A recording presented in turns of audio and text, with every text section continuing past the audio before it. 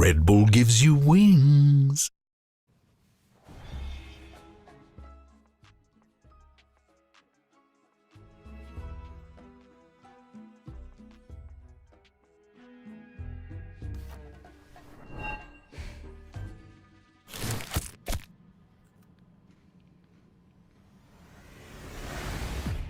Even the biggest champ needs a break.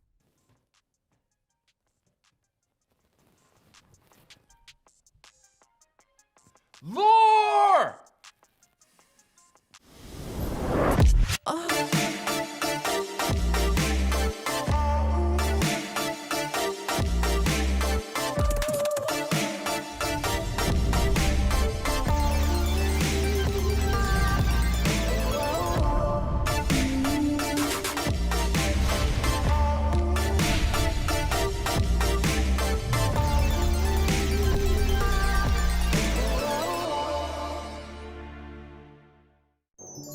For a well-rested night, join Marriott Bonvoy. Not only do you get a masterwork chest, but also room upgrades, late checkout, and priority treatment. Use your points on money can't buy experiences, where maybe you'll meet these sleeping beauties. Marriott Bonvoy. Unlock exclusive member rates and legendary benefits across over 30 hotel brands worldwide. Sign up today for free and claim your masterwork chest and key. Don't cancel it, no. Hey, shouldn't you be on stage right now? Hey, you got a pick. Tom Kent? What? I was not expecting this. And a crazy off-meta pick that secured you the win. How did you come up with it? I just listened to my gut.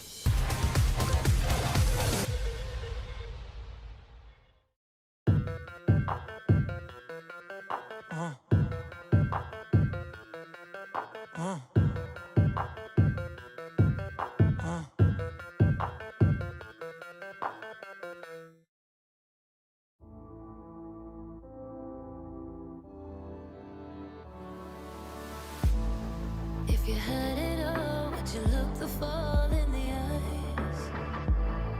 Could you walk away this time? Will you realize, recognize it's never over? And the flame that once had died, awaken. Will you rise above the days to come? Will you be enough? Will you walk away this time? Look to your left, to your right, leave the pain behind. 'Cause we all face the fires, and we stray from the light. Go and leave the pain behind.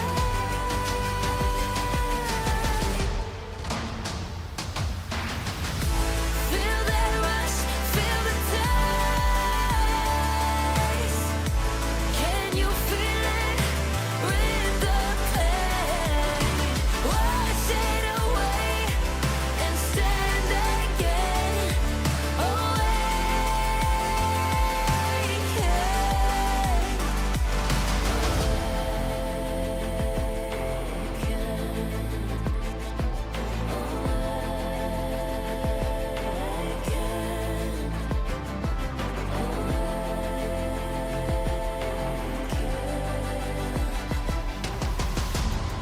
Will you turn and run from what's to come? Will you face it all? Or will you fall away again? What's calling out to be found when the time is right? When the time is right. 'Cause we all face the fires, and we stray from the light.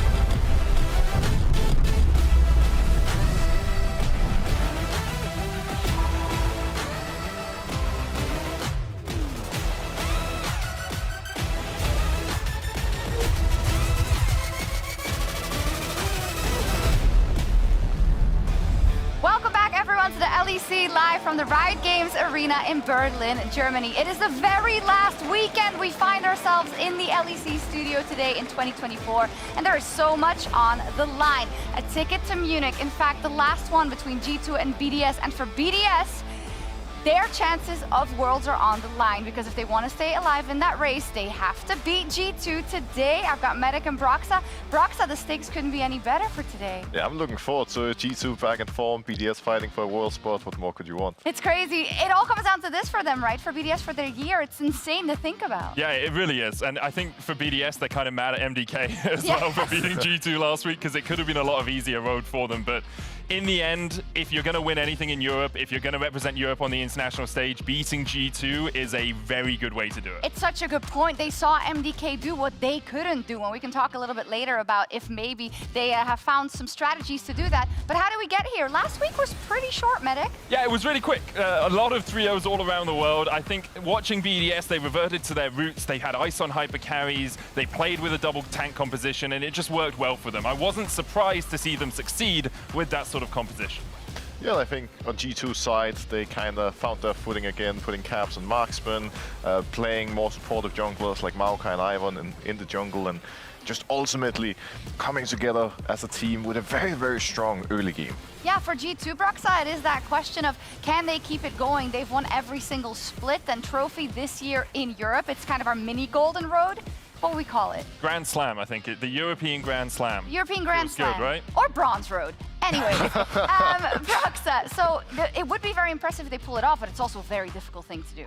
Yeah, definitely. But I think the beautiful part of G2 is that we fought so many times during the year that somebody, often a Fnatic, could beat them. But every single time we started getting hope in a different team, they would just go beast mode and absolutely slam them. And I think this is really their comfort zone. Like, now they have a big chance after losing to MDK to showcase to all of us that they are really the best team in Europe by far. Absolutely, and we'll see who waits, of course, in the final, because we have Fnatic versus MDK tomorrow. But you can grab your LEC season finals and EU Masters, EMEA Masters, Summer Finals 2024 tickets. It's all going down in Munich next weekend, lec.gg/Munich. Now, before we jump into the match between BDS and G2, let's see how both teams did in a new edition of Poppy Golf! My name is unpronounceable, and I've designed 3 golf courses to bring our players the ultimate challenge. Welcome to GB's Poppy Golf. And welcome back to GB's Poppy Golf for a season final special. The rules are simple. You have to get an enemy target dummy over to the allied target dummy in as few strokes possible. Your ultimate is your driver, which counts for 1, and your E is your putter, which also counts for 1. So let's get right into it. Hole 1. How confident are you, Adam? I have no clue. I have legit no clue. I don't know how the angle works, but we'll see. Okay, Do we have a ruler for him or anything? No, it's okay. And there it is. You've really cracked the tech on that one. I'll do it like this. Okay, that's I want to be a bit fancy right now. no one's ever done it like this before. I know. Okay, let's see. Ah, shit. Oh my god. Don't be nervous. It's okay. Just... That's fully charged ultimate. Let's see if that's enough. Oh, wait. And in his first ever Poppy ultimate, Hans Sommer gets a hole-in-one. Oh, I'm gonna go all the way. And that is simply a hole-in-one from Caps. Incredible stuff. And where's that gonna land? Oh, I don't mean to cast any shade, but your top laner did this get in one go. You're asking me, what do you need your E for? That's what you need your E for. It's still not in the bush, Shale. I have to use it again? Yeah, you have to use it again. And that is 3 strokes Oh, okay. on the first hole. Hole 2. Let's see. Oh, Cavs, that is very far. Pressure's on. Is that too far? Is it just enough? No, what the hell? It's a long charge, and this time you look, Shale. Probably something like this. Okay. Is it in? Oh my god, it's just outside of the bush, yike. That is pretty close. I'll give it a go. It's pretty far charged. Oh, that's actually just perfect, Adam. Hole in 1. Oh my god. Hole 3.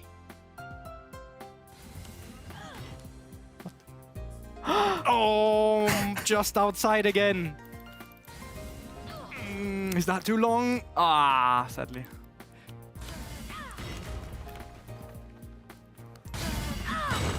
It counts? Yes, that counts. Yes, that counts. Oh. But I did the least I could. I'm not sure about that one. And that Wow, is it, Shale. you suck. How do you feel about the performance? Pretty good. Pretty good performance. Ooh, is that too much or is it just right? You are goated I with believe the that is our sauce. first perfect ever Poppy Golf, and I need to make a harder course for you because that was frankly amazing. Thank you, thank you. I'm a bit, smart in a way. I know the lineups, kind of like in Valorant, like the bridge lineups, Oh, yes, like yes. the same with Poppy. A different ride game. I like that plug. Very good. Now, I obviously need to make a harder course for next time, but that has been Poppy Golf for the season finals. We'll see you next time. That's amazing. Adam's like that meme. It's like, the trophy in Europe? Nah. Poppy Golf? I got this. But perhaps I'm underselling them because BDS is very much still in the running. And it all comes down to this, Odo. Yeah, I'm still in shock that the person I least expected to play Poppy ever in his life is the guy who just smurfed that Poppy Did goal. we just, like, F over their scrims or something? And maybe he has actually secretly only It been was playing Poppy? clean. It was clean. It was leaked. Yeah, leaked. Who knows? Hey, let's talk about BDS versus G2. It really all comes down to this for both of them. We talked already about the fact that G2, of course, wants to win that fourth trophy as well. But for BDS, Odawamne, can you imagine kind of the pressure that goes into this single best-of-5, one that they haven't won all year versus G2? It is immense because, as you said, they have never ever won, I think, a best-of series against G2. And their overall game score looks also quite poor. And I feel like they find themselves in a situation where I was before with Rogue when we won in Malmo. We were leading up into that series, barely winning against G2. I don't think we, again, had like a positive win ratio or anything against them. And there's a lot of happening behind the scenes as well because you scrimmed this team for pretty much the whole year. And you're probably getting smashed there as well, and it's not looking pretty. So I think there's a lot of factors that would help for their mental coming to this series because they need to do some extraordinary things to pull this through. Yeah, if you could look at it from the other side, you're mentioning Malmo and Broxah, that's also the side of it, right? If you ever wanted to beat them or had to beat them, in fact, you only have to do it today in order to keep all of your dreams alive, so. Yeah, and I think while it obviously can be scary having your backs against the wall, they are coming in as the underdog. They are coming in with, I would say, a pretty small amount of pressure. And to me, we've already seen them playing their own style against G2 many times. Hang on, small amount of pressure? Well, everybody expects G2 to win today. Don't get me wrong. Okay, I see. They're playing for a world spot, Yeah. right? But anyone's going to predict G2 to win, at least. That's what I imagine. And in that sense, you just need to come in with something crazy, some spice. Last week we saw Adam playing the likes of Casio, Top, Kennen, that he hasn't played much in the past. Like, any surprises is what I want to see them bring to the table. Aggression, catch G2 off guard, because maybe with that kind of mindset, you can surprise and you can win the series. Maybe indeed. Let's keep talking about those special picks in just a second. But Law right now is standing by with Striker in the Marriott Bonvoy pre-game lobby.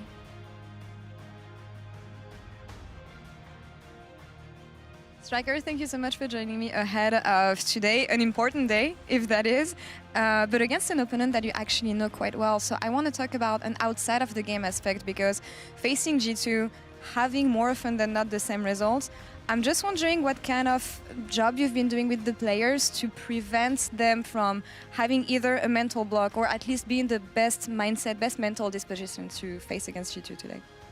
I mean, what we did is mainly focusing on ourselves, right?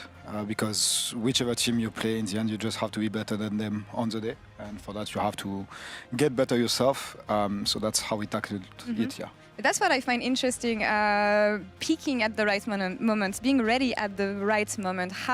What kind of an indicator you can find that's going to let you know today is going to be the day? Because looking at the way you guys started season finals, not the greatest, but then last week was phenomenal. So how would you rate the performance you have and the stability mostly that BDS has right now? I think that we, as you said, even our summer split was not the greatest, right? But I think that we found our pace. I think that we found also pleasure in practice, which maybe at some point we did lose. And right now I think everyone is happy with the team and inside the team. And at least for us as a group, this is the biggest indicator. And focusing on G2 now, on the other side, they had a weird series against Mad Lions, but then came back crushing GX last week. What's your understanding of G2? I know that there's always a really, really high expectation, but what do you think defines G2 right now, if you had to be really careful about one specific aspect? I think they are a versatile team, right? I think that they had different approach between the Mad Lions and the GXBO. It was quite clear on the draft. So I think you have to respect their versatility mainly and be ready for many stuff on the draft side. Yeah. All right, last question here. This is war mode today. Playing your season, basically, if you want to keep the dream alive for BDS, what are you going to tell your players before they step on stage? I'm not even sure yet. That will happen in the moment, I guess. But the main thing is we need to play without pressure. We need to focus on playing together as a unit. And I believe that we have all of our chances. Oh. Yeah. Best of luck today, Striker. Thank you. Bonne chance. And de retour à you, Shox. That was weird. Back to you, Shox. Merci, dankjewel. Just to make sure that we weren't the only one. Our brains sometimes mess up. It's normal. You're interviewing a French person. Odo, I saw you perk up when he answered that first question about, you know, you can't really look at the opponent. You got to focus on yourself. We've heard it a couple of times from BDS. We heard it a couple of times, yeah, and it didn't really work out, especially in the case of G2. So I'm wondering if it was maybe just a PR answer and they did a lot of it behind the scene, because that's what I'm expecting, and I'm excited to see it today because I think also with Adam, I think he's going to be a standout today because we already seen before he adapted his champion pool, went away from gods. Now he has a lot of different champions, Camille, Ornn, Cassiopeia, Kennen. The abbreviation doesn't really work, but let's move on. Yeah. But we saw MDK tackle this against G2 because in their series, they utilized double flex a lot. Red side was really, really good given how usually red side is very weak in LEC. They made it work very well with the flex picks and the unique picks from top lane. And I'm very curious to see how this top matchup is going to go, because we saw a strong Adam, but also a very powerful Broken Blade in the previous series.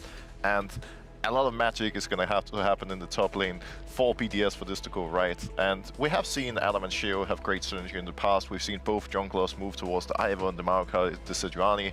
So these utility-style junglers will have to head there and get that advantage. That's why I really like what BDS has been doing. They've been moving back to the roots because their experiment so far this season didn't really work with empowering Sheo and putting him on the funny champions. Adam back to the funny champions, Sheo back in the cage playing Maokai, Sejuani, all of these utility champions that empower their lanes, because BDS does have strong lanes. Ice has been great the whole year. Adam, when he's allowed to counterpick and do a lot, it looks really, really good, because what they did last week, I was really impressed by it because it reminded us of what MDK did versus G2. Yeah, and the big question for this series for me would also be like, is this going to be kind of the avenue? I do want to ask for your predictions and to motivate them a little bit. And I think I know where it's going to go, regardless of all the building up of BDS, which would set the stage. Broxa. Yeah, this is going to feel a bit odd after we've been trying to look for ways for BDS to actually get an advantage here. But honestly, when I look at these two teams, I think some of their strengths are pretty clear in terms of their synergy, their team fighting, their objective setup, and macro. Both are really good at playing by the book, and when they get an advantage, they very rarely throw it away. The issue for BDS is that G2 is slightly better in every single one of these aspects, and therefore I'm going to predict 3-0 for G2. Boom. I predicted 3-1 for G2 as well, but I really would like to see BDS tackle G2 like MDK did, where they attack them, not when the fight is going to happen at Drake. Attack them when the setup is going to happen for the Drake, because that's the only way to stabilize, destabilize G2, because so far, they're not going to tackle BDS and attack them at these objective setups the way everyone else does. Yeah, they can't play the way they've always played versus G2. I think that is a kind of the big question here, if they'll be able to change it up. It's G2 versus BDS. Again, we've seen this matchup so many times, and G2 came out on top every single time. Can BDS finally overcome their nemesis, or will G2 secure the final spot in Munich? Let's find out.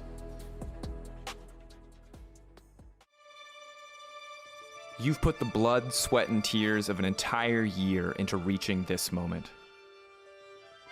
Forget your past triumphs, forget your past failures. All that matters is what happens this weekend. The question is, who wants it more?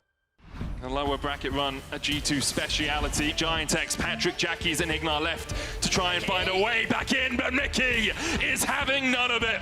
G2 will take the 3-0 and meet up with BDS on Friday.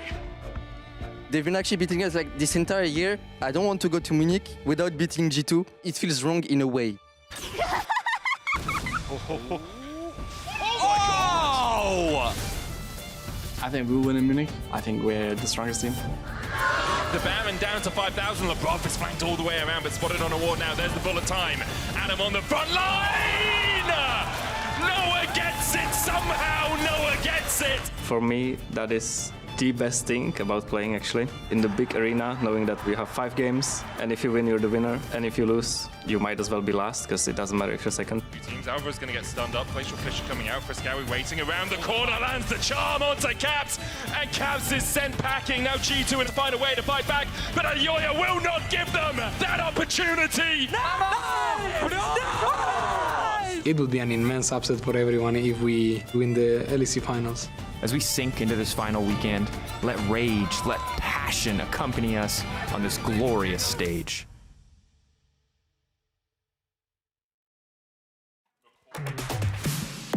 Yes, it's perfect. Thank you so much. New classic, but a classic all the same. BDS versus G2. As they enter the stage, we have one question in the back of our mind. Can BDS do it? Can they beat G2 in a best of 5 where many have failed? G2 is the demon on BDS's shoulders that they have struggled to shrug off. And today, that demon is poised and ready to return to the stage that they believe is rightfully theirs. Yep. And it will be up to BDS to stop them and carve their way to Munich by going through an opponent that, as Adam said, it would feel wrong for them not to qualify by beating this team. Yeah, I mean, as you say, they have to beat the demons. Never have they beaten G2 in a best-of series. They've only ever beaten them twice in best-of-1s.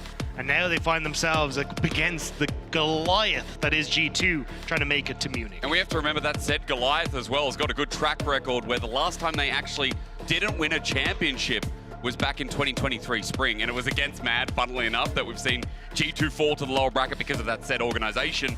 We open up this best of 5, and again, that we hope is going to be a doozy, starting with the Vibe Band, the Azir on the other side as well, since Caps has started to pick that up more and more. Let's see what else gets thinned out of the pool, building this mini-meta within the series. Yeah, my biggest question mark is what happens with mid-jungle, because when you come in towards BDS last week and G2, they were kind of shifting back towards what was their old styles, which was Caps going back towards these AD mids. We saw Sheo going back towards the Sejuani and the Maokais, these tank engaged junglers. So I'm curious if BDS go for that style, or if they want to go back towards the AP junglers that they were showing life with at the start of the split. Look at this support priority from G2, really looking to try and target Labrov's pool. We think back to a lot of his recent performances. Rel is something that this team often gets denied due to his priority on it throughout the summer split. Yep. So far in the season finals, he's been playing a lot of Alistar, and I wonder if G2 have a plan ready to answer this pick from LeBron. But do you set up the Leona first pick here? Because with Braum and Rel gone, that feels like Ashe, one of the big course. strong ones. Yeah, so they're going to take the Ashe, but now I feel like you kind of set up for LeBron to take a Leona on the opposite side. Maybe you want to try and go for the MF as well, but Leona priority is very high for me right now. Maokai is something that we've been seeing a lot here in Europe. Oh yeah. It feels so safe, very flexible. We've seen both AP and full tank option as builds. Now G2 have the options to just secure their bot lane here if they want to, whether that be the Leona. Instead, they can also answer the picks. They could pick something like the Lucian in the mids, maybe even the Sejuani. Yone available as well. The Sejuani-Yone combo could be something that we see from G2. They seem to have a lot of options at their disposal. As an OCE now, import over to EU, can I ask a question about as Ivan and Nautilus gets locked in? Oh. We always see a Nivea come through. Do you guys know the reference? Nah, he just likes his Spanish. Okay, good. Just always have to ask, because again... Well, I think it's a ode to his girlfriend. I might be wrong in that, but I'm pretty sure there's So like the some Pwippo symbolism. sweetheart Yes, mentality. I believe love so. it. Thank you for that as well. Ivan does get locked in. Another pick you're talking about in jungle that we consistently see paired up with AD mids as Ezreal on the other side. And that's going to be going down to Ice. No flex here, most likely. This Nautilus priority is surprising to me. We haven't really seen it from Mickey. I mean, we've seen him play the champion. We saw him playing in summer, but in season finals, it's not really been on the priority list for anyone. And to then blind pick it, I mean, it definitely explains both the Braum and the Rel bans taking those away. But now they can even pinch this pull even more if they want to remove the Alistar as well. Yeah, I think you take away the Alistar, you take away the Leona, and you've set up a really strong bot lane for yourself. And there's limited then engage tools combos that you can offer in towards LeBron on the bottom side, which honestly kind of hinders BDS's game plan, because what the fallback has been is Maokai plus engage support. But if you get rid of the engage supports, it then falls on Adam, where maybe he wants to bring out something like an Ornn, but that just leaves a bunch of room for Broken Blade to play with his champion. But I love the point about LeBron without agency, LeBron without engage as well. I know that's definitely been the playstyle of BDS through and through throughout the year. The pool's not going to shrink too much though. We get rid of the Varus, which again can be a flex pick. They're thinking maybe Adam takes that top. What else does that show? Or the Corki top. Oh, so yeah. could be considering things as a potential answer into mid lane. The Smolder going to be removed as BDS's clear focus is limiting this AD carry pool in the mid lane. Zeri, of course, is still available. We haven't really seen it from Caps, but it's something that you always have to be prepared for. In any case, what is this final ban going to be from G2?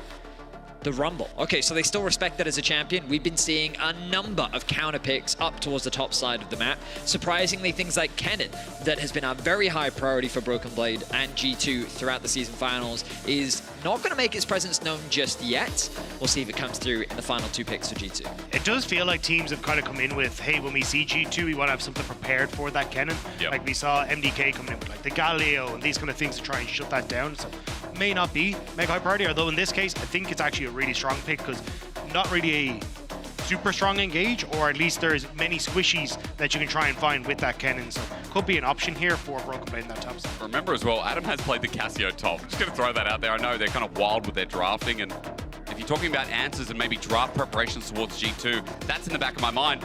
Maybe Kennen for Adam, if he played it well, and we questioned him earlier in the split, but showed up big. The Zeri you guys also talked about as G2 round out the draft.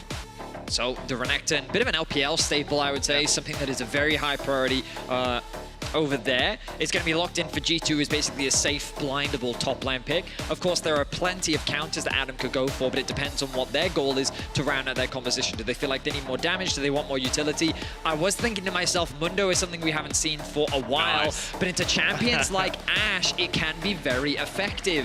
The fact that you have that passive to be able to tank up things like the Ashe arrow, the fact that you get all that bonus movement speed, and low mobility AD carries just struggle to escape from this juggernaut in the top lane. It's also, you just don't really have a huge amount of damage to take him down. With Ashe, you want to go for Static Shiv into a lot of these builds, and it just isn't really a tank shredder. And when you look towards Zeri as well, even though we've been seeing like Immortal Shieldbow first or even some Bork builds, it's not great at taking down the Mundo. So if Adam gets time to scale, he's going to be in a great spot. But I think when you have the Ivern and the Renekton, that is a incredibly potent combo that you can look to try and bully out Adam early, give BB a bit of a lead in that top side, and then lend that into the rest of the game where you're just looking for picks with this Ashe.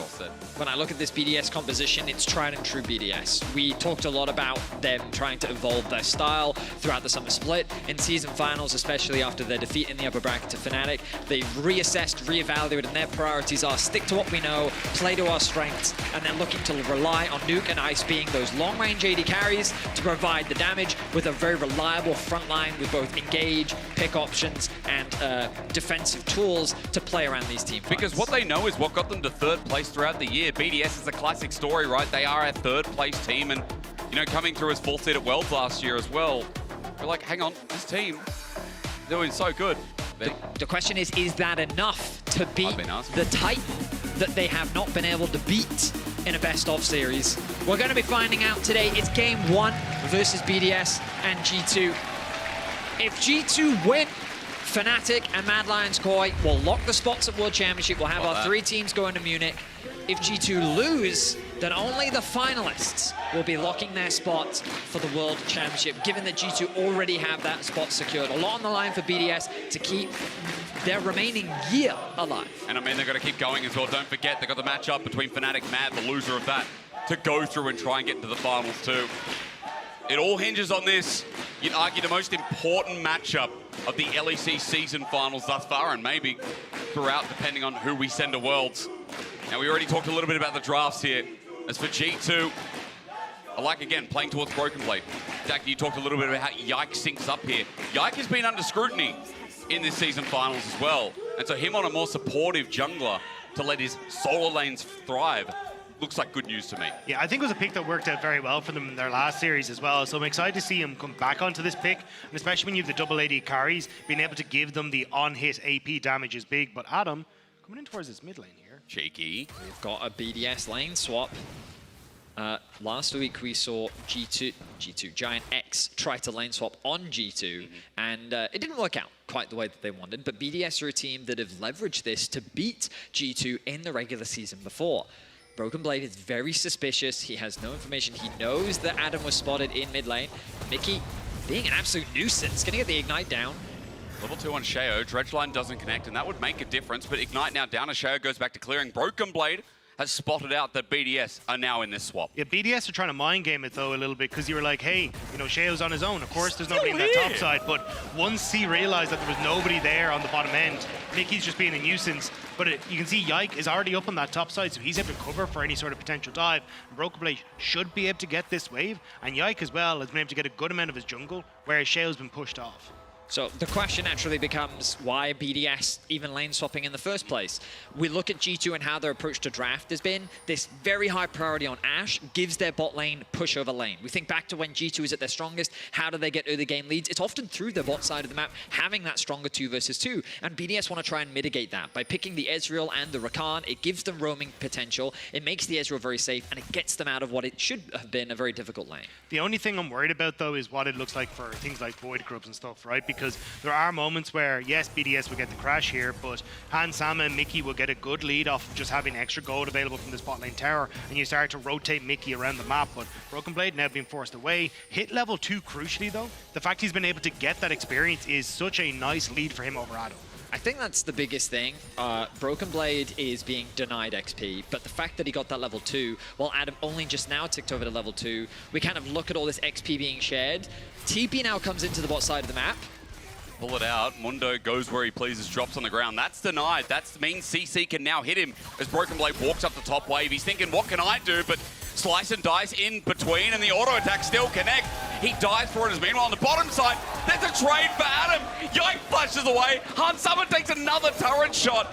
It is better for BDS through bot, and Adam getting one there at least means an advantage. Broken Blade didn't even get any of that experience off of trying to get to the tower thanks to a nice knockup, but now he's TP back. But the tower shots are brutal against BDS, and that might just caught him out there. What's happening? I mean, the Arcane shifts away, still has the summoners up and available. I guess the one plus side here, gents, is that Broken Blade at least gets to sit here and farm the rest of the wave, while Adam in bot couldn't do the same. Well, Adam TP'd to the bot tower, so he didn't have that teleport in the same way Broken Blade does. So now Broken Blade gets that experience on the top side, but Adam did get the kill. He did get to stick around for a little bit more of the experience. So when you look at those experience bars, it's a little ahead for Broken Blade, but that extra little bit of gold that Adam got on the kill means he's coming in with a Ruby Crystal. 160 up as well, so minute the difference, but the Ruby Crystal Dagda, very well spotted as a pickup there.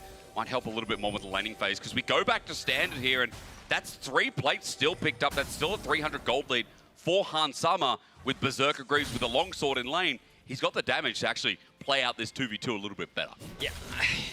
Ultimately, I think this was better for G2.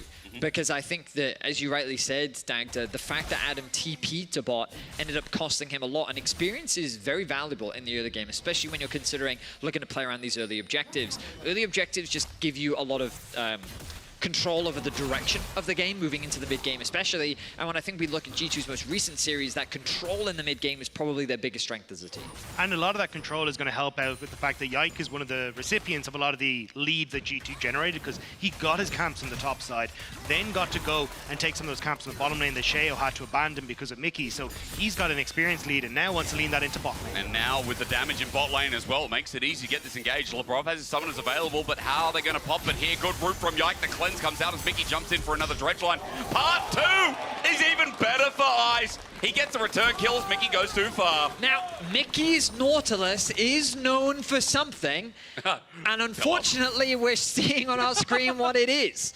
Now, I don't think that he's inherently doing anything wrong. In his first death, he's setting up the dive for his team, but the execution goes awry, and this time they just overcommit to the play. They think with the arrival of Yike, along with the root connecting, that they would have enough damage to secure a kill, but BDS find the outplay, and they find another kill onto Mickey. They didn't even have to burn the heal on Labrov. Like, they were fine in that. They had no issues at all, and again, it's like these little mistakes that we've seen creeping into G2's game plan, and it's ended up benefiting BDS there, because that gold lead that was fairly sizable in that bot lane, about 400 gold, now only down to 200 thanks to the early kill. I know I've heard those words before. G2, little holes in the game plan. I mean, look, at least with the kill that went earlier, still having a gold lead is something, but Hans Sommer, how long does he maintain that? He's got level 6, getting the push in bot now. Labrov kind of angling up with his jungler nearby. BDS waiting for a counterplay in case there is one. It's an interesting dynamic that, honestly, we've seen from G2 many times before, where their early game is still under question. Yep. Right? You kind of look at the goal and you think, oh, it's not too bad, and ultimately you're right. But the next question then becomes, well, who do we favor when it comes to the late game? Well, naturally, Renekton is a champion that you inherently assume is going to fall off, especially into things like Corki and the Ezreal, who just have that huge range advantage, and the question always becomes, how do you as Renekton get onto these champions? Yeah. Of course, there are also the fact that you've got the Ivan utility paired up with a double lady carry. Both Zeri and Ashe do have great scaling, and I think it's tough to say. It's just about a lot of the elements around these carries that I kind of favor BDS in the straight up 5v5. I agree. I mean, the way I see G2's composition operating is like, hey, we're trying to fish for arrows with Hans Sama as PB goes low, and try and set up like quick picks in the mid game that enable us to take towers and start to generate these big leads that you can then play for fights with. But if you're in a position where you're giving early kills across, you're not generating these early leads, well, then it becomes a little bit more difficult to operate in that style, because maybe Adam just gets too tanky to kill, but right now he's not. And Yike realizes that. It comes back to your point. Let's try and escalate once again. Underneath turret, there's Dominus popped immediately. Root down because the passive is down, and Broken Blade gets the kill as he pops Adam right into the ground. A very clean dive, and G2 finally finding some success in some of these early plays. Yeah. It's going to set up this Renekton beautifully and kind of further exacerbate the experience difference that was already there a little bit, but is now going to be a full level gap between the two. Dagda asks, and they shall receive. G2 with an early game top that now moves up. You can see Exi just picked up as well, while BDS, they're trading bot side of the map. Dragon picked up. Remember, Grubs were already taken earlier on by G2, so it's an objective counterbalance. Yeah, what I think you're probably going to look for now is if G2 can, off this reset, maybe look for an arrow up through mid lane, especially because you can see Yike is already starting to hover in towards the mid. So I'm curious if the Ashe arrow comes out now to try and set this up. Caps is baiting. He's being super slow here. Sheo walks into the wave. Just a small trade, nothing more, as Labrov also making his move. Now as these supports set their eyes on mids to try and offer that assistance, get that control over the wave, I do want to turn our attention to the AD carries of this matchup, because when we think about both Hans and Ice, I think that they were probably some of the most consistent players that we've seen from them so far in the season finals. Yep. Especially Hans Sommer, a player that's been under a lot of scrutiny. We know behind the scenes he's been putting a lot of time into grinding the solo queue ladder, working on his champion pool, and G2 seem to have found a formula for him, but Ice, Mr. Consistent on the other side. I feel like that we have two very powerful AD carries that in this game are already set up for success. And Ice is just terrifying on his Ezreal when he's able to get rolling as well. Ice has been an incredible pickup for BDS, but that's why G2 already again down here to try and put that pressure on towards him. So Labrov will spot them out. Mickey can get the hook here though. Waiting for the dredge line, but away with the battle dance is super easy here as G2 go a little bit deeper. Yike is now at level 6 with Daisy to pop on out as going to steal the camp first. Mickey went over the wall, but he's going to get poked out a bit. He can't stay here for long, as it's just the camp steal and backing away. I mean, exactly as you say, Dag, did the menace that Ice is on this Ezreal. Do you see how much damage he was able to do there? In a 2 versus 3, they were the ones forcing G2 back once again, and he's very close to completing that Trinity Force. So Ice continuing to ramp up a player that BDS are going to put their trust in as the game continues. And we're kind of getting closer now to the respawn of those Grubs. I wonder if BDS are going to look to contest, or if instead, given how strong this Renekton is, they'll likely concede. Set up on the bot lane first, at least before we get there. 30 seconds, and now we see Hans Sommer flashing away, which means he's not going to have that if there is a Grub trade. Sheo is looking for more money down the bot side, while Broken Blade, we shift the camera up, and Buddy is having a good time with the turret, while Hans just keeps getting bullied out, because BDS really need to make a trade happen. Yeah, but BDS are going to be able to get some of these plates, and a huge amount of that is the failed play that G2 went for. Because Mickey was too low to stick around after that, BDS are then able to punish and get this play on the bottom side. So nice response from BDS. The only thing I'd like to see them do is maybe leverage this into the Void Grub area, because 6 Void Grubs going across to G2 for this play may not be the best in the long run.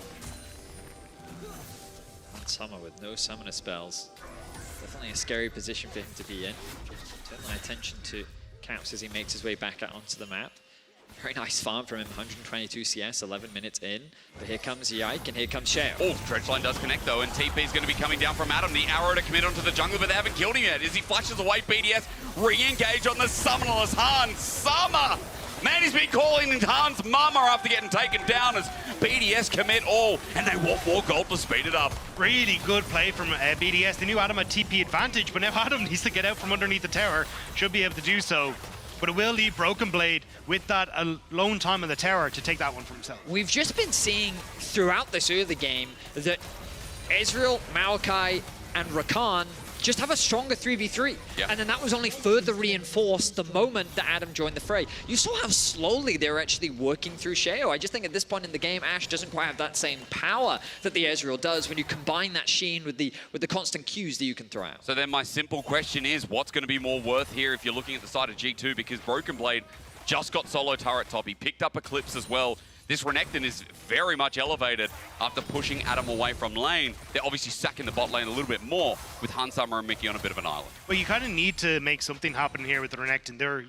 I thought they were going to keep him up here to try and go for Void Grubs, but they're actually going to move him down to this bottom side to try and get vision, it looks like, for the Dragon, or maybe even look at a potential dive against Adam, but I'm curious, actually, because I thought that what we were going to see is BDS shifting topside, trying to use the Triforce completion to look for Void Grubs, which we kind of see at the moment. But I'm not sure if G2, how heavily they want to go for this dive with Nuke having TP. Just a bit of damage on Adam for now. Remember that passive is down, and he just pulls out all the dosage at once. But still, G2 zone him off, and turret's going to go down.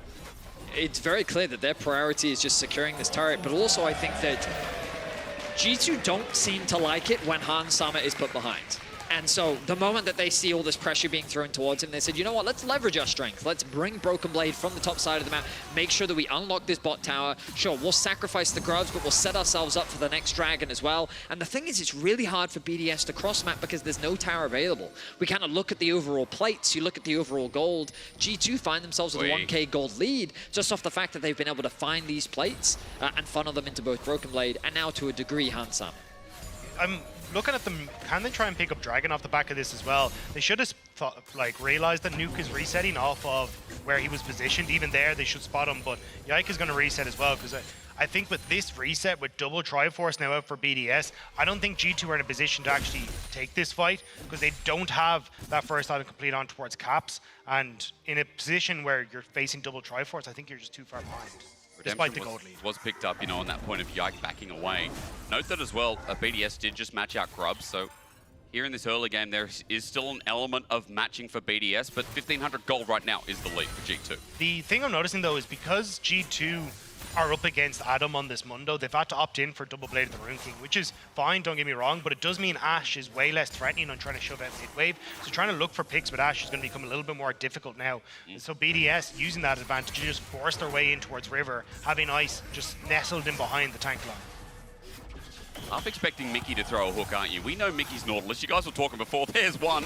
Ice gets behind the wall, so here's the twisted advance. The engage is good at Mickey isolated, but for now, with the knock-up thanks to Davey, BDS can't really get more into the backline, and Han starts firing away onto Lebrov, who flashes further. He almost gets poked down to oblivion. Broken Blade's here with the dominance, zones him away. G2 a little bit low, but remember again that Redemption will be up soon, and G2 have the river for now. Caps desperate to heal up after getting collapsed on once the TP came through. Surprisingly, he didn't run away, he actually went in, knowing that he had the shield and support from Yike, and it will actually be G2 that have control over the Dragon. BDS, with the health that they had, I thought that they'd be more confident in actually going for the contest, but I guess because they used so many ults in the exchange, with so much of their utility gone, they said, you know what, we'll concede it, it's only the second Dragon of the game, and instead we'll look to try and put some cross-map pressure towards top. This game one reminds me of Winter Caps. Remember the Caps that was just always farming? Like G2 a bit chaotic in sides, and they're always looking for these trades, and Caps was just this solid player who over-farms his mid laner and gets ahead individually,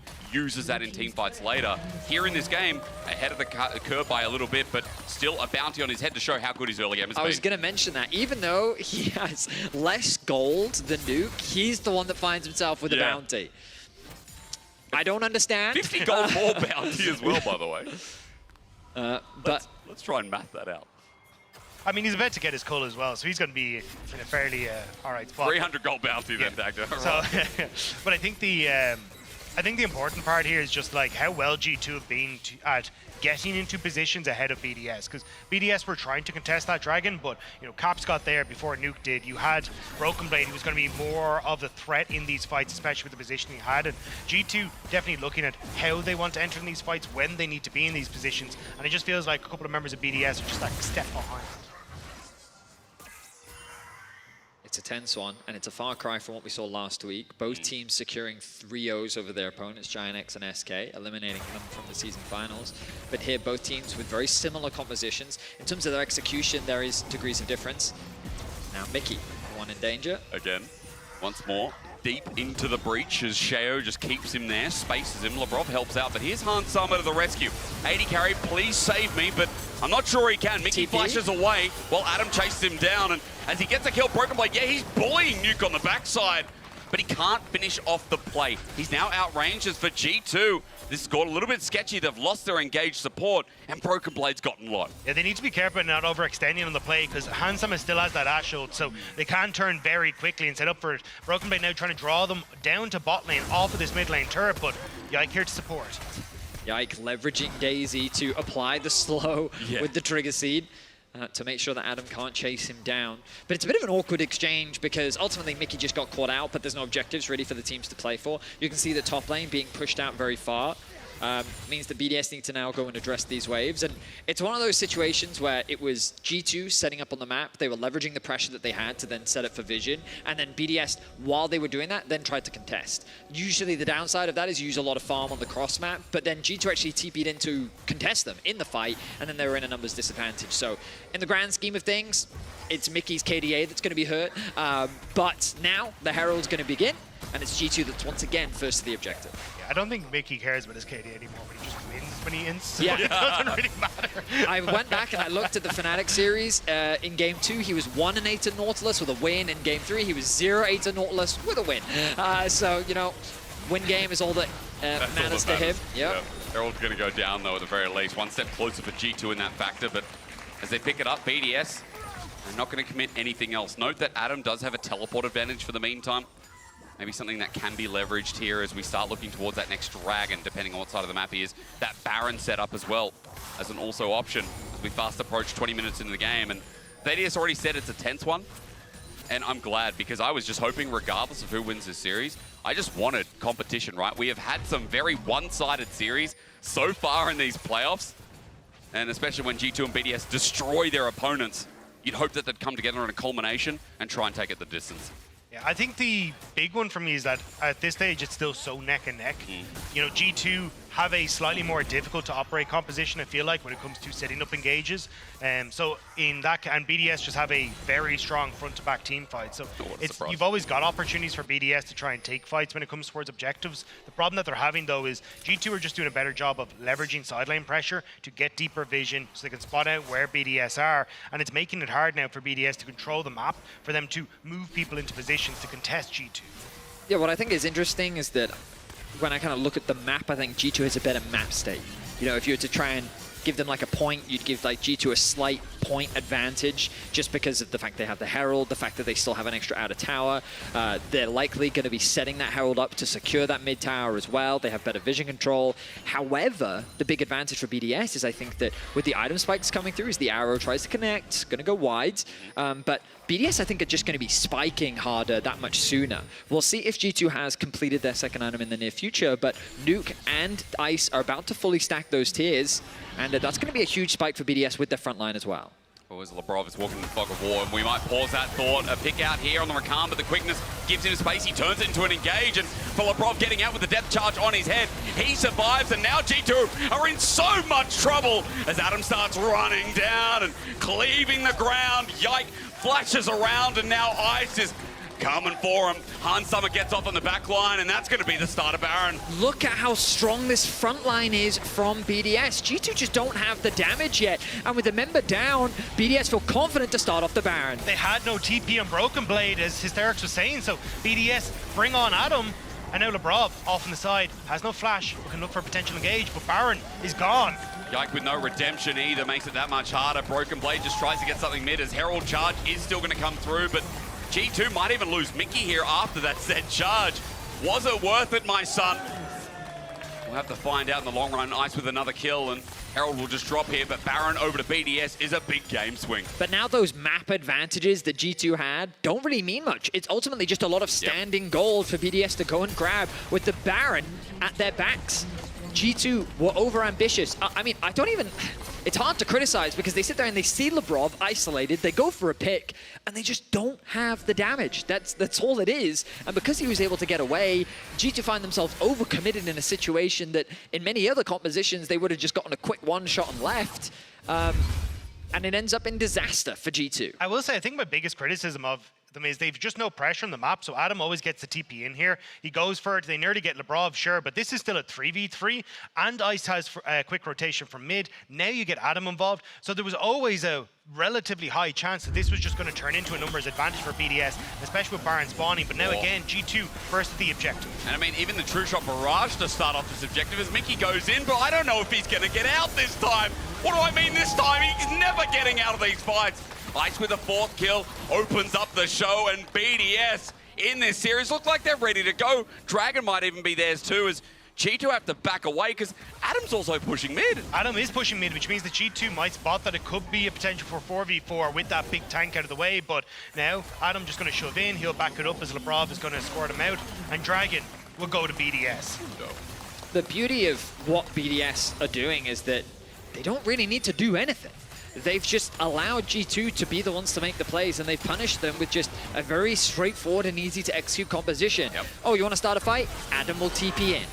You want to engage in us? Maokai has the ultimate. Oh, your AD carry who doesn't have flash? Well, we have Rakan who can easily dive into the backline. And at no point have we ever really seen Nuka Ice under any threat in this game. But the funny thing is, that's what G2 used to do to BDS. Like, you'd see a clever TP ward the Broken Blade to go to cut off retreats. They'd set up for these picks or have these overextensions from BDS in which they would punish. And it feels like BDS is kind of taking a page out of that book and just turning it back, going onto GT, saying, hey, what are you going to do about it? You are the ones making mistakes. And have come into that set mid game that G2 always thrived in and pummeled them quite easily. I like it how Betty has said, kind of just done nothing, they just played their comp, and the easy to execute style has worked out amazingly here. I mean, Sheo has had an easy roll too. He presses R and counter engages. I mean, it's so easy for pro teams to overcomplicate the game, right? And BDS is a team that we've always praised them for their patience, especially around their objective setups. And while we didn't always get to see that in summer, I think this is a great demonstration of, okay, we know what we need to do. We were the ones that initiated the swap. We have to execute this properly. They put the pressure down onto Broken Blade. They did, in fact, set that up. But on the cross map, they also, Adam traded 1-for-1 in the dive. And so at every single point, every single play that G2 tried to make, BDS, they either traded even or up. And you can see that in the kill score, you're now seeing that in the objective control, and you're seeing that in the gold lead that they've now been able to build. So credit to BDS, they came in with a game plan that in the past, we would tout as very typical BDS, and why they were predictable and why G2 especially would find ways to punish them.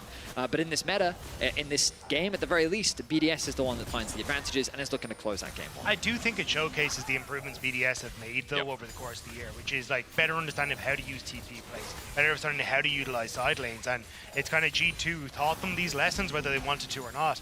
We now get to feel the wrath of this as BDS set up on mid. This is a great ultimate opportunity for Sheo if he looks for it. An ultimate opportunity for Ice as well, as he keeps showing as he does the damage to poke them down and threaten. Now with that Baron, they weren't able to break into tier 2s and through mid, but that pauses now. Kashay has to ult and flash away. So for G2, there's comeback potential with Broken Blade flashing in and a late TP from Nuke, but the jungler's already dead. Labrov, his angle no longer exists because G2 have numbers in his face. Now running up is Broken Blade yet again, but G2 with their pick. Nothing up on the map apart from turrets here to get them in the lead. Exactly that, Hysterics. There is nothing to convert this pick into. Due to demonstrate the pick potential of their composition, Nautilus, Ashe, Renekton, Ivern, all great single target CC that can keep you CC'd for days. Unfortunately for Sheo, he was the target of said CC, but ultimately it's just going to slow BDS down a little bit, if that. You can already see Adam moving into the top side to steal away those camps that Caps would love to get for himself. But ultimately, ooh, hang on a second. Good damage here. I mean, Caps is showcasing again. So this is the thing, and this is the crucial thing that BDS have to be cautious of. I do think that in the straight up front to back 5v5, I would give the advantage to BDS. But there's always that thought at the back of the mind, 3 item Zeri plus 3-item Ashe with an Ivern on top of that. Support jungle. Like, the support jungle can be a very effective tool at really elevating these AD carries in the late game. And remember that these fights are ultimately about who can kill the front line first. So that's why I think the mistake that BDS just made is a showcase of how G2 can get it back. They had Nuke pushing side. They stepped too far forward, not seeing G2 on the map, and they get the pick on towards Sheo. And now BDS are trying to do the same because they see Broken Blade on the side. They're grouped as multiple members, and now they get the mid lane tower. So a huge amount of this game so far has been a case of who is creating these slight numbers advantages on the map, but now it's Renekton who's coming mid and hasn't had to use the TP this time around, so BDS need to back up. Flash is not available. I'm looking towards Ice especially, who's now front-lining a bit as Adam is joining in the party as well. Hello, Broken Blade, and goodbye, Broken Blade. Get out to safety as G2 try to wrestle back some vision control. It's BDS that control the top side and the Baron respawning. Dragon also 30 seconds away. I wonder what the priority will be here for BDS. Dragon is, of course, the easier objective, but both teams grouping as 5 in the mid lane to wrestle that control. It is BDS that will have it. Now they can move off towards sides to push out these waves if they need to. Or maybe they just want to threaten the Baron itself. Yeah, G2 kind of getting out of that danger zone. Ice damage is big, and Mickey, as he runs on in, is about to find out the cleaver of Adam and what it can do as well. Locked on down, Adam cares not. Lebrov gets him right into the engage. Again, the arrow will mean nothing as Show gets the ulti, but Lebrov this time will be taken down. Broken Blade thinks about the angle as Adam is just getting targeted as well, but it's still neck and neck. The health bar's better for BDS, but G2 have more members. They disengage as BDS now have their choice of that dragon. And you're starting to see why Rakan isn't really a premier support in this meta. There is so much damage on G2 or in general in the game right now that if you go in, you're not always likely to get back out. And Abrav got caught there, and BDS still technically win the fight from a health bar point of view, so they get the dragon, but you do get that pick for G2. Honestly, I really think I saved that fight for BDS. That should have been a lost fight, and when we get the replay, you'll see why. This initial damage onto Mickey and Yike is good. At this point, you can just back away. I think the Rakan engage was a mistake because it's too much of an overcommitment. The Ashe arrow comes through to the back, and the backline is very scared of Broken Blade along with the Nautilus ultimate coming through. I think G2 do the right thing of just focusing the front line, but that ultimate there from Ice just did so much damage and immediately forced G2 to back away that they no longer had the health bars to be able to chase them down. So that could have been a massive disaster for BDS, and I want them to be very cautious moving forward about the fights that they take and that they don't overcommit. And in this epic bot lane battle, we saw the to and fro in the early game where Hansara and Mickey X started getting caught out, or rather targeted. Ice with the 2k gold lead in the AD carry matchup starting to rear its head as that damage even through the shield of Yike, which is quite large thanks to Majai's added into the pot as well, is starting to hurt more and more. But look at this double Infinity Edge. These are the spikes that we were talking about. This is the point in the game where you really do have to be careful if you're BDS. You've been winning a lot of these fights because there's no real threat onto the backline, but now double AD carries really do have the tools to melt that front line. The only upside for them is that there's no LDRs in play yet. That's so true. Adam having a ton of armor, and now Randuin's plus the Thornmail on the way for Sheo means that they're going to be in a relatively good spot to try and fight back against this, but you still have to be very careful because basically Yike shields give you so much on-hit magic damage, it's absolutely absurd. So that's where a lot of that excess damage is coming from that we saw take down Adam in the last fight. I mean, I will say, it's nice to see finally this AD carry meta being punished in terms of itemization. Right? Part of the reason why Kennen is so valuable in the meta is because of the AP damage he brings to the game.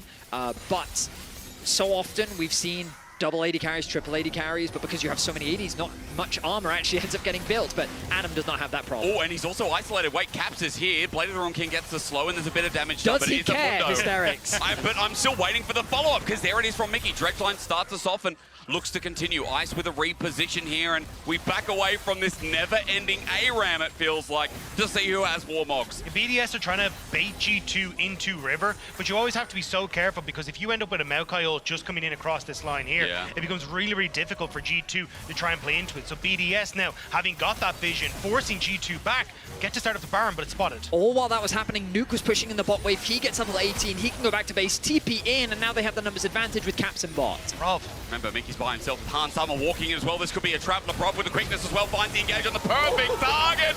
Just like that, the dirt is gone. A quick double for our level 18 superstar. And BDS with yet another Baron make G2 fall. A great sequence of plays from BDS. They controlled the map, they played it patiently, and they did exactly what they needed to do. Nuke on the bot side, creating that pressure, going back to base, TPing in. They had the numbers advantage, the nice flank from Labrov. That was the level of execution we wanted to see. And I feel like I've done Nuke dirty this game because I was like, oh, it's like Winter Caps where he farms and he's this reliable carry for the team. But Nuke has always been one step ahead, whether it's 10, 15, 20 CS, having the bounty on his head as well. He's at 350 CS at 31 minutes as well. He may as well be the extra caps on the pile as he picks up yet another turret in the inner top side. And a huge amount of that comes back to that first Baron that BDS were able to get. That's the one that got the towers. That's the one that opened up the map for Nuke to start to play out and get into that side lane, get this CS for himself. But you can see here, this is a great setup from BDS. They've already cleared out all that vision. Hans spotted by Labrov there. I think Hans probably could have been aware that Labrov was probably going to come around just from that positioning, but it doesn't matter. The ult flash in, so there's no way Hans can react and manages to get the knock-up as well. Really well orchestrated there by Labrov. Honestly, I kind of expected Hans to react. I was a little surprised that he didn't. In any case, we find BDS down the bot side of the map, setting their sights on G2's base. Well, it is a flank. This is the last hurrah for G2 because they've already lost Mickey, or should I say about to, as Adam runs in from the side. Broken Blade now spotted out by the deep waters. Labrov zones out. The arrow hits backline into ice, but he's unperturbed. He's fine, everyone. With the Baron as well, he's leading the minions in. This Ant is marching hard. Ice is now running forward yet again. Hitting the Qs is child's play for this man who has made a very different BDS this year and is making a very easy BDS for game number 1. This looks spectacular for BDS. The poke is real. The damage is sticking. G2 are collapsing. But again, the quickness rolls on in, and the BDS fans may be surprised that they start so strong. We're hyping up the G2 head-to-head. We're hyping up G2 in yet another challenging spot. But BDS are the ones, the shiners, they're looking to end here. They certainly are. BDS from start to finish have found advantage after advantage. And now they're looking to secure game 1 against G2. With an easy comp, with back to front, that's my BDS we remember. And with such easy gameplay, they take down the behemoths of G2 in game 1 and give them an edge here in season finals. The way BDS won this was so interesting to me, because yes, they had this front-to-back comp, but it was constantly about, hey, we're going to utilize the fact we have a TP advantage, catch Broken Blade when he's on a position, catch people as they overextend. This was BDS really looking at how G2 like to play and saying, we can punish your mistakes in the exact same way and bring it to a game win. With some smart map movement and players playing at this peak as well. Nice to see. We're going to have to find out if G2 can fight back, however, because this is a team you cannot underestimate. We're going to go to a short break, and when we return, game 2 will be upon us. With G2's revenge arc? Question mark. I think we will win in Munich. I think we're the strongest team. Definitely think I performed better on the big stage. I think I like the pressure of it. My first big stage was when I played Dark Passage, and that final was one of my favorite moments of esports because it just felt so great to have all this energy from the crowd. It was very energetic to be in like a huge stadium with a lot of people because you can feel when the ground is shaking almost from the claps or the stomps, and you can hear just like a lot of cheering as well. So it feels good. Definitely would be insane to go Munich. It's been a long time since we played in a huge stadium, and I think getting that experience is definitely worth it. Yeah, I mean, definitely we might pull out some more AD carries and we will probably come up with some new strats.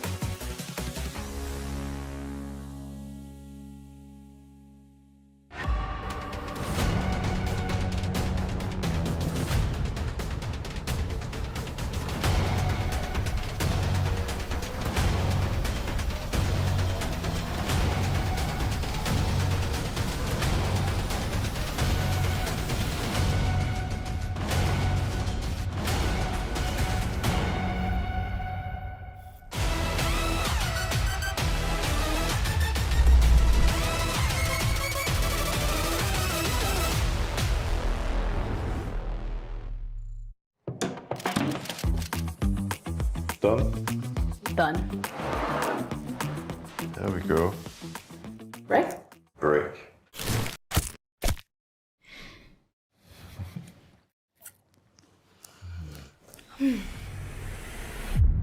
Even the biggest champ needs a break.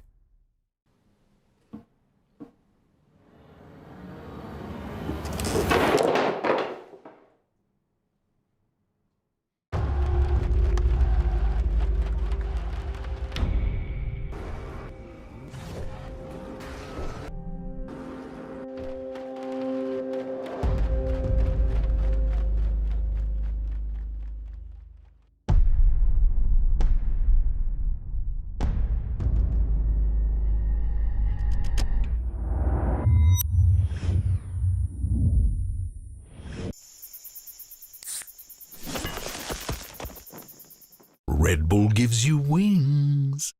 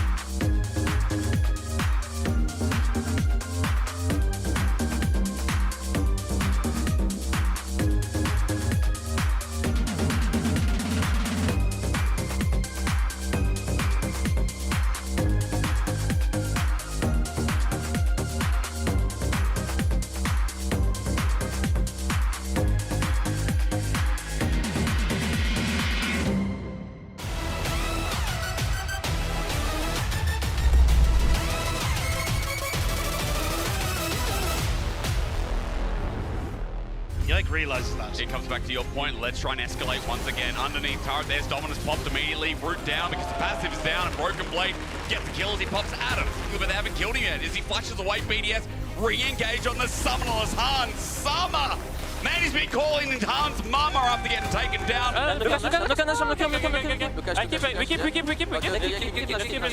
Keep in mid, okay? Where do we go? We can go top?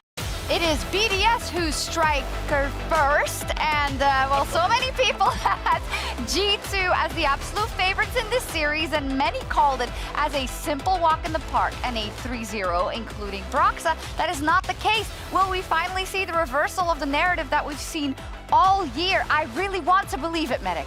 Yeah, so do I. I'll be honest, if we hadn't had the last few weeks of G2 playing, yeah, G2 losing a game in a best of 5 would be more surprising to me. That's true. But I have watched them recently, and it becoming less of a shock. And I think sometimes that can make it a little underwhelming, but it is still a huge deal for BDS. Like, they've never beaten G2 in a best of 5. They come out of the gate swinging, played G2 at their own game in game 1, and managed to pick up the win in a relatively convincing fashion. This is huge for BDS. It is huge. Summarize the situation for me, Broxa. We had, you know, it really went well from BDS and really badly for G2 right from the start, from those dives.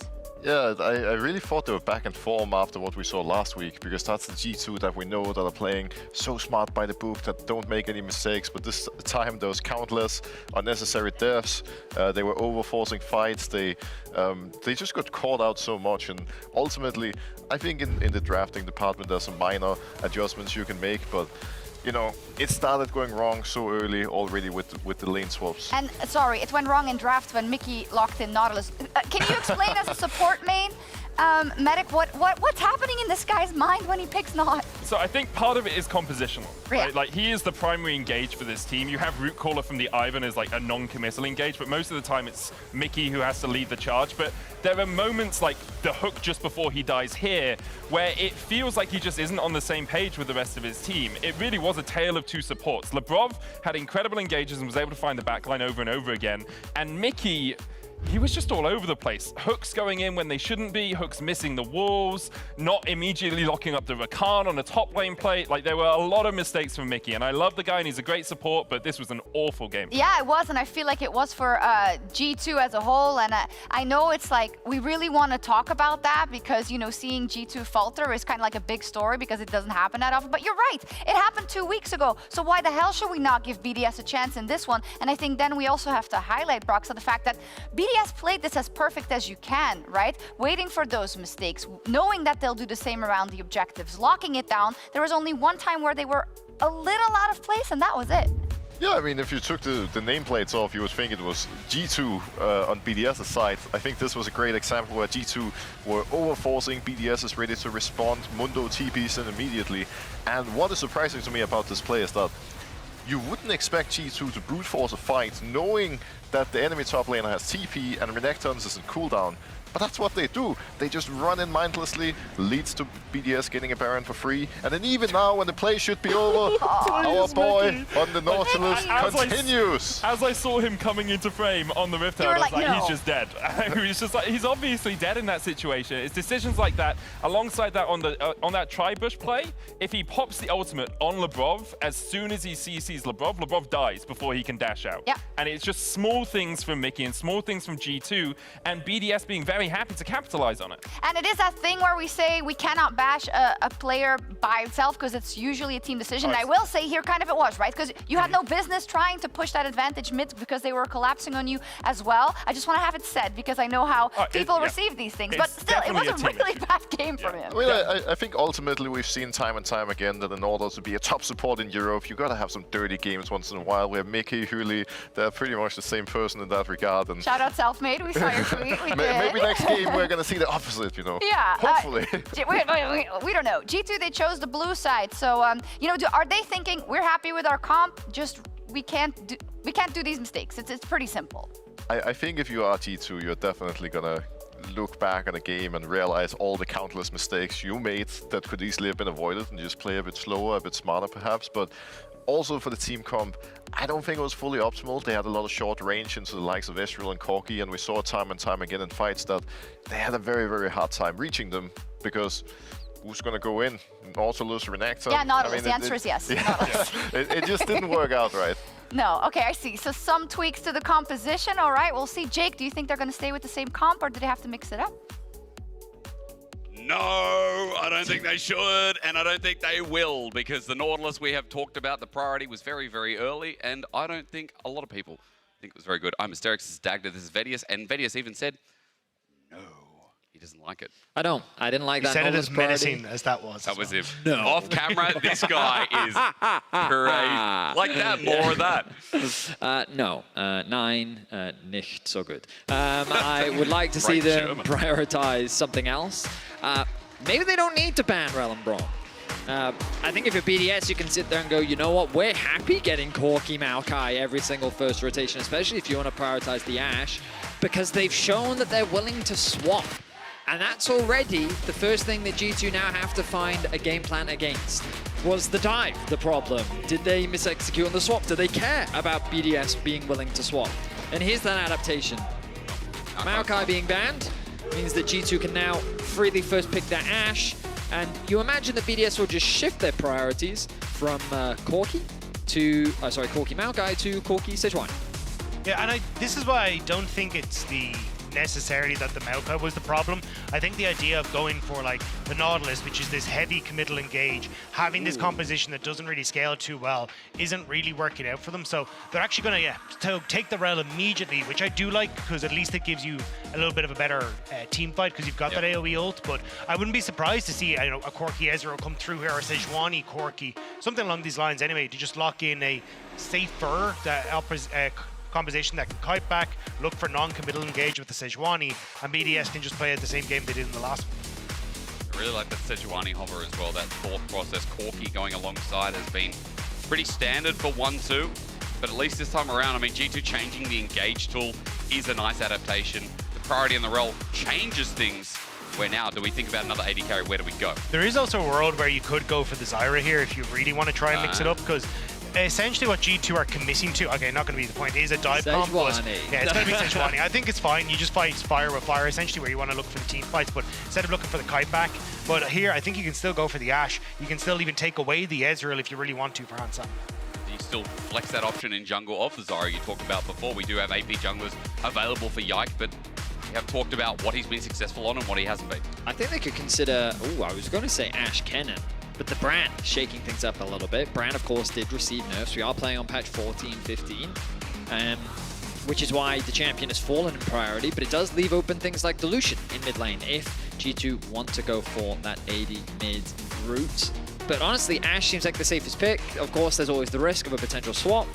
But with Misfortune also open, a champion that we've seen consistently banned on the red side pretty much throughout season finals, something that Hans Sama was one of the early adopters of here in the LEC. Yep. They're going to go back to that, and already you can see the wombo combo potential starting to grow with G2's composition. I'm curious if you take the Ashe here for Ice, though. You can still have a lot of range in the lane phase. It makes it a little bit more difficult for Misfortune to try and land those double ups through the minion line onto you. You can try and fight with a lot of that pushback. So I like the Ashe pickup here. Also, again, it's a lot of this non-committal, long-range engage that BDS are playing with. And especially when you're looking at Rel and Misfortune, the opposite side, if you mess up an engage, that's punished immediately. But now the onus feels very heavily onto G2 to be the ones that get these big engages. BDS can now ban away the Tristana and the... I just completely blanked. Zeri? It wasn't the Zeri that they banned last game. I've completely forgotten that. Okay, I'll get there soon. What? I'll have a look. I think that G2 should... Well, I was going to say that I think that they should... Now my brain is completely blanking. They should ban away the Alistar. That's the one I wanted to say. They should ban away the Alistar. I think Renata also makes sense to basically just take away some of those comforts for Labrov. But they're not going to do that. So I would be very surprised if we didn't see something like an Alistar come out from Labrov. Of course, it does hurt your ability to fight in 2 versus 2. But I will say Ashe just has a lot of inherent power by herself in lane. So even though early levels, it might be a little bit difficult, I think that this is a lane that BDS shouldn't shy away from. I do like the Renata ban, though, because I think what you're seeing is G2 correctly identify just how well BDS can try and play this, at range, slow engages, play with patience. So getting rid of the Renata to try and counteract where G2 have to go for these high-octane engages with the Rel is going to work out well. But it does mean Rakan taking the opposite side. And again, leaving this counter pick for Adam means that you kind of, with a revitalized champion pool for Adam, have a lot of options that he can go for.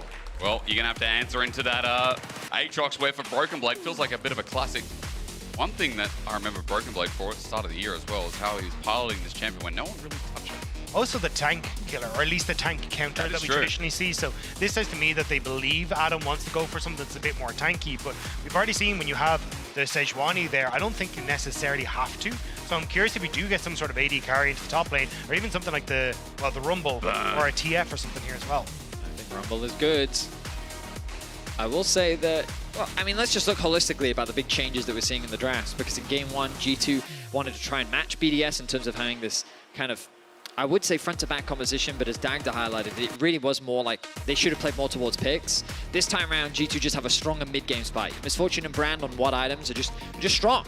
And so if G2 want to go for these early skirmishes, same for the Aatrox, they are much better set up for success with the late game insurance of something like a Zeri and the engage from the Rel to give them more teamfight potential later on. BDS going for their tried and true style. Their front line is much weaker than it was before because they're replacing the Mundo with a Rumble. And while they do have good follow-up damage, following the Sejuani or the Rakan or the Ashe, thanks to the Rumble being there, the biggest thing is they just have a lot more pressure on the top side of the map. They should be able to win out on that 1 versus 1 in the top lane. Mid will be fairly neutral, and I think that BDS should look to try and invest on that top side to put Broken Blade behind, similar to what G2 did in Game 1 themselves. And I think if BDS play this with patience, they're in a great spot. They have a lot of non-committal engage with Sejuani, Ashe, and you've got a long-range follow-up that can come through with the Rumble ult, with the Corki bombs and everything else. And when you look at G2, they're not actually particularly tanky. Like, you have an Aatrox that has to be a drain tank to really get a ton of value out. So if you can play this slow as BDS and just deny G2 these big engages to enable the Misfortune, the Brandle that Betty was mentioning, I think BDS are in a decent spot. Well, I mean, after game 1, they sure as hell are. They started the series so well, and G2 have been thrown back a bit as we start getting closer towards the end of this series, one way or another. BDS versus G2. Remember what's on the line. G2 win this, and we have our 3 Worlds teams locked in. I can't believe I'm saying this, but Mad would be going to Worlds. But before that, remember, you can be a master of the Rift, and I'm asking if you are. If you never want to miss a game, I have a question mark for you, and another question for you. Santander is here to reward you, of course. Head over to santandergaming.com to win weekly and monthly rewards like Hextech chests and skins. This week's code is Legend 15. Now, Yike, are you going to walk into that bush, or is BDS going to do the electric boogaloo? Well, he said toodaloo and walked away. He's wearing sunglasses. The 2 of them are wearing sunglasses at night. But I think the information that G2 wanted is there. They spotted Ice and Labrov moving up towards the top side, so expecting some sort of lane swap, I'd imagine. But now Ice and Labrov are trying to play off that and go, no, actually, maybe we just go in towards the bot side. But it's going to be a late invade into the bot lane. They spot Hansama. It's a flash in. Hansama matches with his own. That's so worth. And they're going to commit to this as well. Sheo's looking for his first camp start in this red side jungle. Split map would give BDS the opportunity to deny Hansama and Mickey this early pressure on towards Ice and Labrov in the bottom lane. And it kind of seems a lot of these early level 1 strategies from BDS have been to try and deny Mickey and Hansama control over their lane from the get-go. But we'll have to see how this one pans out, because there is always an opportunity for Yike to try and just turn the pressure now on towards Adam in the top lane and get Broken Blade this early lead. I very much agree with you, Dagda. I think a tried and true strategy against G2 is attack their bot lane. We talked about it in the previous game, but when I think about G2 at their best, when it comes to their early game specifically, it was thanks to their bot lane. Draven, Kalista, Lucian. This was the type of champions in control they like to have, and BDS are trying to shut that down as Yike. He's quite low. He should get a little bit of help here as he clears out the camps. Sheo just walks in, says, that is mine. Flash over the wall as well. Not only does Hans have no flash, but now Yike too. Nicely done by Sheo. So the ward was placed defensively at the Raptors to spot out that Yike could come across. Now Labrov was aggressive in the bottom lane, but it meant that Sheo could come across and kind of push Yike out. No flash on towards Yike means his ganks can be easily turned around. So Yike has to be very careful now if he tries to go for any sort of play in the lane. You're seeing as well in the bot lane 2 versus 2 why Ashe is such a powerful laner. The range that she has, the slow that she applies. Typically, especially on this Rakan, you shouldn't have that much control in the 2 versus 2 lane, but because Rel actually struggles to punish it, it's very committal in terms of your... Normally you start in the dismounted form, and then once you mount and you go for that early play, you can get some nice trades, but thanks to the range of this Ashe, Ice is playing the matchup well, and it's actually giving BDS control of the bot side of the map. Shattering strike for Mickey. He has to disengage, and you know, while you're talking about bot as well, don't forget, because of the passive of Ashe, you kind of get more guaranteed setups for W's as well. Harder to move. G2 are just baiting them in, though. Yike is in the bottom side. Shattering strike, there's a cleanse as well, but the remount gets Ice up as we get the knock up. It's still going to be first blood over to Ice. He flashes and he gets out. Those 2 minions won't be enough with their range autos as Labrov is like, I will kill you, Hans, as Caps in mid lane's going to die as well. G2 is a melting pot, and the ingredient is top tier BDS. A BDS just catching them out. Ice doesn't fall to the Q from Yike. But G2, they were trying to set up a bait on that bottom side, burn a bunch of spells from BDS, but now Hans, he stepped up. He has indeed. There's a flash from Sheo. They're not going to commit. He's going back to his turret. Does this turn into a dive? Sheo over the wall could be it as Mickey's now here, but they pull it off anyway. Ice runs in, but it won't be a kill. Meanwhile, Ice ran into the Brand. A bit of a whoopsie here from the AD carry, but it is a one-for-one trade. I mean, this is still best case scenario for BDS because they deny Hans this wave. Mickey's trying desperately to keep the wave as far away from the tower as possible as Hans is quickly making his way back into the bot lane. Crashed. But Ice is just, he's so damn good, man. Like, in game one, he was able to find all these great early advantages, punishing the misplays that we saw from G2. And this time again, in a 2 versus 3, seeming to be the story of this series, he manages to make the outplay happen. He secures first blood, and now he finds himself with an early start. And I think, again, we're talking about him because of how reliable he is. Once again, as Adam going to get pulled back in. Hang on, Broken Blade might have something here, but Ice has already moved on up. The AD carry to slow down as Adam flashes away. The wave is in the way. Oh! BB flashes and gets nothing for it. A harpoon to the face. And I think Broken Blade's mind is also broken. It's a misplay for Broken Blade. He thought he could flash in range to land the auto with his passive, but the Ash slow was enough to deny him the ability to make that turnaround play happen, and he loses his flash for nothing. Mickey? Ice gets another. Is he okay? That's the question. Adam's there. He's not going to commit the wave. And that's the thing, Adam now able to TP to bot to catch that wave. The rotation from Ice to top allows him to push out that wave too. BDS doing some fantastic map movements in the early game. Now Ice does have to be careful here. No summoners against an Aatrox could be scary. But this is what BDS did in summer, was these early rotations top for the Void Grubs that are about to spawn in 20 seconds. Leaving the Brov down on the bot side, though, was a great extra because it meant that Adam now ticks over towards level 6 very soon, so it's harder to punish. But Ice, is it a bait? I mean, the dunk's going to come through. There's good damage. One more auto would seal the deal, but Broken Blade has to get in range. Sheo's not going to let him. And look, the Brov is here as well. Permafrost, knock up. Ice's autos. He's staying just out of range so he can do some damage. He baits him back in, but Ice will not give it over. A volley might even get the kill here as it's just out of range with Mickey now coming on in. The World Ender pulled on in as Ice eventually will he die? No! Guardian LeBron, they're chasing down Mickey as well. G2, what has happened in the break? They are getting absolutely map-diffed by BDS. The champions of Europe are falling to the heroes of BDS as Ice and LeBron run rings around the G2 players. 6-1 in kills, a 2K goal lead, and game 2 is looking nothing but BDS favored. Man, is this actually going to be the moment the BDS training arc pays off? They take down G2 and move on to potentially going to the world stage after that. But Ice, this was so close. One more auto from BB would have been enough, but he just plays at the edge of his range really well here. And every time BB steps up, just can't get through to it.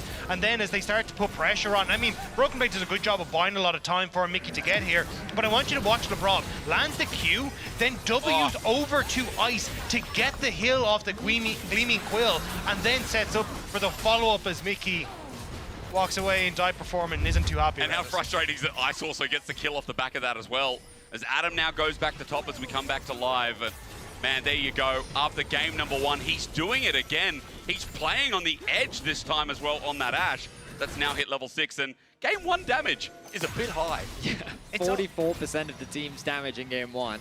It's also really interesting to see why BDS are playing around him this game, because they've been leaving him as these like solo moments to get the experience that Shale wants to dive Hans Sam. I mean, I want to know if Hans is dead, but Ice is just taking turret aggro. There's a bit of a whoopsie here as the Brand ulti spreads and Hans gets a bit of a kill.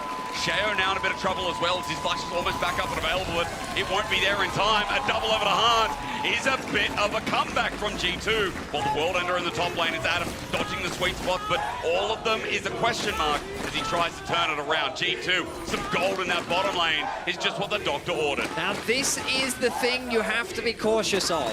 The excitement, the energy. BDS have to be feeling it after finding all those advantages, but G2 is a team of experienced veterans at this point that can easily brush off that type of deficit. They've already shown multiple times their tendency to find ways back into games, whether it be through smart macro moves in the mid game or simply hero individual outplay wise, and BDS can't afford to be making these mistakes because G2 will look to pounce. Now, BDS will find themselves in a very strong position, but you look at your bottom of your screen and you can see that after all those map movements, after all that action that's been happening, He might be caught out, the crash down. Labrov will get the knock up on the way out. That might just save his life. Betty, I know you're about to talk about the gold lead, right? It's not much individually between, and now Hans Sommer has the lead. Exactly. There's that experience difference starting to grow. There's that gold lead that's starting to build. And if that was another kill for Hans, that could have been a very serious situation that BDS had to be cautious of. And let's remember as well, with these early plays from BDS, it's not like it came with objectives. There were kills. But Grubs are going to go over 3 to G2 here in this early game, and Dragon as well. Yeah, the fact you got that early Dragon for G2 is working out wonders for them, because either now you have a situation where if you can try and play through these early Dragon controls, set up for team fights, that's where G2 will shine with a composition like this, or you can just look to leverage the fact that BB has been winning out in these side lane trades against Adam. Okay, let's all travel topside, see if we can get a turret out of it, open up the map, put pressure onto BDS. So, an exciting start for BDS, but when we look holistically, the advantage that they find themselves in, not as significant as initially believed. Of course, still in a great spot. They find themselves with leads across the board, but nothing so significant that G2 need to be especially terrified of.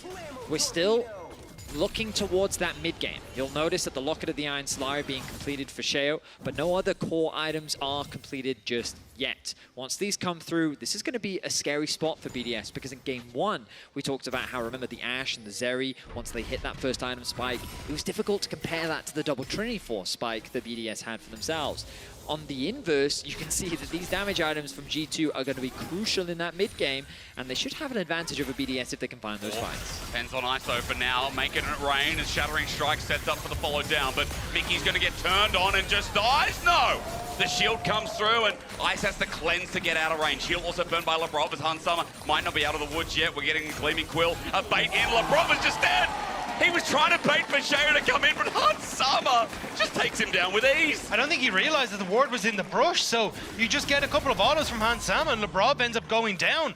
I mean, unfortunately, he looked like he was trying to set up for a play for Sheo to come in, but gives his life instead. Both supports only just ticked over to level 6. Mickey at the end of the play while he was disengaging, and Labrov as he just entered the brush. As you rightly said, he was setting up for that play for Sheo, but he waited just a little too long, and he underestimated the damage from the Hans Sommer's MF. Look at the Bloodthirster now completed as well. The Dragon is alive, and this Misfortune is ready to fight, and this is the period in time that BDS have to be respectful of how strong Hans Sommer is. Labrov just getting cut out to the side, so you look at Ice trying to push in that bottom side. Doesn't have ultimate available just yet, but trying to get control over the wave states so then he can move over towards this Dragon Pit as Adam what's onto Broken Blade. Wait, equalized there as well. Broken Blade has the ulti too, but it's a flash to commit. Electro Harpoon for the slow. He's about to overheat, but he wants that auto attack damage. Another Electro Harpoon would set him off, but Caps is now teleported in. That's not fair. The ulti comes through. He tries to burn him alive. It's great damage, but not enough. Teleport committed for the kill on top side, while BDS are like, we got to do Dragon now. And it's a good move from G2 because Broken Blade's TP wasn't going to be up for Dragon. Adam had his, so learning from the last game and saying, hey, we can't really take a fight 4 versus 5. Let's instead use that early Dragon we picked up, transport Caps to the top side, make a play, get plates from now as well. That's a huge swing of gold over towards G2. I will also say that Broken Blade's just been bullied in the early game, right? Yeah. We saw an Ashe AD carry ganking him at level 5. We also then saw the whole squad ganking him again upon his return. It was about time that he got some assistance from his team. And as you rightly said, Dacta, look at how much Caps is benefiting off the back of this. Finding himself earlier at a deficit due to his death, he now gets himself a kill. He gets himself 2-3 plates. And he's finding himself now with a healthy gold lead. First item completed in a very good spot. Oh, wow. I mean, I'm not sure if that was... I forget if the first plate was initially taken, but he finds himself in a very good spot, and now Nuke looking to try and match. G2 definitely not down and out, and again, while it was a very exciting sequence of events from BDS, we enter the mid-game where G2 find themselves with a slight advantage. Yes, like gold lead right as well. Now playing around top side, Yike is just looking for that pick, but Nuke with the Valkyrie out as Herald spawns in 5 seconds, or rather, the end of Grubs, I should say, as Icon Hans Sommer also move mid, but bullet time gets Ice to half HP. Yeah, as Ice though, I think you're kind of happy to get that because you can always look for picks with the Ash ult as Labrov and Sheo start to move down river, and that's what Hans Sama needs to be careful of. G2 trying to cut off the reinforcements, so Labrov will have to just back away over towards Ice. Going to be started by G2 at the very least. We've also got a static shift by the way for Ice. You know, this time we don't need to compare between builds for the Ashes. This is going to be 5 grubs, 6 grubs actually, as Hans Sama going to get ulted. He cleanses away immediately, damage is huge. Labrov can't get the knock-up, so Ice has to flash away. Hans Sama has been standing his ground this game, and it's now paying massive dividends. You're seeing the strength of Misfortune You and are. why she was respected so much. When over in the LPL, she is a very high priority pick, and Europe respected in the same way. Hans having a great play. Angles there, blocked by Mickey though, but the equalizer is perfect. Mickey flashes away, but Nuke burns him down immediately. The burst unreal, and BDS with a quick pick. A good collapse from BDS gives them control of the mid wave and opens up the Herald, but we turn our attention to the side lanes and look at those towers. Aatrox bashing away at the bot lane tower, being able to push in that wave. On the top side, the Zeri about to secure that tower, as well as the mid finds itself in a very low spot. So BDS do find that kill. Looks like they're not going to convert it into the Herald, and I think that G2's not too unhappy about that. Yeah, I think it's as you were saying, Betty, with both side lanes under pressure, they can't really turn towards the Herald, so instead look to defend towers. But with the quicker resets coming through now for G2, they should be the ones that are able to set up for that Herald. Only question mark for me is how low Hans Sama's mana is in the mid lane, because he won't be as effective in a team fight if he doesn't have that ultimate available, and with only 35 mana, he won't be able to bring that one out. So I'm not sure exactly what the plan is here. Maybe it's gift blue buff over towards Hans Sama so he can test Rift Herald. Noticing on the top lane with Mickey trying to set up for a play. G2 trying to play around caps yet again. Herald will start regardless though as we chat about it. Yike is just going to take blue first, then move, and with Hans Sama now ulti back up and available in his flash, you can see that the priority for BDS has to quickly get this wave and then not stick around.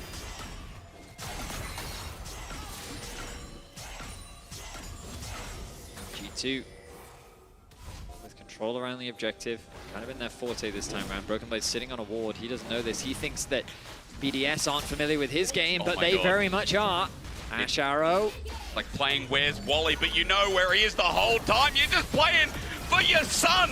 For the meantime, Broken Blade gets stunned up, and Ice tries to turn it around. There's a good quickness though, and Ice ends up getting the kill. That was a nice bait as first turret goes down. I don't think they wanted to invest the quickness, but they kind of saw how much damage was going onto Ice, and they were like, maybe we don't risk this. So Broken Blade will be collapsed on once more. Adam now alone in the top lane probably will equalize the wave just to make sure that he doesn't get any sort of pressure on him, but actually there's just no one on G2 there, so he's going to be fine. Again though, you look at the map state. Yes, BDS, they committed 3 members to finding that pick onto Broken Blade, and I believe they also stole away the red buff, but mid tower gone, top tower gone. Yeah. In terms of actual map control, G2 continues to find those advantages, and with the Herald, they can look to bring that bot if they want to threaten the setup on the next dragon. They could keep it mid to threaten the tier 2 tower to then have that guaranteed mid control, so the BDS is forced to take the long way around back to contest that wave, then giving G2 easy access into the river. It's G2 that kind of gets to decide how the next sequence of plays happen, unless BDS can find a pick, and it looks like they set their sights on Hans. Well, it's the ulti again. Flash misses with from Sheo. Hans still flashes though, so you'll take a small win for BDS here, 15 seconds from Dragon. And the cleanse was still down, so that could have been it. That could have been the moment that BDS needed, but swing and a miss, and now G2 we get the last outer turn on the bot side as BDS try to cut off Caps, but there's just no way that they can do it. Rob doesn't want to take the pick. Instead, Caps just goes over the wall and pushes him out. Second Dragon for G2 now looking more likely here as the health bar does come into advantage of BDS for Iowa. It's Broken Blade that's been brought into mid lane to push out that wave. With the fact that they have that pushing wave in bot as well. Yeah, BDS, I mean, they don't have the Sejuani ultimate. One of their key engages, they said that it's not worth trying to force the fight. They'll just take the flash away from Hans Sama. Second Dragon secured for G2, third of the game.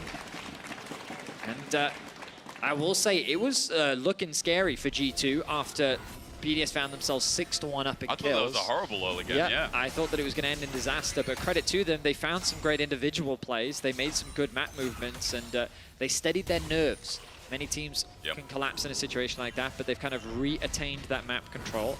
And now we enter the mid to late game. This mid game is where you start to see those 2-item spikes. This is where some of the most important fights of the game happen. And this is where a team can either build a solid lead to then look to close things out, or it's where the chaos can begin. I do think the windows of opportunity for BDS to create that chaos are kind of gone, though. That play in the mid needed to succeed because now all these outer turrets being down means that G2 just get to push in all these waves. They get to establish vision. It becomes way more difficult to look for picks with Ice, look for picks with Sheo, as long as that vision control is there for G2. And with BDS kind of been investing all that time and resources into the mid lane, now they're scrambling to try and get control back of the map, which is why G2 immediately run bot here. Equalizer's going to be clearing the wave, though. That buys a bit of time, but Herald gets snapped on down. And speaking of the snap engage, Mickey has to move away, and Lebrov there gets zoned out as Herald will still charge. But this won't be a dead turret. BDS there to defend. But again, coming back to the state of the game, I think it's important to note that we've been sitting on Hans Summer for 2 items here for a little bit as well. He's got that advantage, and we know it's because of the gold lead individually.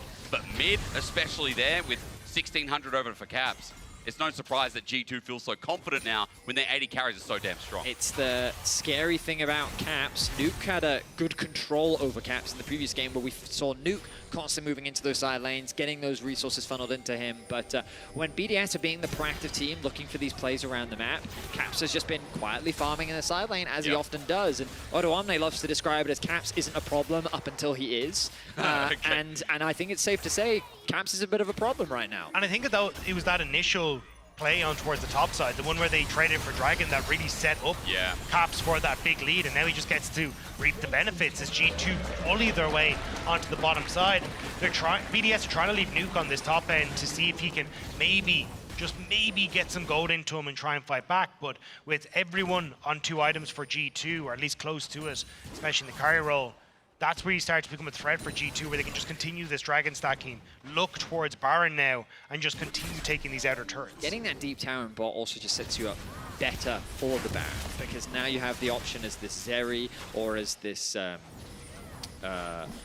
Aatrox to be able to deep push in that bot side and then look to try and TP, and you kind of create this mountain of pressure that BDS have to deal with. Unsummer, no flash, remember. That pick again, the arrow connects. The cleanse is available though, but used again as the quickness locks him down. They need to commit, and they full do. Shut down over to Nuke as they turn it over to Mickey. He went in deep after his 80 carry dropped on down, but now with Caps here and full lightning surge, BDS take a bit of damage on the exit, but the pick finally pays off. They do get a pick, but it's not really getting them much control back over the map. Broken Blade still pushing in that top side. They weren't able to turn with really any damage on towards Mickey or anyone else on G2, so at this stage, yes, it's a pick, but it's not going to really snowball out of control. I will say that they're demonstrating what G2 should have been doing in game 1, how to use the Ashe, constantly looking for those picks in the hopes of converting it into an opportunity. I just think that the problem is that it's not just one side lane that's constantly under barrage, when it's 2. Oh, Mickey flashes away. Okay. Man is ever so dangerous in both these games. Losing his flash there, very much a big mistake. But the problem for BDS is the fact that typically you find this pick, and then even if you can't push in that mid wave, in theory you could rotate that pressure to bot, and then you can open up a tower there. But it's this double side lane threat. They're finding picks onto a single member while the rest of G2 are kind of just constantly putting pressure everywhere, whether it be their side of the jungle, their side of the map, these side lanes. Like, it's very annoying for BDS to deal with, because there's just all these threats that are just kind of being obnoxious. And again, we look at it, look at where Caps is right now. BDS are doing the right thing. They're overcommitting members towards the top side of the map to start threatening that tier 1 tower to kind of open up that side. It's good control, patient play, what you're supposed to do. But meanwhile, mid is being pushed in. That bot jungle is completely denied of all vision. Caps continues to take resources and push in this bot wave, and it's hard for BDS. And BDS, with committing everything to the top side, now aren't going to have control over mid wave because Caps could always threaten mid. That opens up vision control over a river area in the spot side jungle of BDS with Dragon in just a few moments. So even though BDS get the tower, it's still G2 heavily focused on these objectives, and now going to put the hurt onto BDS if they enter into jungle. I mean, into jungle they go. It's the start of Hans Summer as he looks to set up now with the BF sword in inventory too. He's got old bag of shoes sitting in there without upgrades, but damage not to be undermined as G2 just get a free dragon start. You can see TP even committed towards mid lane. Caps gets back to the wave, and BDS are coming late to the show. But Caps just wants to keep the mid wave turret down, and because he's got Runins, great, he's done it. Now G2 might actually look for the fight after, but they're just going to try and force BDS back. Broken Blade isn't on the map though, so they do have to be a little careful about posturing as aggressively as this, but with BDS now only really starting to enter in the mid lane, there's not much that they can do. 3 dragons to 1. 5 kills to 9. The gold relatively even. Oh, there's the ulti. Big setup on the Yike, and Arrow follows through as well. Equalizer layered on top. Now they're looking for the poke, but Nuke can't stay for long. Yike's burning down still, but the red buff, I think it's enough to keep him alive as well as the level up. BDS, their pick tools down. One rocket from Nuke went into a minion and couldn't quite get towards Yike, so could have been that finishing move, and again, just that one pick, but G2 managed to hold. They will still keep control over the river area and will stop BDS really starting to surmount anything off that place. The thing that surprises me is he didn't flash. Yike held his nerve and chose to keep the summoner spell all the way up until the end. The problem now for BDS is they've got no tools left. They've basically thrown them all out the window, and G2 say, okay, we will take control of this Baron. And they can use it to start a fight knowing that they have an ult advantage. And Nuke is on the bottom side. They want to get his teleport out. So BDS, what are you going to do? And look at where Mickey is as well. Hex flashed the wrong way. Doesn't want to commit just yet. He's spotted out by a wall, but Baron's already started up. At 5k, it's going down fast. It burns as BDS put this game 2 on the line. Caps his ulti out as well. He starts firing as Mickey gets burnt down, though. The health bar's not great until they turn it with Hans Sama's ulti. Broken Blade is unleashed and flapping his wings at Sheo. Caps unleashes as he gets too low to continue on. Nuke is still a threat. Baron is stopped. The game is halted for now. 4 seconds on Ice's ultimate, so they were trying to see if they could draw G2 out long enough to look for that play. Ice is still stepping up. Okay. Hans might be the focus of this Ash Arrow. He's got Cleanse available, so maybe they could pull it out, but Ice just volleys, backs away. Baron will not be recontested for now. So if you call that a win for stopping Baron, I don't blame you, but again, more gold over to G2 in the end. Ultimately, I think it's a good decision from G2, knowing that they have the ult advantage. Mickey, as you rightly called Hysterics, hesitates on the initial engage. They wait for Sheo to step up, and then Mickey kind of gets locked down here. He becomes the target, and then you'll notice this engage didn't quite go the way they wanted, but the CC landed onto Adam, and that was enough to create a 1-for-1 situation. Then G2 want to try and make the chase happen, get as many summoner spells out as possible. They get another flash from both Ice and Sheo, meaning they find themselves in a good spot to potentially threaten the Baron once more. Remember in this game when Caps was almost up 2k gold? Nuke is now caught up. 200 is the barrier between them right now. 3 items apiece. Nuke once again on this Corki, really farming up a storm. Just Corki things, man. Yeah, I know. Also the champion. Yeah, the champion influences a little bit as well. But still, I mean, if BDS can just continue fishing for these picks, they're now starting to get the damage that can actually ramp it up into potentially a lot more. The downside is having burnt that teleport on Nuke to get to the play. If BB and Caps can just wait for their own teleports to be up, they can play the map. But G2 want the play. Caps over with the ulti as well. Surges into Adam. Adam's in trouble and flashes immediately. Broken Blade now unleashes, but the arrow stops him in tracks. He could have gone in with his flash over the wall, so Ice disengages the fight. It's 2 ultis gone in exchange for 2. Ice and Adam burning their ultimates for Caps and Broken Blades. Dragon about 1.5 minutes. And again, we talked about in the previous game, the reason why you have these kind of mid-lane ARAM situations is because it's the fight over the mid-wave, and AD carries with so much wave clear. Normally, it's just a numbers difference that help guarantee it. So normally what you'll see is these push on sides again. You look at bot lane right now. It's in G2's interest to keep BDS as 5 in mid, because BDS are then just losing farm on the bot side of the map, right? So they're going to go catch that wave. He's going to go push this one out. And G2 put themselves in a fairly good spot as BDS kind of reset the map to neutral. Also, just G2 matching the early resets from BDS here for Dragon. This is something that BDS has been doing pretty consistently. He's kind of resetting around a minute 10 before that Dragon starts, so they can get control of their own jungle, start to set up some offensive vision in River, and then they just stay out on the map that little bit longer. But G2 have matched them here, so they're matching when BDS are trying to set up that vision with 45 seconds left until Dragon's up. Brov is the one fishing for now, and this guy has a Warmogs, by the way, so he can heal, and Mickey cannot if there's any kind of pick or any kind of poke. Now, gentlemen, pretend I'm your therapist. 30 seconds until Dragon comes in. Start venting to me. What are the problems here as BDS look for an angle? Well, my support has left me from my jungle, so now Mickey's going to die. So maybe we need to talk about that in a later session. Mickey runs away. The arrow hits on Yike, by the way. It's down with the equalizer as they're throwing everything in the kitchen sink into G2. Hans Summer flashes away while Lebrov goes full commit. Quickness there, but minions in the way. Adam gets poked on the way out too, and BDS have used some tools here while Hans Summer starts healing up. But Caps is still going in that top side, so BDS, they need to try and start up this objective, but it's a second Dragon. For an inhibitor turret? Oh, I take that every day of the week. And G2. I'm scared because Broken Blade's on a flank as well with everything up and available. He won't be spotted out. He gets zoned out until the Ward and Dragon going down while Caps, as you said, is getting the top lane turret. Dragon does indeed get denied by BDS for the soul, but Caps has taken it all, broken the base down, and now G2 have an entry point. And what you said was close between the mid laners is now a 2k gold lead for Caps, just like that. Being able to take that side lane control. And it was a nice idea from BDS. You could see the separation between Yike and Mickey meant that they were able to try and orchestrate something of a pick, but unfortunately it was such a split call with so many different directions that they just didn't have enough damage to take anyone down. So yes, they get the Dragon, but G2, it's a second Ocean Dragon. You crack the base, you take that all the time. Yeah.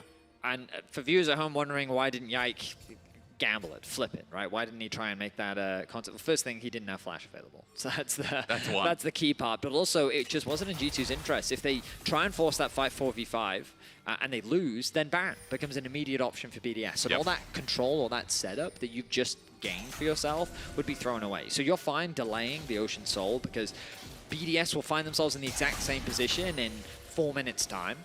So instead, you take the wins that you can get, you concede what you don't want to gamble, and you'd be happy with the position that you find yourself in. Caps, once again, finds himself in a side lane. Does he win this 1v1? I think he does. Okay, well, we're about to find out because Caps is going to take it. You know that he's coming over the wall. Here's a lightning surge. Nuke gets out of the way, but Caps starts chasing, but out of range until he flashes the arrow. Oh, no way! The arrow from downtown! Vanilla Ice gets a shutdown over to Nuke, but Broken Blade takes one in response, but now he's in the middle of the whole of BDS.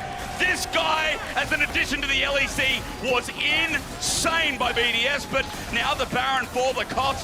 G2 are quick with the fingers too.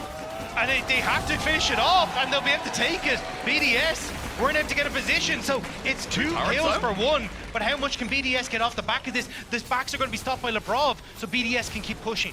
I question whether BDS needed all 5 members on the bottom side of the map, even if they just had 1 or 2 on the top side to delay G2 from securing that objective. Perhaps there was a world in which they could answer the Baron, because I guess from G2's perspective, yes, they did lose 2 members, but they still got the Baron off the back of it. BDS doing their best to get something more as they secure 2 towers in the mid lane, but ultimately, Baron secured for G2. And this is where we have to see if G2 can get the value out of it.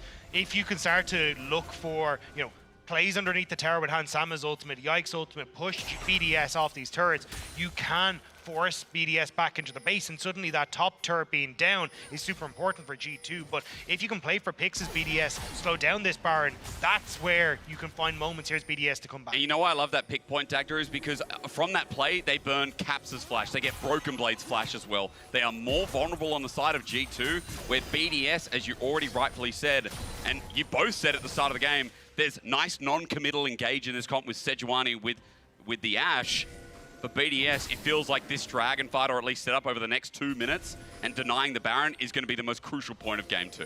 G2 are just grouping up to deny that pick, though. They want to have nothing to do with BDS's Ashe arrows anymore. They just want to make sure they can play. But Caps is spotted in mid, so this could be the moment where BDS realize G2 are overextended a little bit and might look for something. BB. But both Nuke and Ice clearing out the mid wave as quickly as possible. The turret for now. We're waiting for that equalizer to be layered down. Adam holds onto the trigger as BDS move and just wait to see what Caps does in response. Yeah, they need Caps to push in this mid wave before they can really commit to the bot side play. Notice that they're not immediately fast pushing that bot wave because they need to wait for this mid wave to catch up. BDS is trying to set up for a play onto Caps. He doesn't, of course, have the Baron buff, which means that most of the pressure is on the bot side where you'll find both Ice and Adam. The tower is getting slowly chipped away, but BDS are holding the line. Ultimately, this is just a pressure play to allow G2 to get control over this bot side jungle, ready for the Dragon spawning in a minute's time. Caps' position in the mid lane's great, though. He's always positioned beside this wall, so if Lebrov ever comes in or anyone comes over that wall, he can always hop out, so making it impossible for BDS to really punish him. They are getting control over the jungle, though, which is going to dissuade a lot of that G2 pressure. As it goes by. Lebrov! He's still thinking about it. Quickness is there. Remember, he has everything up and available, but Caps gets over the wall, not far enough! He doesn't get to play Subway Surfers in game 2. And it's Lebrov who constantly has the right idea, waiting on the flank that entire time. Dagda was talking about how Caps was doing his best to respect it, but the second that he doesn't, Lebrov is lying in wait and ready to pounce. And now you've got 30 seconds on Dragon. You have no pressure on that top side, nowhere to draw BDS away, and a lot of those ultimates should be back up and available, but BDS actually went for the resets. G2 might be in a position to try and look for a pick of their own. Broken Blade trying to sneak in behind. They know there's no vision here. 20 seconds on Caps. He has the TP available. This is a choke point for G2. Oh, A Rumble ultimate. But wait, Lebrov can just fire back the equalizer. Beautiful, but Broken Blade fires first. I mean, the problem is he hasn't died just yet. The poke needs to come through and finish the job as G2 are getting low. Adam flashes forward. The Electro Harpoon not connecting as he goes golden. BDS haven't got the commitment just yet as Mickey stuns him in place, but it's messy. The arrow in the backfire as G2 collapsed. BDS came in today ready to pack their clothes, their shoes, their boats, their motorcycles, and go to Munich. I mean, it's a good fight, Hysterics, but okay, they should be able to convert it into the Dragon. I was worried, given their HP bars, that they wouldn't be able to, but question marks for G2 trying to force the 4v5. They could have just stalled, waited for Caps to respawn. There was 10 seconds left on that timer the moment that they started that fight, but it was over before he could really get involved in the action. And time again, G2 have shown that they will make mistakes, and BDS are looking for those punishments. They catch Caps. This fight, incredible equalizer from Adam. Hansama tries to open up with an ultimate of his own, but he can't get the positioning, and BDS, they play it slow. The flash forward with the Zonyas means G2 have no real target. Nuke now forces so many members of G2 away. The arrow cleansed by Hansama, but all it did was buy the space that BDS needed to finish off those members of G2. And now, although that's not you get that gold, it's more important for map state. G2 don't have control to put pressure onto that top inhibitor. G2 no longer have control of these dragons. It's 3 apiece, and now they will be forced to fight BDS. And if BDS can continue to look for these picks that G2 have fallen for, it only becomes easier when you're on a more even footing in the game. The truth is that G2 is out of sorts. Given the map state that they had, we don't even have to go that far back to think of this team that at the beginning of the year said they really wanted to focus on improving their mid-game. They wanted to make smart map decisions. They wanted to be better at converting early game leads into clean games and early game deficits into strong comebacks thanks to good map movements. And we saw the benefits of that once they made it to MSI. But here in the series against Fnatic, we're seeing them flounder. We're seeing them make poor decisions and get punished for it. The foundation of BDS, they've been called a gatekeeper for a reason. Their fundamentals are solid, and if you make too many mistakes, they'll punish. They could be the gatekeepers, the 9G2 top 3, but Mickey it's a goes Mega Storm in, but it's on the engage tools who can take it up. The equalizer is a counter engage as the arrow flies through yet again. Mickey at half HP, and Broken Blade's here to shine. Sheo flashes away, but Lebrov in the backline gets quickness, and Caps gets out though. That E over the wall saves his life. No summoner needed to be burned, and BDS, the tools are down again. Let's track once again the things that we used. Every single ultimate is gone from the side of BDS, but they have the health advantage. G2 still have Zeri's ultimate. They still have Hans' ultimate, crucially.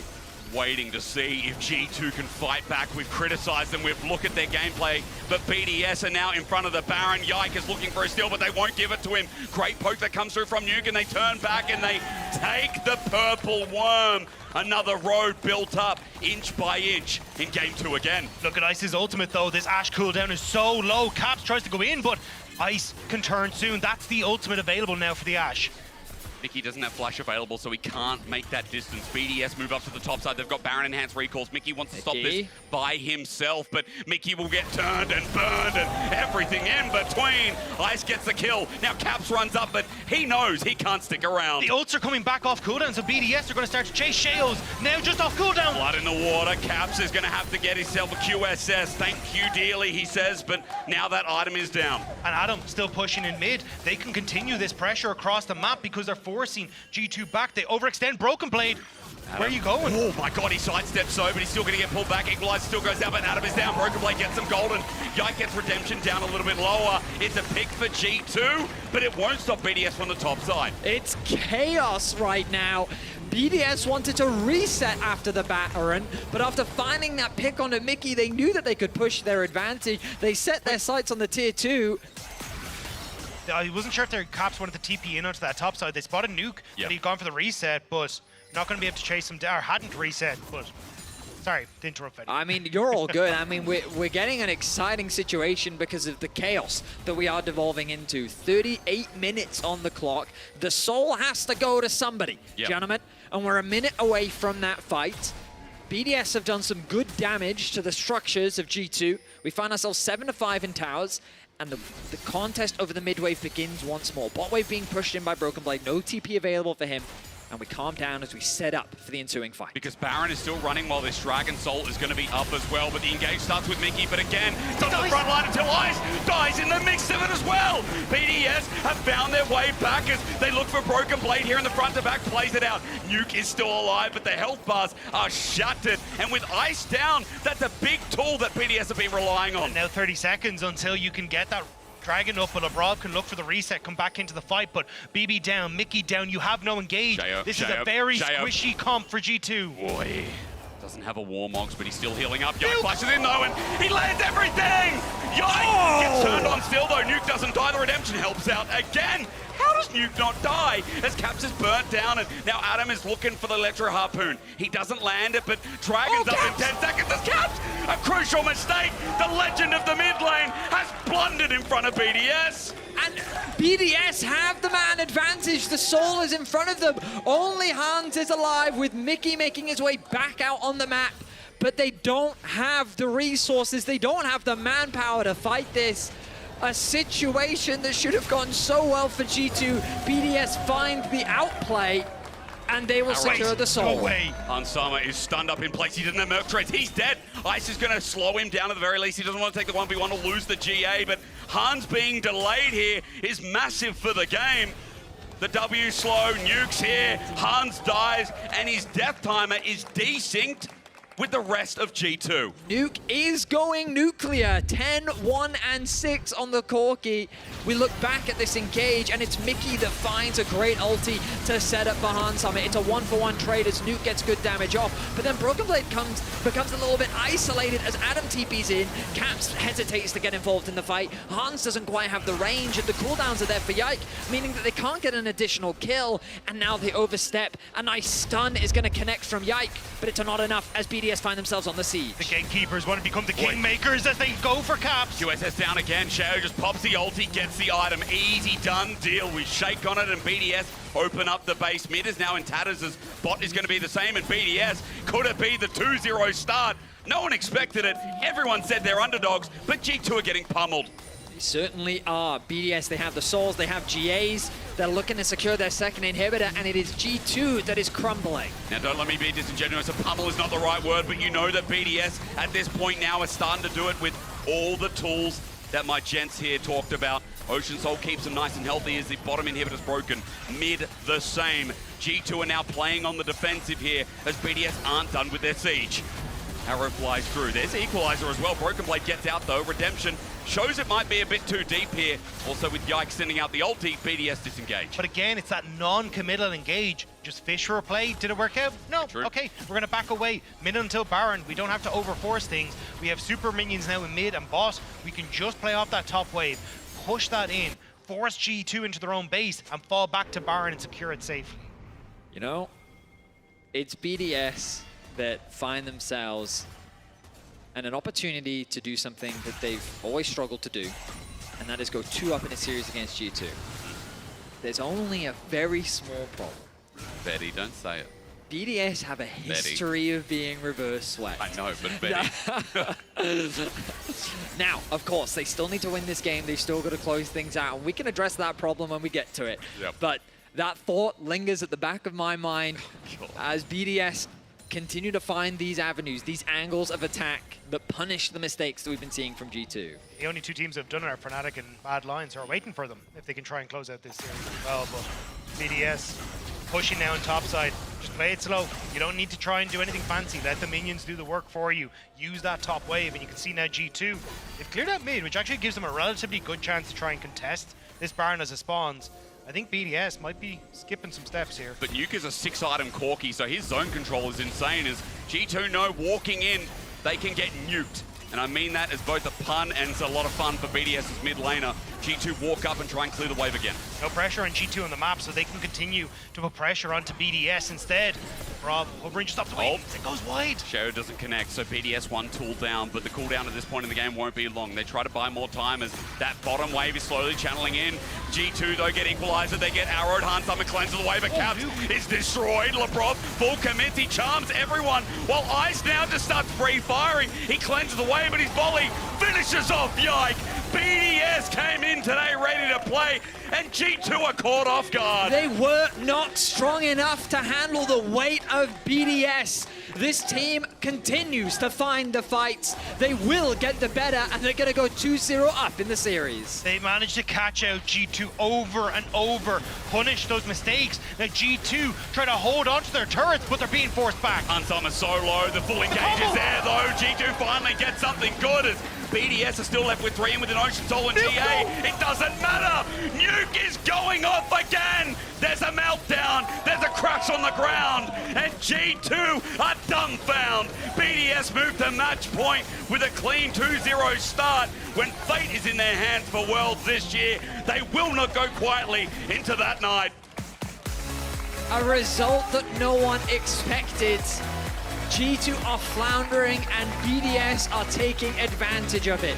Time and time again with great team fights, good positioning on the map. It is BDS that find themselves at match point. You're ready to say G2, right? It's just our brains wired to the leaders of this region. But G2 one step away from getting knocked out and having their worst finish in a split, at least in a playoff split, since 2023 spring versus Mad. It's crazy that Mad knocked them down here, and I'm crazy to say that it could be BDS going towards our Munich finals. You can grab your LEC season finals and EMEA summer finals for 2024 down there. You can get Munich tickets, lec.gg/Munich. BDS one step away from having a nice trip down south, gents. And it's a good way to go. Let's see if they can finish off the jobber of G2. Still have some bite in them right after this.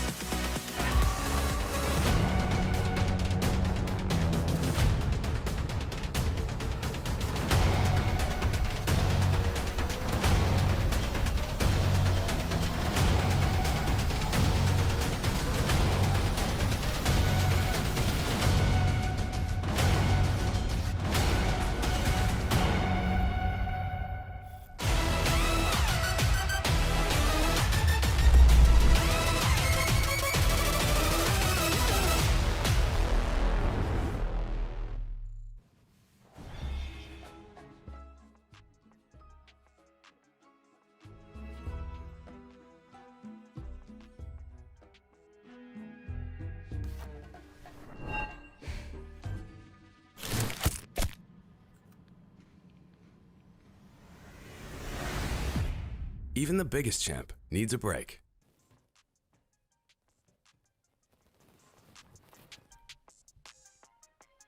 Lore!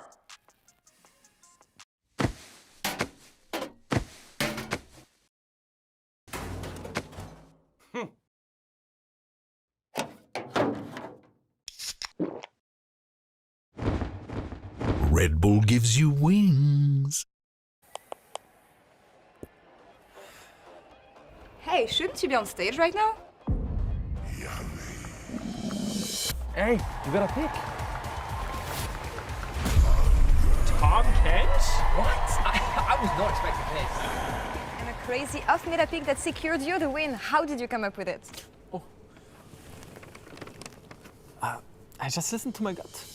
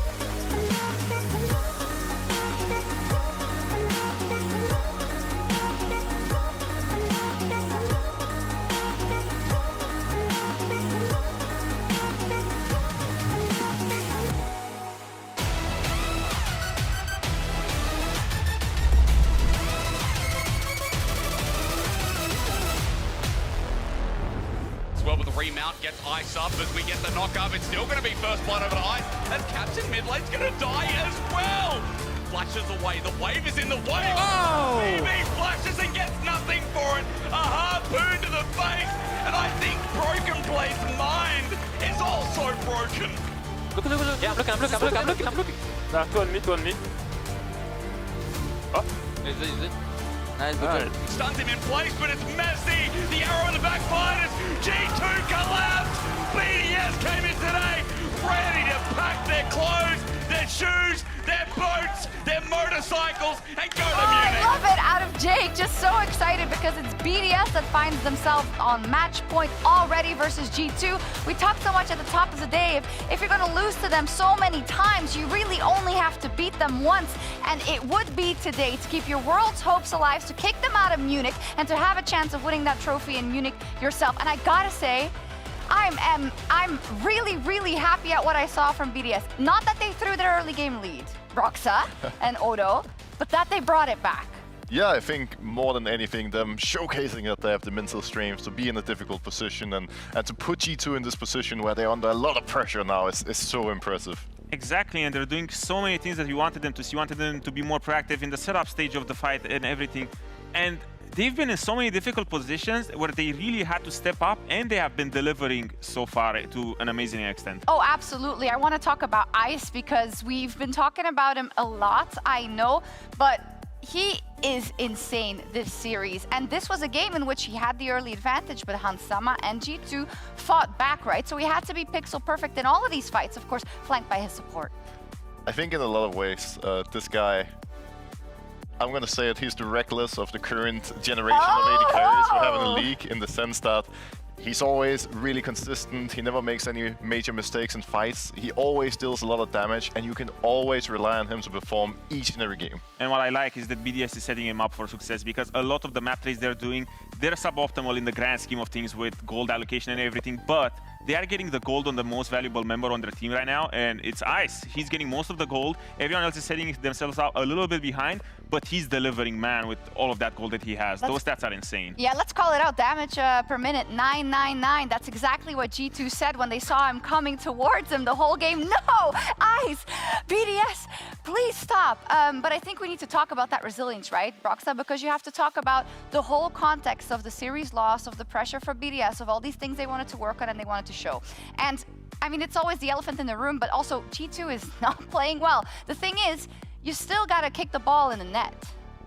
Yeah, I think from a mental standpoint, both teams now are in a pretty difficult position where, you know, BDS are suddenly so close to making it all the way, beating G2, going to Munich, and G2 on the other side will surely consider the year a massive failure in a lot of ways. If they win 3 splits and then don't even get to play in Munich, they don't go to the roadshow, they don't, you know, win the split that matters the most. But I also think that G2 are shooting themselves up in the foot, because the draft, I feel like it just gives them way too narrow win conditions. And right now, even in this fight, it's G2, like more so BDS has been falling behind, but they have so many tools to catch. The initial catch on Caps on mid lane, set them up for the success here, because right now the game is still in G2's hands. If they stabilize the game and still play to their strengths, which are quite narrow at this point of the game, it should be a free win. But BDS just has so many tools, and they're just so decisive, and they identify win conditions and windows. The G2 is being sloppy around and giving it to them. They're taking everything.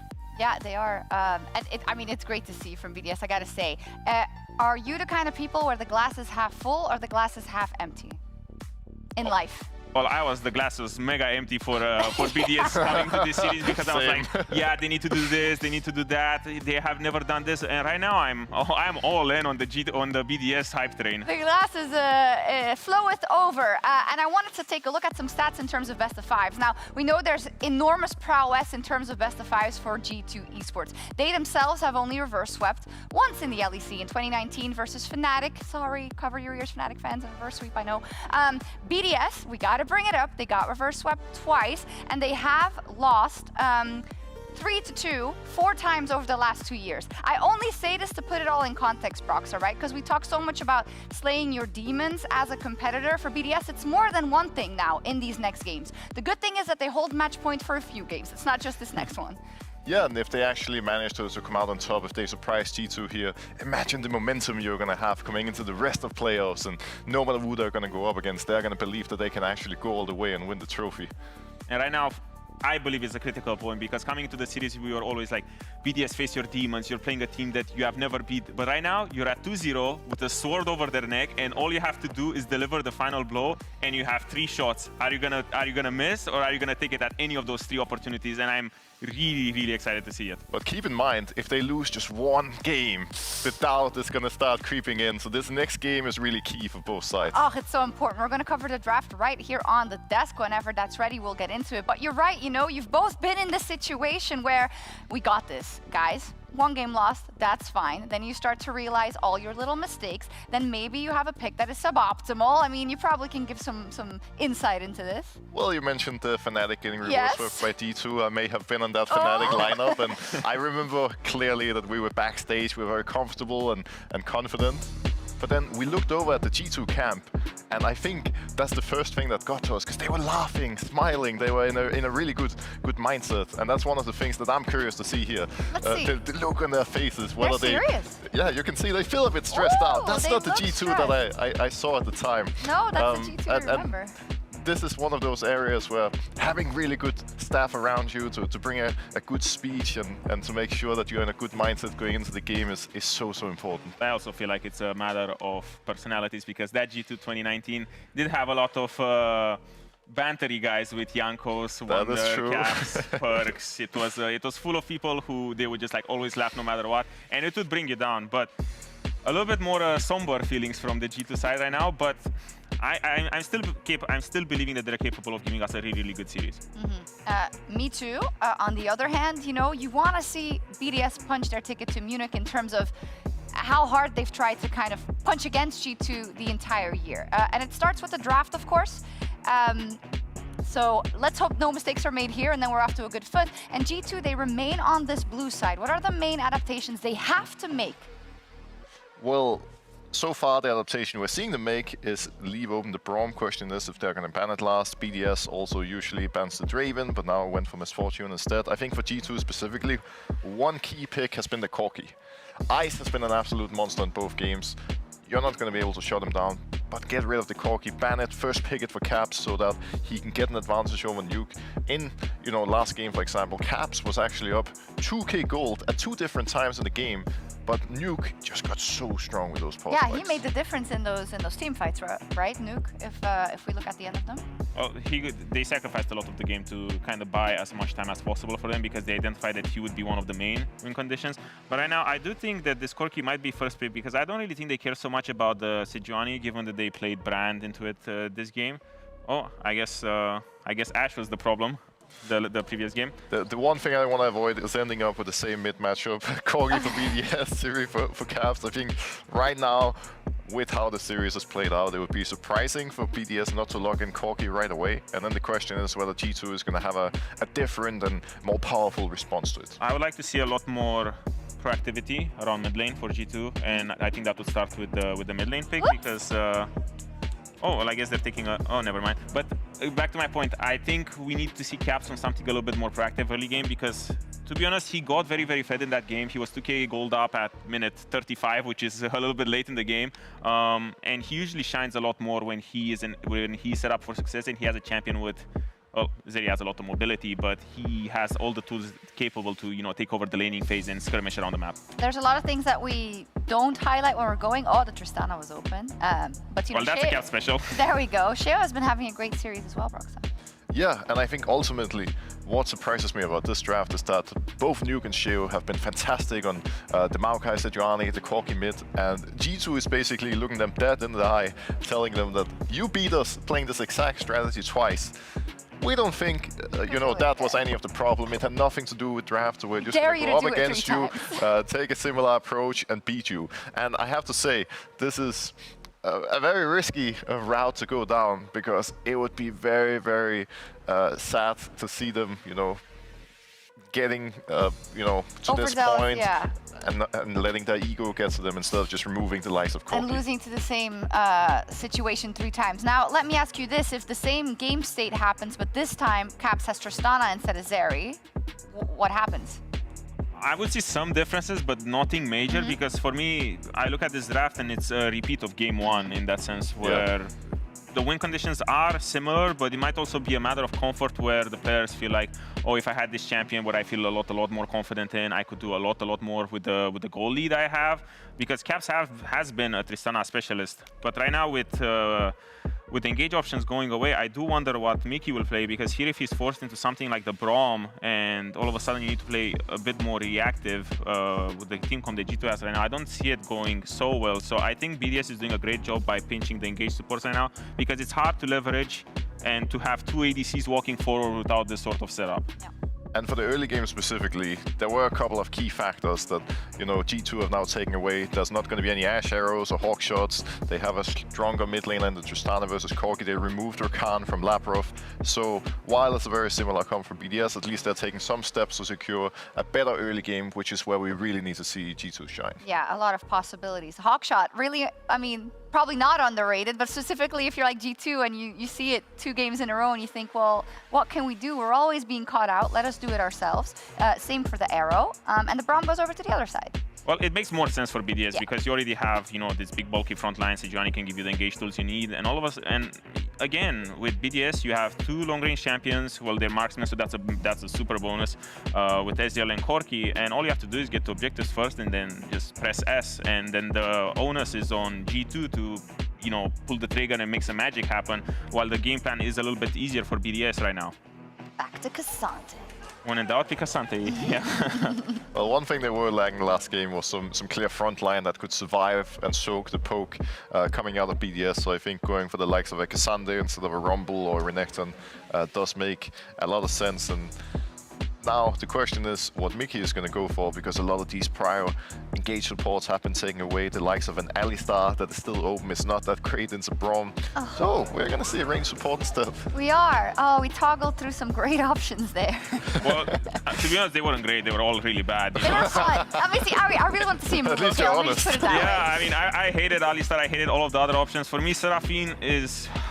It really feels like you get to the situation where you're like, okay, what makes our team come better? And you go through the list and you're like, well, all of these suck. So might as well pivot into something a little bit more crazy or creative with the Seraphine, and then all of a sudden all your win conditions shift. But for me, this makes sense because it's an enchanter. When you don't win front to back and you don't win this sort of setup fight where enemy has a huge front line, enchanter is the way to go. But we do see Olaf. Is it the first? No, he must have played Olaf so far, but I mean, he loves playing it. Yeah, I don't really know if it's so good given that there's a Seraphine and an Ivern. There's just so many shields where I feel like you might just end up doing 0 damage. So it's up to him to get some leads in the early game, get some inflation of gold, because I think if he gets just a shot of gold just like that where he can leverage throughout the game, it's going to make sense. Otherwise, this pick is going to fall apart. I think the big difference here is that while in the previous games, it was really hard for G2 to win both in terms of longer fights and all-ins. Here, on the all-in specifically, they can soak up so much damage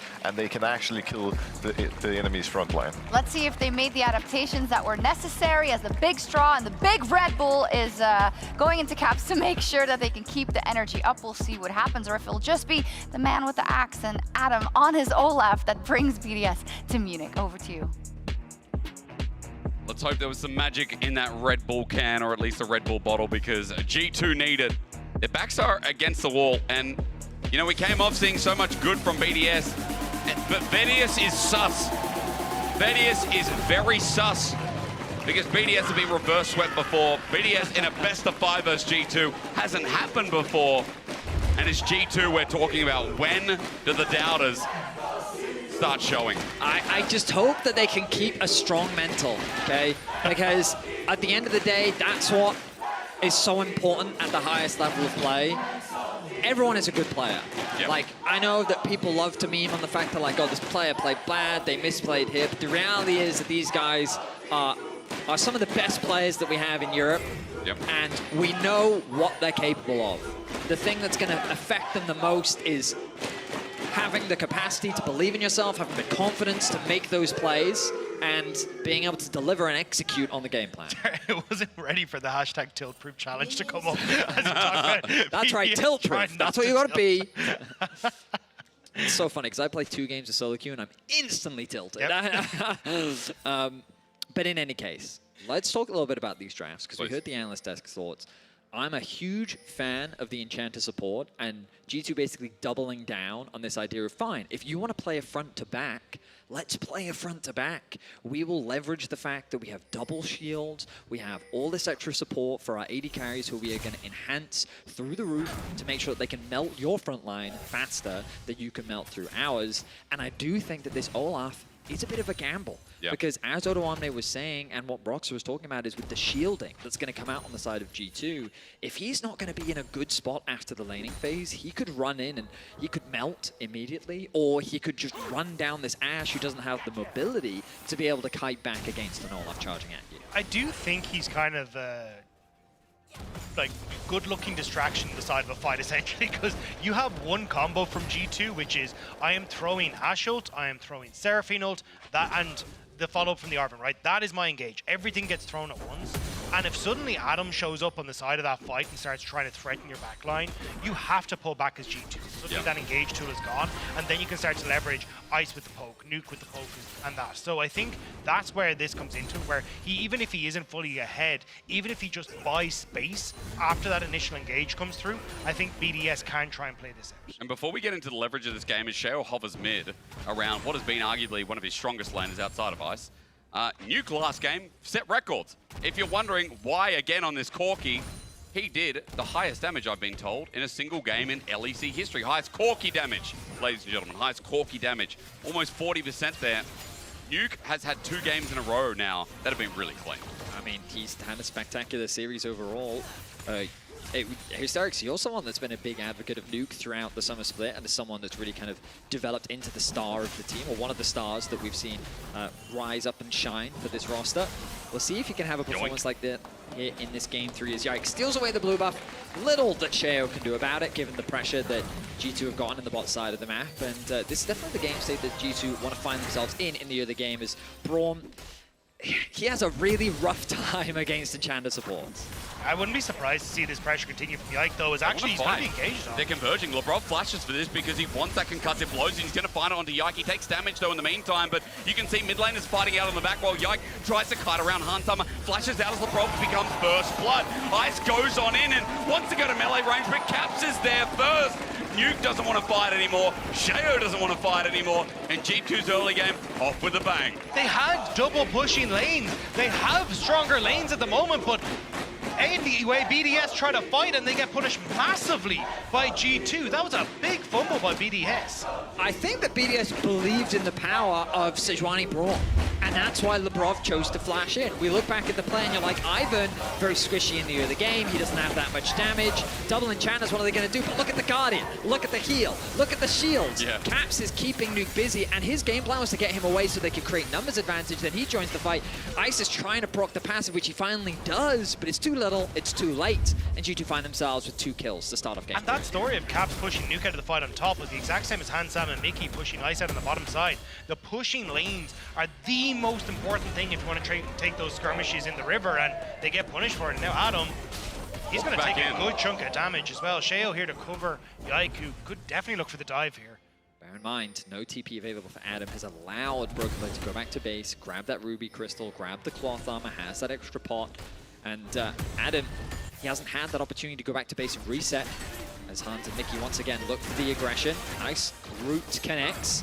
Remember that the great synergy between an Ashe and a Seraphine is that once the slow applies, if you then get the 2 stacks of her E, it will even stun the target rather than just root them. And even if you apply a single hit, it will still connect the root thanks to the slow. So in lane, these two have great synergy together because how they sound. So you can see an example of the root there, slow connects, and it just makes it even harder for the Braum to play. When Braum shield is down as well, level 6 is going to be an absolute nightmare as well if they ever get locked down. So I like the point BDS. A 1 kill Ashe as well means that for Hansama, he's doing good in this early game. Almost a 500 gold lead too over Ice, who we've been ranting about in this series, but Hans is on a big comfort champion for this game 3.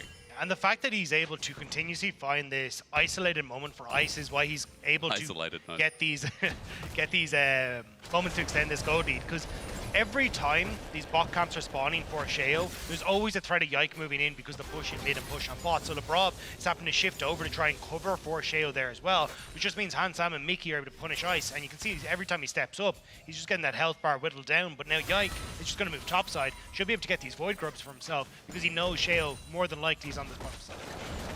Caps just traded off. A constant push here from Caps as you'd expect. Good phosphorus bomb, but Satchel Charge is also doing work. There's a full commit though. The flash away is a bait to play.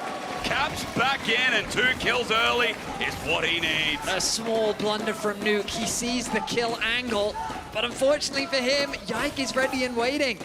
I don't think it's unreasonable for Nuke to think that Yike is hovering the bot side of the map, that he's there covering for the bot lane 2 versus 2, but he gets caught unawares, and that's another kill going over to Caps. Especially because it looked like they thought he was on Void Grubs, because Adam came down to try and push him off of Void Grubs. Not seeing him there, then I think Nuke just got the memo that a little bit too late, but now Sheo moving up a Broken Blade, BB will pop that Ghost, so then he can't be CC'd by Sheo, who's moving into his lane.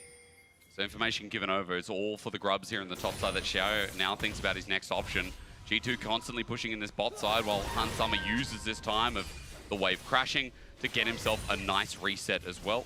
Thinks otherwise actually, as pings are coming down from Yike now that he's level 6 and coming bot. Yeah, I'm curious if he wants to try and get that level. Oh, they're going to go for Dragon, but also just hit the level 6 off this next wave, and maybe you can look for an arrow play, because Nuke has no flash now, so trying to get away from that Ash Arrow can be very difficult, especially if Yike starts to show up in that mid. Cross map of objectives. Daisy doing a great job of tanking that up for Yike. Ultimately, at the very least, Sheo able to get something back. A player that do want to give a huge shout out, continues to have a great series. I think one of the biggest strengths of BDS is him returning to the tanks. And I want to say that we have seen great carry performances from him throughout the summer split. Yeah. And I don't think that his performance on those champions is kind of what hurt BDS's overall performance, but it was clear that he provided a role on the team when he is that tank, and it's something that just brings the whole team together. His reliable engages, his follow-up with Labrov, I think have been crucial to BDS finding themselves in the position that they're currently in against G2. They need to try and find some more of that, because at the moment G2, off of some early blunders from BDS, find themselves with a nice little gold lead.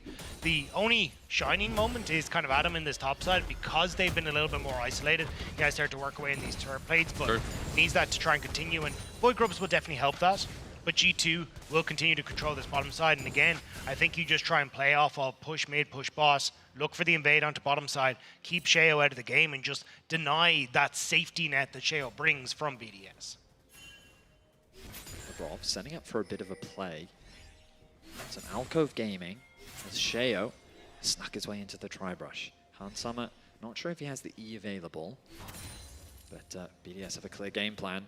No Mickey nearby as well, he doesn't have 6. Q misses though, not the Winter's Bite, however the ult from Sheo goes wide as well. Han Summer just walks it out.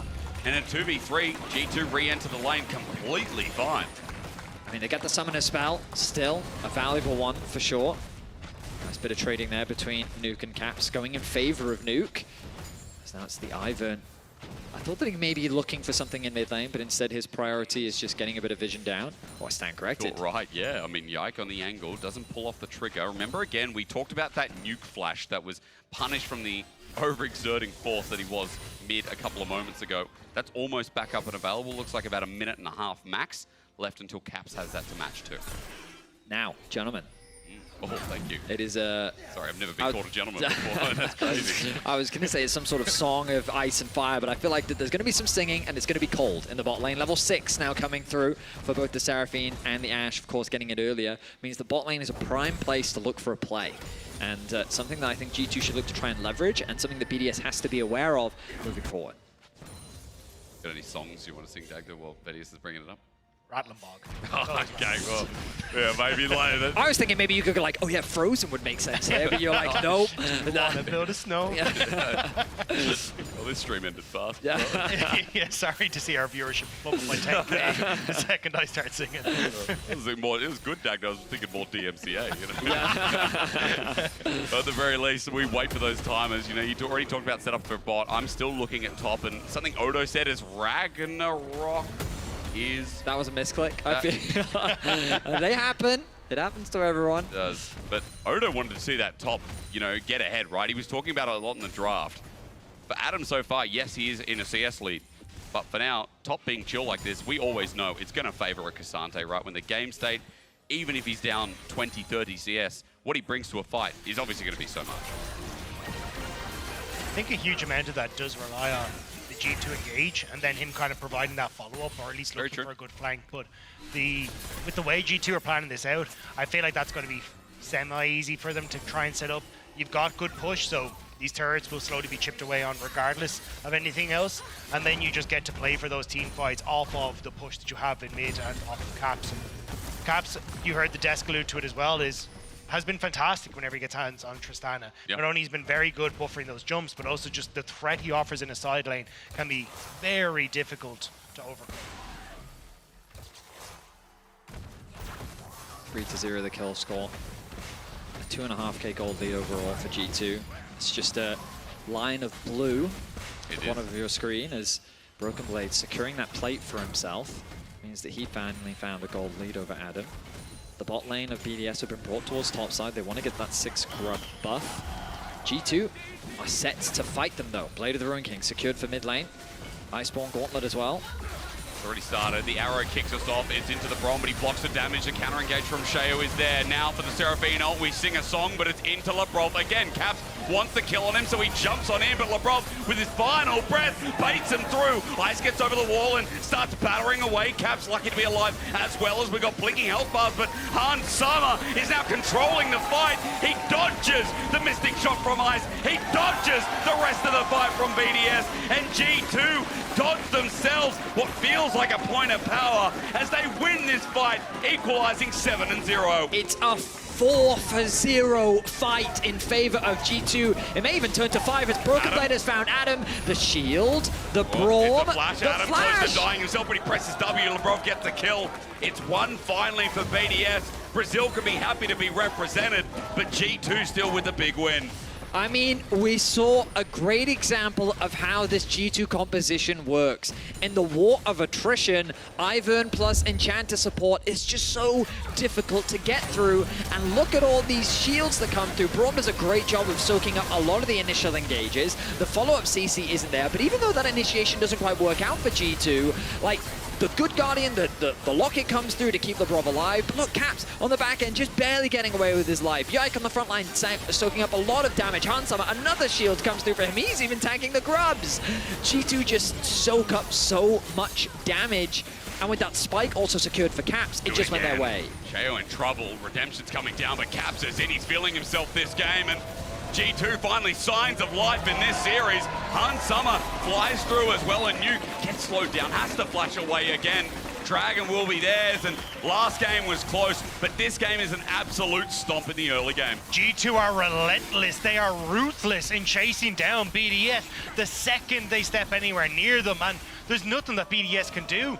G2 consistently showing up and finding those moments to pick them off. They thought it was going to be a trade before the Rift Herald on top side, but G2 just going to take Dragon and Towers instead. I love this progression of series. Like, game 1 was astounding for BDS. Game 2 was chaotic, back and forth. Game 3 in the early game has been like G2 waking up that extra mile. A 6k gold lead in the early game, or 5 if I could do proper math, is astounding here at the 15-minute mark. And 2 things to note, and with the first being that Adam, this Olaf, the idea being that when you have a champion like Ashe and Seraphine, they can't get away from a charging Berserker.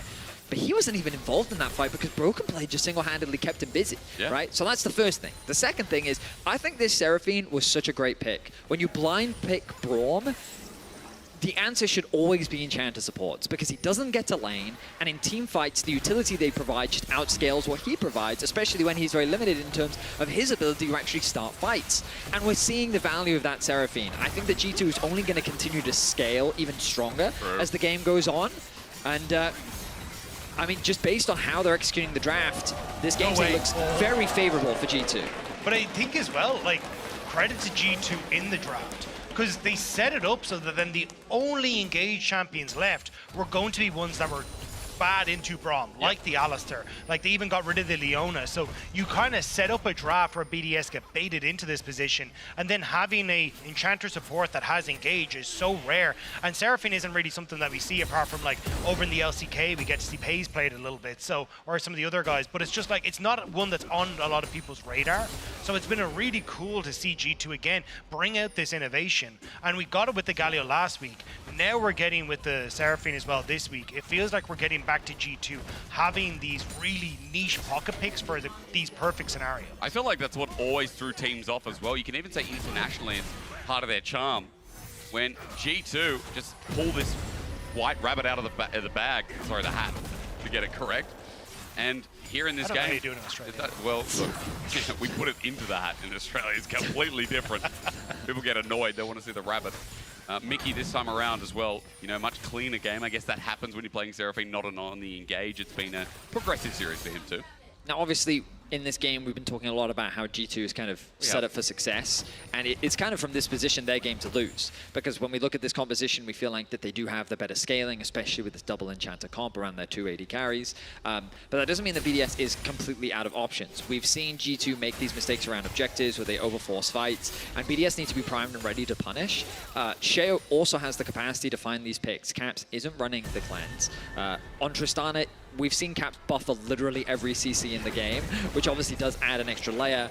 But that's kind of the thing that I want to emphasize, that while BDS have options, a lot of their options are reliant on G2 either making mistakes or BDS being like very clean and crisp on their execution. Like this, maybe Undertow comes through. Yike is behind him though, so I don't know if Adam can really 1v2. He sees him and says, nope, I'm getting out of there. The rocket jump is there. Here comes a redemption on top of that. Caps back up to full TP as well. Sheo also brought in the Thunder. A double factor on G2, but they're still so good in this fight. You can see Broken Blade zones them off, sends them packing. Labrov over the wall, helps out for the time being. There's his ulti, is disengaged from Broken Blade, stops him in his tracks. Han Summer now ready to fly as well. Ice doesn't have much matter to contribute, and for G2, top turret was what they came for. Caps is never alone. No. Yike is always in his back pocket and is just there to make sure that he can force BDS back. They will get the tower. How much more can they get though? Big question, isn't it? Because Grubs are doing a bit of work. G2 with only one, but it's enough, especially with Tristana. They open up top. Enhanced recall is going to get them back, and they still maintain that gold lead that we've been spruiking about all game long. It is funny to me how, you know, AD carries, they are champions designed around items rather than levels, right? And so you think about how mages in the past, if there was some sort of mage like an Orianna or something, someone probably would have died there. Yep. But because we're AD carries, and because we're still like, oh, we haven't quite gotten to that big power spike, the HP bars are still a little too big, people get very low, but with the presence of the tower, it means that BDS are able to limp away with their lives. Ultimately, though, as you said, objective secured for G2. Oh. It was like a mini rocket jump. But the biggest concern for BDS is we watched Adam dive onto Caps, and a single shield from Yike was all it took for Adam to be on the run. I don't know if Adam would have been fine in the 1v1 isolate anyway. I mean, Caps is 2.5 items strong.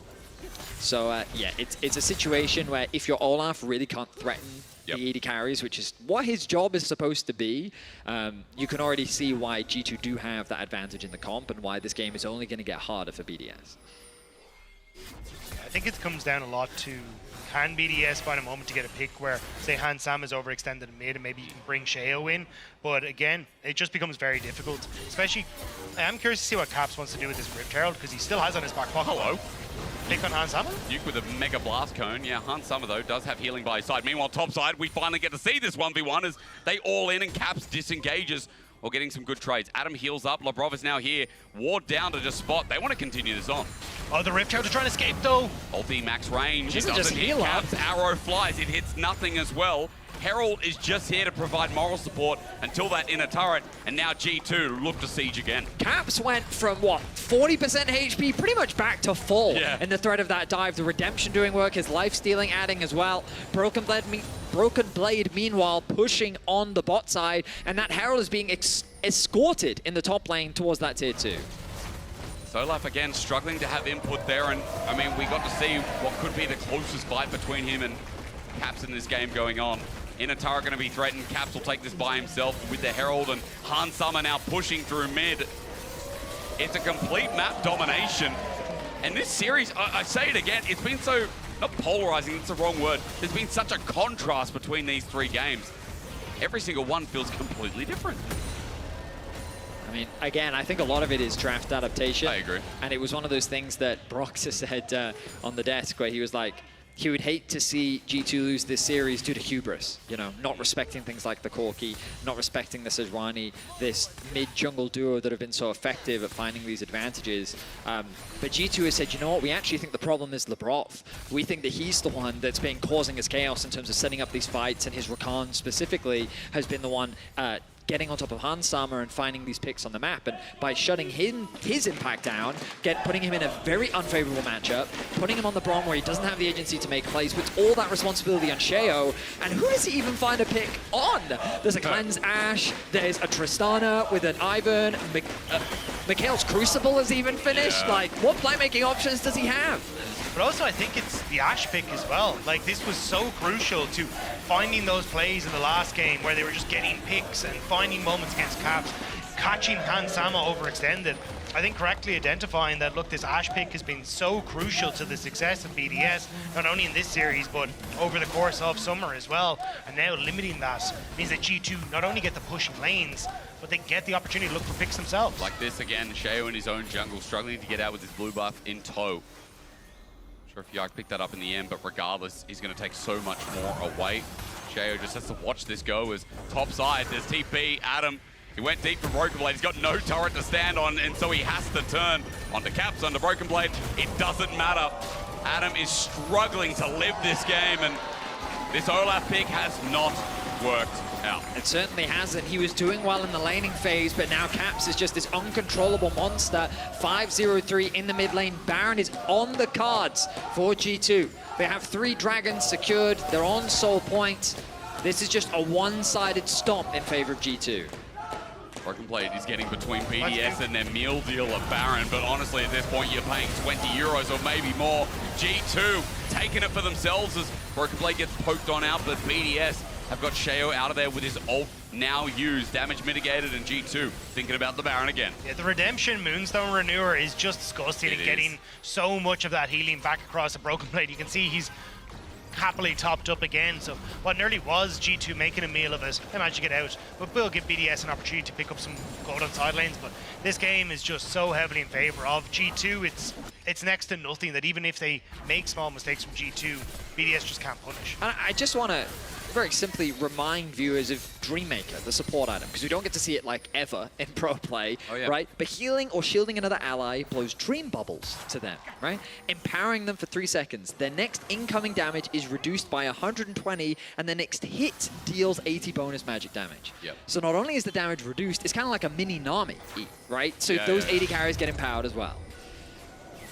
Seraphine, that's lovely. I mean, these 80 carries are basically tanks, I'm not going to lie. Like when you've got an Ivern and a Seraphine, it's like the old school Juggermore comps, but there's not one, there's 2 of them. I'm glad they put K'Sante into the game as well, so we can really tell who's more obnoxious. Yeah, exactly. I love the point of contrast, fantastic. Well, maybe one of the first times we'll be excited to see K'Sante, and that's a complete and utter lie. Yeah, no. I couldn't even finish that without saying it. As G2 are going to start the Baron on a ward. They know that they're doing this, and now for the mighty attempt to steal this, get some objective bounty. But G2, they need to see Sheo, and Sheo is so far away. It's double fork. This is so quick. Adam, and goodbye. Adam, is he dead? The answer is yes. Redemption again. Let's heal up part 2. Electric Boogaloo. HP dropping to about 4.5k. Sheo looking for a potential steal. The only way to get back in the game, isn't it? As G2 just go over for the attempt anyway, and Nuke is going to get altered, and he's dead. Broken Blade takes care of business. Hans Sama is keeping the Baron well entertained as Sheo gets exploded. G2 back in form in this series. This is still rounding out as clean as you'd like if you're a G2 fan hoping for that miracle reverse sweep. The truth is, BDS have no options. Yeah. I'd love to be optimistic, and as casters, we're always about trying to find the brightness in the dark, but this composition it's too hard to play into what G2 have drafted. Like, look at Olaf here. He does his best, he gets Hans Sama down to 50% HP, and he's back to full. I mean, he just, obviously in this situation, he's not working with his team, but it's a representation of ideally what this Olaf should be doing is creating pressure on the back line to split up the team fight, make it easier for your damage dealers to deal with their front line, but Your backline can't escape this time around. Nuke doesn't have anything that he can do. G2 can just hit the target that's in front of them and melt them. And with the Baron secured 11 kills to 1, they're now setting their sights on BDS's base. There's very little that BDS can really do. Bottom tower going to go down. Nuke going to take up his regular spot. Split pushing inside. Actually, going to try and come across the mid because they see caps, but I don't really think there is much that you can do here because you've got several members of BDS on top side, so they just lose the inhibitor. Broken Blade under turret cares not. I mean, look at the shielding. He walks through, walks back in. He's like, hang on a minute. We're still fine. He paints turret for the whole transaction. Inhib drops with it too, and BDS just don't know what to do. As Betty has already said, it does feel like their options have been limited. We've gone from game 1 where BDS can chill and let their comp do the talking to game 3. It's like getting a fully well done steak when you ordered medium rare. You're not going to eat it, you're just going to go home. I mean, it very likely looks like a game for Han. Sama gets very low, but he's back up nice and healthy. The Kazate sets up the play. That's one member gone. 27 minutes in, G2's looking to bring us to game 4. It's 12-1, it's 3 dragons to 0. It is a gold lead unsurmountable. It is G2 who've risen to the occasion, woken up to the series, and finally we get to see the power of these individual members. Cap spaces are back, and BDS in this game have been shut up. We've got a series on our hands, boys. It just depends how far G2 can push it. And it's G2 coming back saying, this ain't over yet, lads. Happily closing that one out smoothly from start to finish, using pushing lanes, controlling the jungle, finding success at that early skirmish in topside river, and just dictating the pace of the game since then. You just had to open your mouth, that is. You just had to open your mouth. We're going to go to a short break as G2 finally get on the board. BDS still at match point, but how much can G2 do in terms of damage? We'll find out right after the break.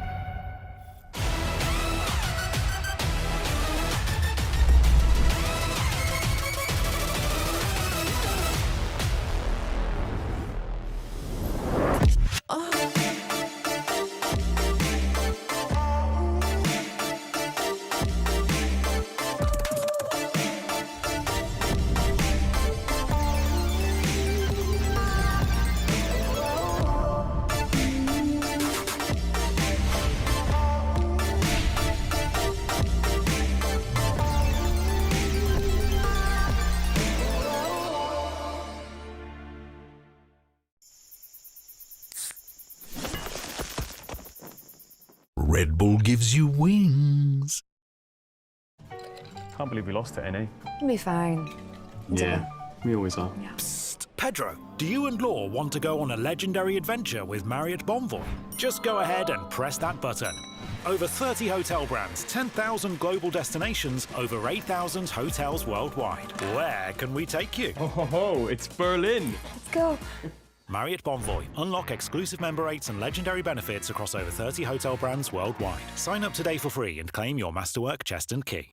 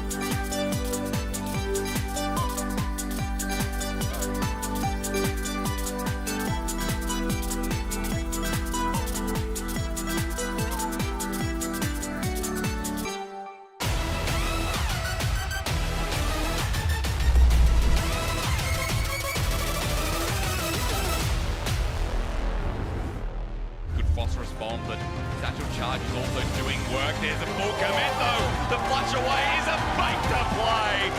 Olaf will not fight, okay? Are we winning or not? Yeah, we're winning. We're winning. Yeah, nice. Nice, guys. Two more, guys. Two more.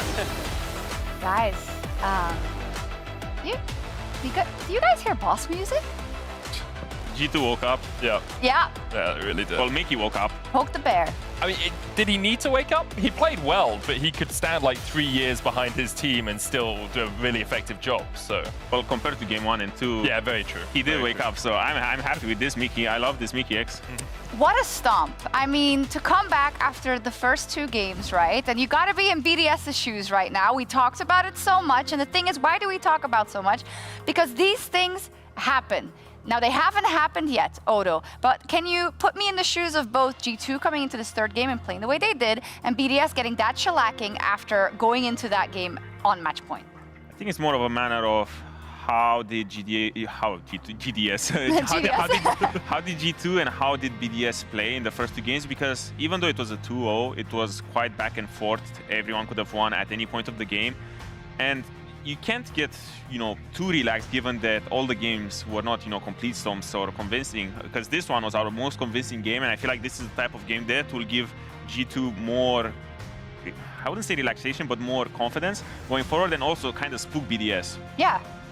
What changes was it? I mean, the Seraphine did work, yeah, right? I think the Seraphine was a big change. The fact that they were able to get pressure in bot lane really helped, and Mickey wasn't on something that it would have to be as aggressive. It wasn't the primary engage. The idea was we let them come onto us and then we can fight from that position, right? And I think the game really was over after that Drake fight. Yeah.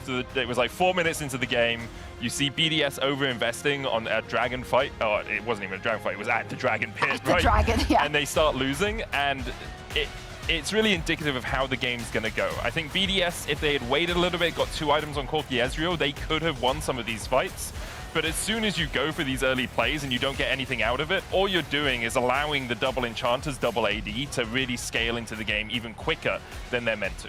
Well, I like this adaptation in terms of, the style of the team comp. I think an added bonus, a secondary bonus, is the fact that you are building a team comp, and especially a bot lane with Seraphine, that is catering to Hans, because he has been quite, I would say, underrated coming into this series, because I think he has been ramping up slowly throughout, summer split and now season finals, and he's been playing very, very consistently, and he's been a powerhouse. So every time G2 gives a lot of resources to Hans, he is delivering at pretty much every step. Yeah, I think it works for both ways on both teams, and I think that's a good call out for Hans. Rather, also Caps, Caps had a tremendous game. We know how much he loves that Tristana, and then when you're given an advantage, obviously he's gonna push it. But let's get into it then in terms of what this series looks like from now on. BDS chose red side, so they are electing to stay on that side, thinking the solutions that we found in games 1 and 2, we can replicate those. Would you give them the same advice? I think it's all right, because the draft looked okay up until 4-5, where G2 had the adaptation of picking Seraphine, you know, baiting the Braum to come through, and then all of a sudden everything went downhill and the Olaf didn't really find any sort of value. I think the first three looked okay, so if they cooked a lot and, you know, their prep coming to today, they have a lot of plans and everything and how to fix this 4-5, I think it makes sense. I would have maybe liked to go blue side and kind of just, you know, chop the momentum off at its neck and just completely switch it over.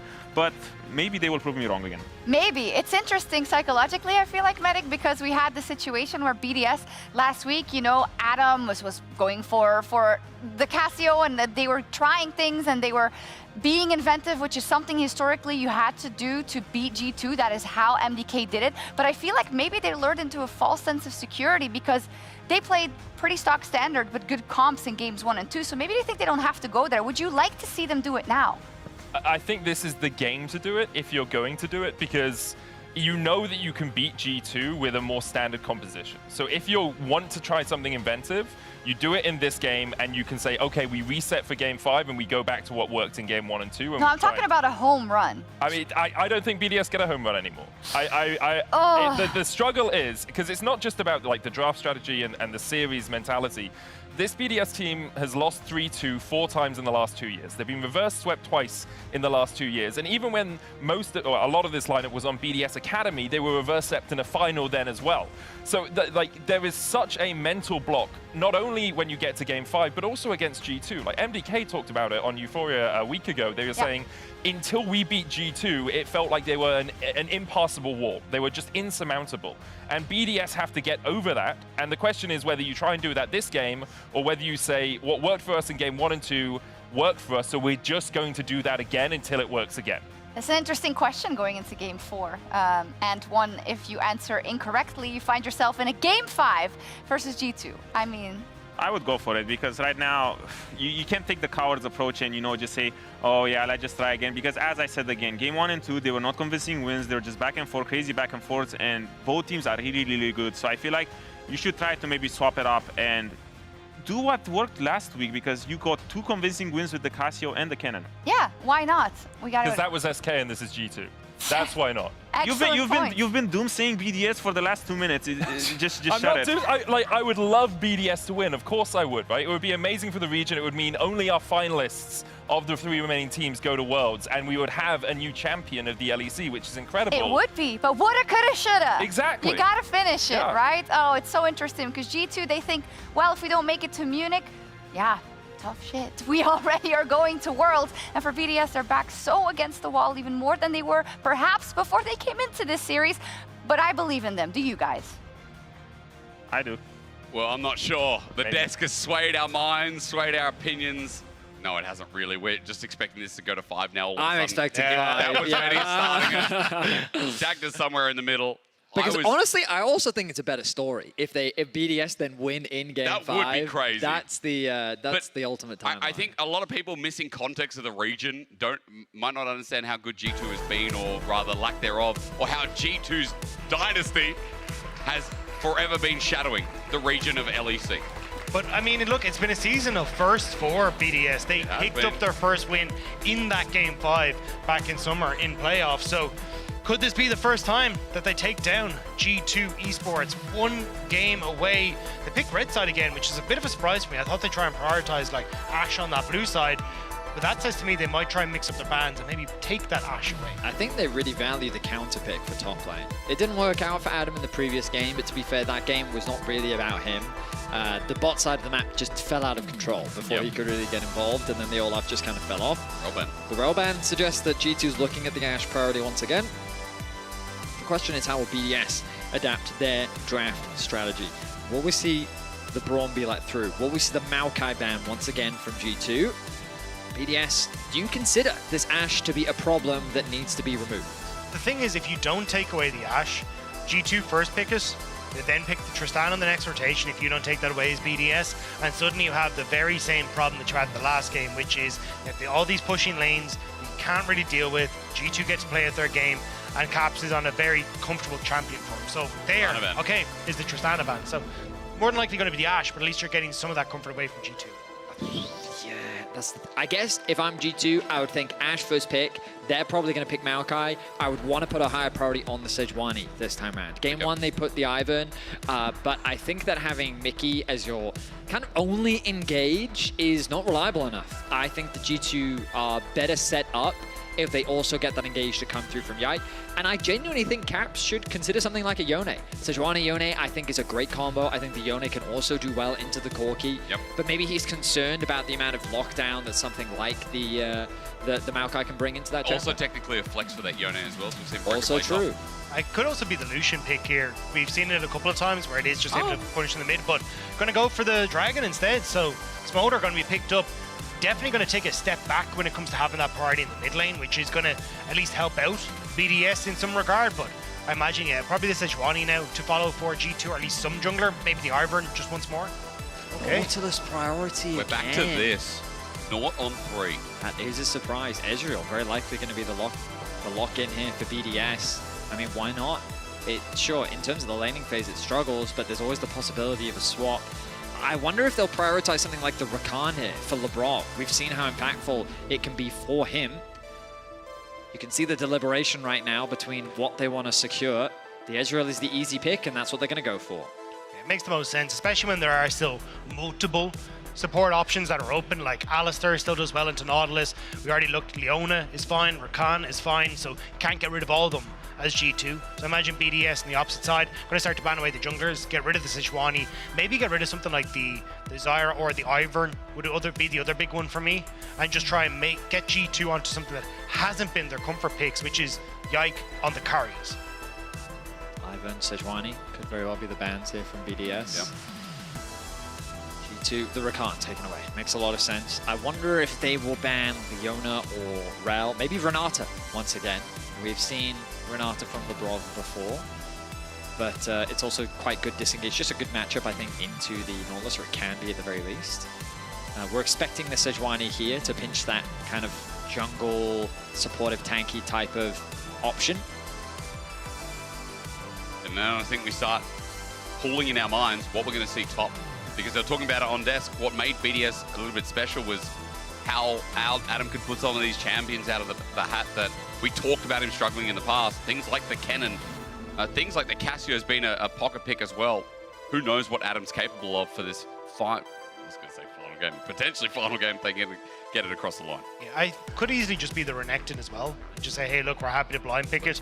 Strong pick. It's not like you're going to have too many issues finding answers in for Adam, but you're also not going to struggle as Broken Blade into that matchup. But it does mean when you get to the later stages, you're going to have a very difficult time into Ezreal, Corki, Maokai, but unless Gnar potentially as well. But a lot of that's the biggest problem with the top lane, is that you kind of want some sort of damage to facilitate the Ashe pick, but a lot of those answers just aren't in the best of spots right now.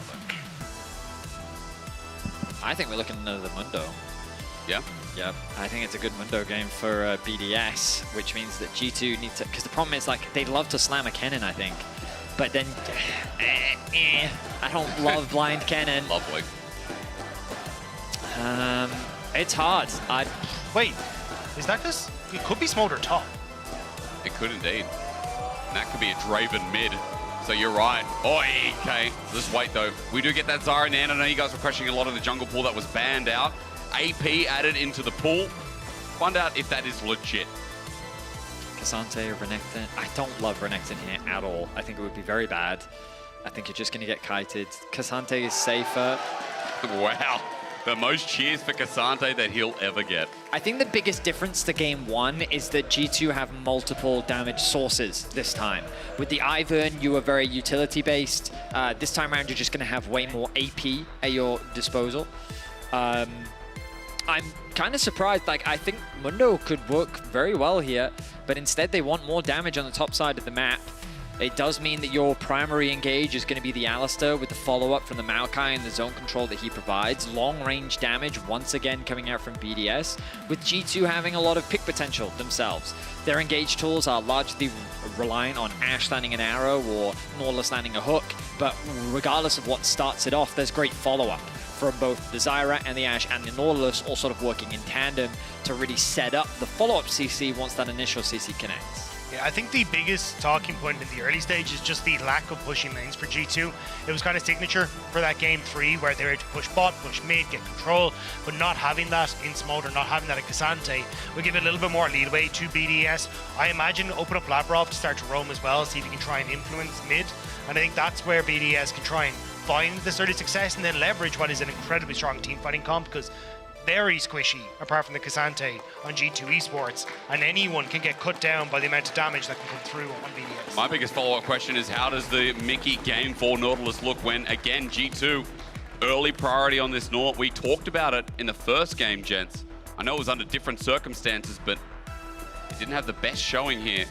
And I feel like, again, G2 have been under scrutiny here in this series. Yes, they won the last game. Yes, you can never count them out in a best-of-5 series. And yes, the desk was also talking about their reputation in a BO5, especially against BDS. But BDS have never, ever taken a BO5 versus G2. The record is disgustingly in favor of G2. But here in the lower bracket, it's still 2 times a match point for BDS. They just have to win one single game. Dagda has shown me it's 2-15 in series. BDS 2 BO1s you talked about at the start of the show. That's it. That's all they got.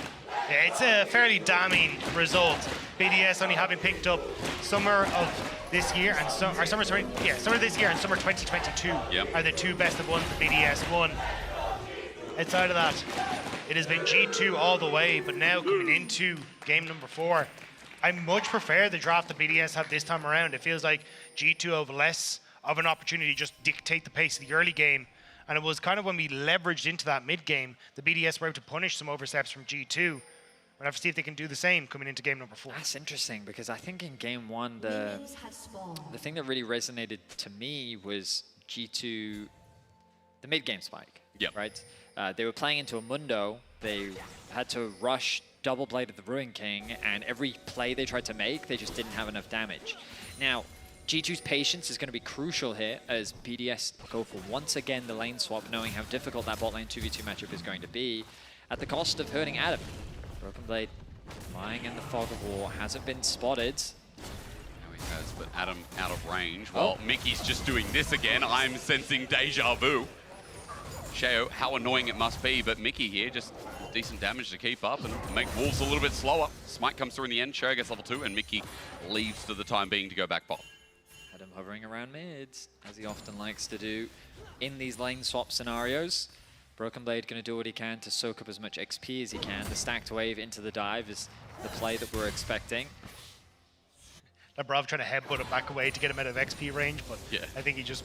No, he actually didn't, so fair play to Labrov, actually been able to knock him out of experience range of that minion dying, but we'll be able to get some of it underneath the tower. It's just a case of just Broken Blade, how long does he want to try and stick around, especially with Sheo now starting to make his way up, and Adam there as well. Yeah, making the clear a little bit quicker there. You can see bottom side, Yike is just stealing away the red buff, and oh my god! That was at 3 HP. Yeah, Broken Blade started E, not Q. Yeah. If he had Q... that blue buff was gone. Lucky duck as Labrov just zones off, waits for Broken Blade, who's getting zoned of XP. Remember in game 1, gents, this is another deja vu. We saw the exact same thing, an Ashe bot that got free plating. I remember and recall, we talked about G2 coming out of lane swap quite ahead. Here again, it's the same passage of play. Also, good read from Mickey on the potential lane swap. He started with Demolish, which you can, I suppose, take into this matchup because you should have some push, but definitely feels like it was a prediction of this lane swap going to come through. So at least we'll be able to very quickly work through this bot lane tower and start that early lead for Hansan. But for what it's worth, this is how it's supposed to be played out. Broken Blade is now starved of experience. He can now make his way back towards top because he's not in as much danger. But ultimately, Adam can now stay in this lane with a level advantage and do this. Rumble in any melee matchup is always going to have a huge advantage. Broken Blade able to soak up some experience, get a little bit of farm back. But yeah, the damage has now been done, and really the only deficit they lost was in the bot lane, and you can see a 250 gold advantage to Hansan thanks to the plates that he was able to secure. But it's nothing so significant that Ice can't come back from. So ultimately, BDS have gotten what they wanted from the swap. Slightly better, it feels like. Slightly better than my memory from game number 1, too. when you Well, there were all sorts of TP shenanigans, dives, left and right. It was chaotic. Yes, this is definitely a lot less chaotic. Jike now making his way top to escort this wave underneath the tower, knowing that Broken Blade is in a bit of a dire spot given his HP. This will allow him to get a comfortable base off. He may not even have to expend the TP either, just because of the wave state. As long as it gets underneath the tower and it's not frozen. Are they trying to dive this? No. They definitely don't have the HP for that. I had to say, Sheo also nearby would make it a disaster, so the wave pushed in, and Adam will have his turn to clear out too. Remember, again, he has teleport in this lane as well. So, meanwhile, we span the camera mid, and Nuke is doing exactly what Nuke has been doing all series long. Corky just farming it out and chilling out.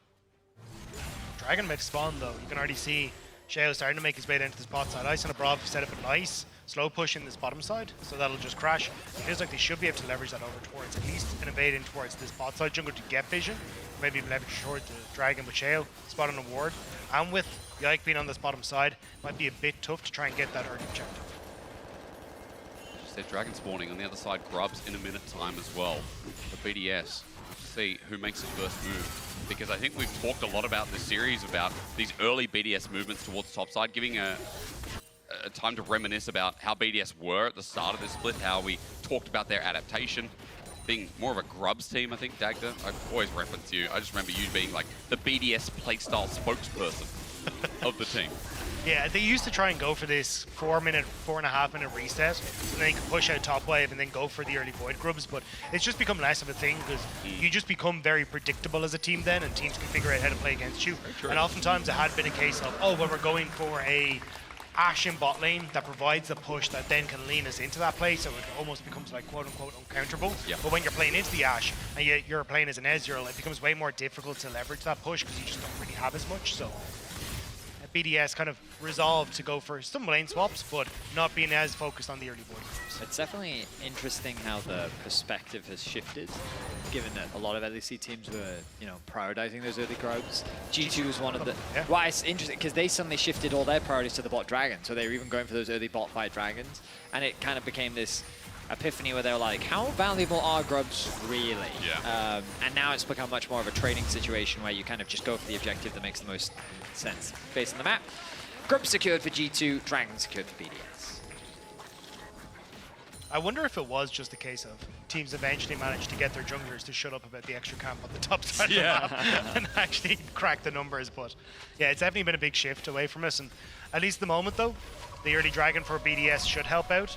And you're going to have a slightly tankier squad, minus Cassandra on the opposite side, but for Sheo and Brav in the 4v4, so at least an early mountain dragon does help out in some of these skirmishes, but we'll have to see as it starts to play forward. My opinion on that is just that if you're a team that wants to fight later on, dragon stacking is just better.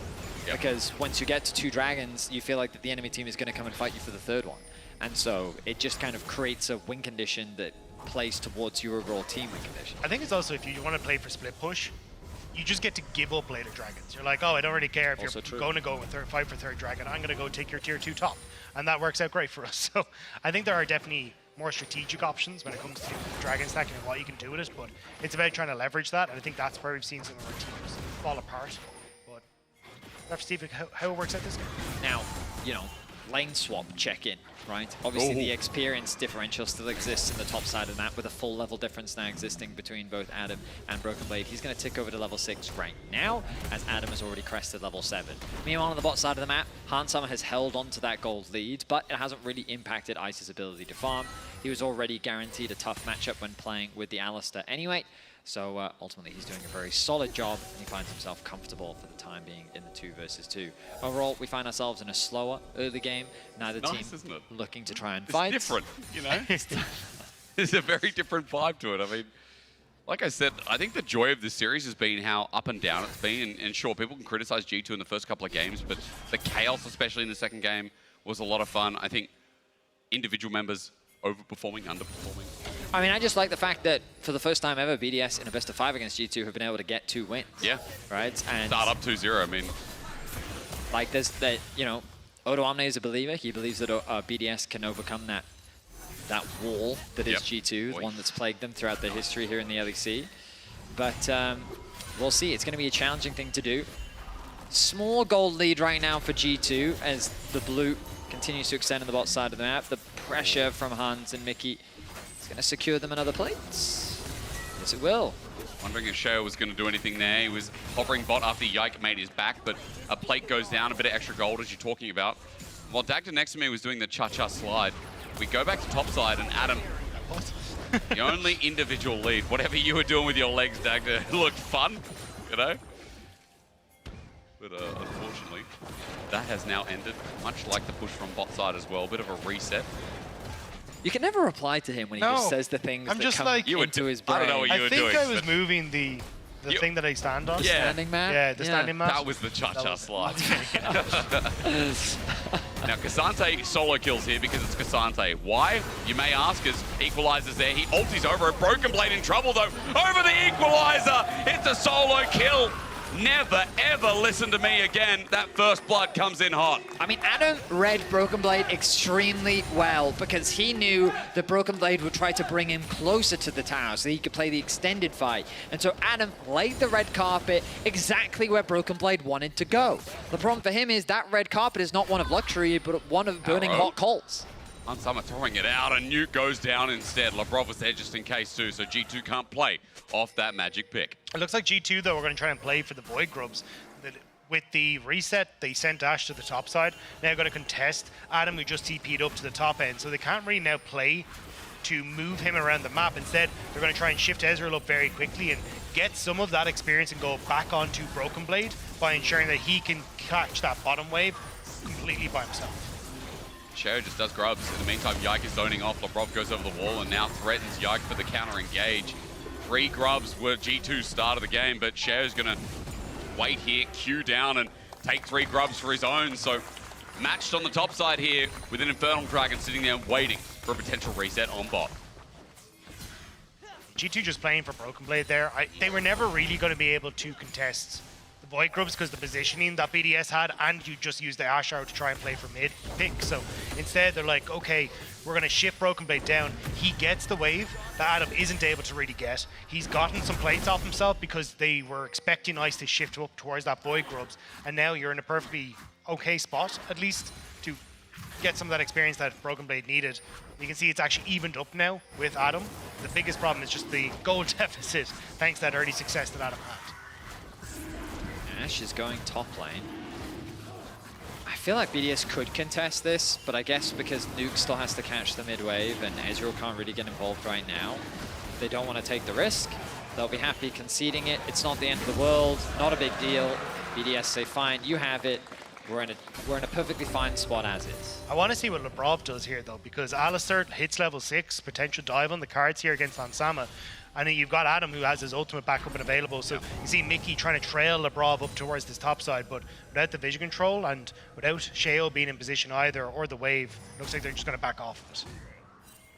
I'm in a good spot in this game. 700 gold lead after that solo kill top lane as well. Haunting guys in hand as Mickey now roams up top too. But this Rumble, based off that early EXP lead where Broken Blade fell behind, as we talked about thoroughly, has been doing pretty good, and never thought I'd see the day where I'm, looking forward to seeing what Adam's Rumble can do more in this game. Equalizer comes down, clears the wave, stops a potential dive. Sheo's also there just in case. It's a good bait from Mickey, though, because there's actually no Yike here, which is what BDS were worried about. So Adam wanted to ult the wave to prevent the dive in a 3 or 4 man group. So I actually wasn't sure if Yike was immediately going to move down to the bot side and try and make a play on towards Ice instead, just because you could see the BDS weren't sure on where the G2 jungler were, but he's just going to move up towards top side and secure that top camps instead.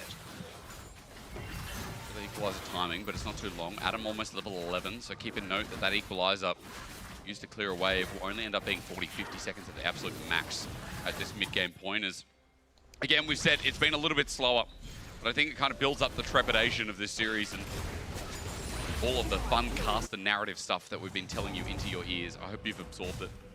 It's like coming from school and you got all this homework. And we will test you all on this. We will test you. If this goes to a game 5, you better believe you're going to hand in your notes. If you want to watch the finals, you actually have to answer 5 questions. To get into Munich, we should do that. The audience can't get in unless they got a 10-page doc. You imagine that. I bought tickets, though. If you have just joined us, of course, the winner of this determines a lot. because G2, they've already locked a spot at Worlds after winning the Summer Split, which means that if they do win, both Mad and Fnatic will join them as part of our top 3 and will be our 3 World representatives. The seeding will be decided in Munich next week. If BDS win, Adam, hang on. Trouble all out is there over the wall, means he travels a vast journey, flashes away. The arrow is just an inch shy.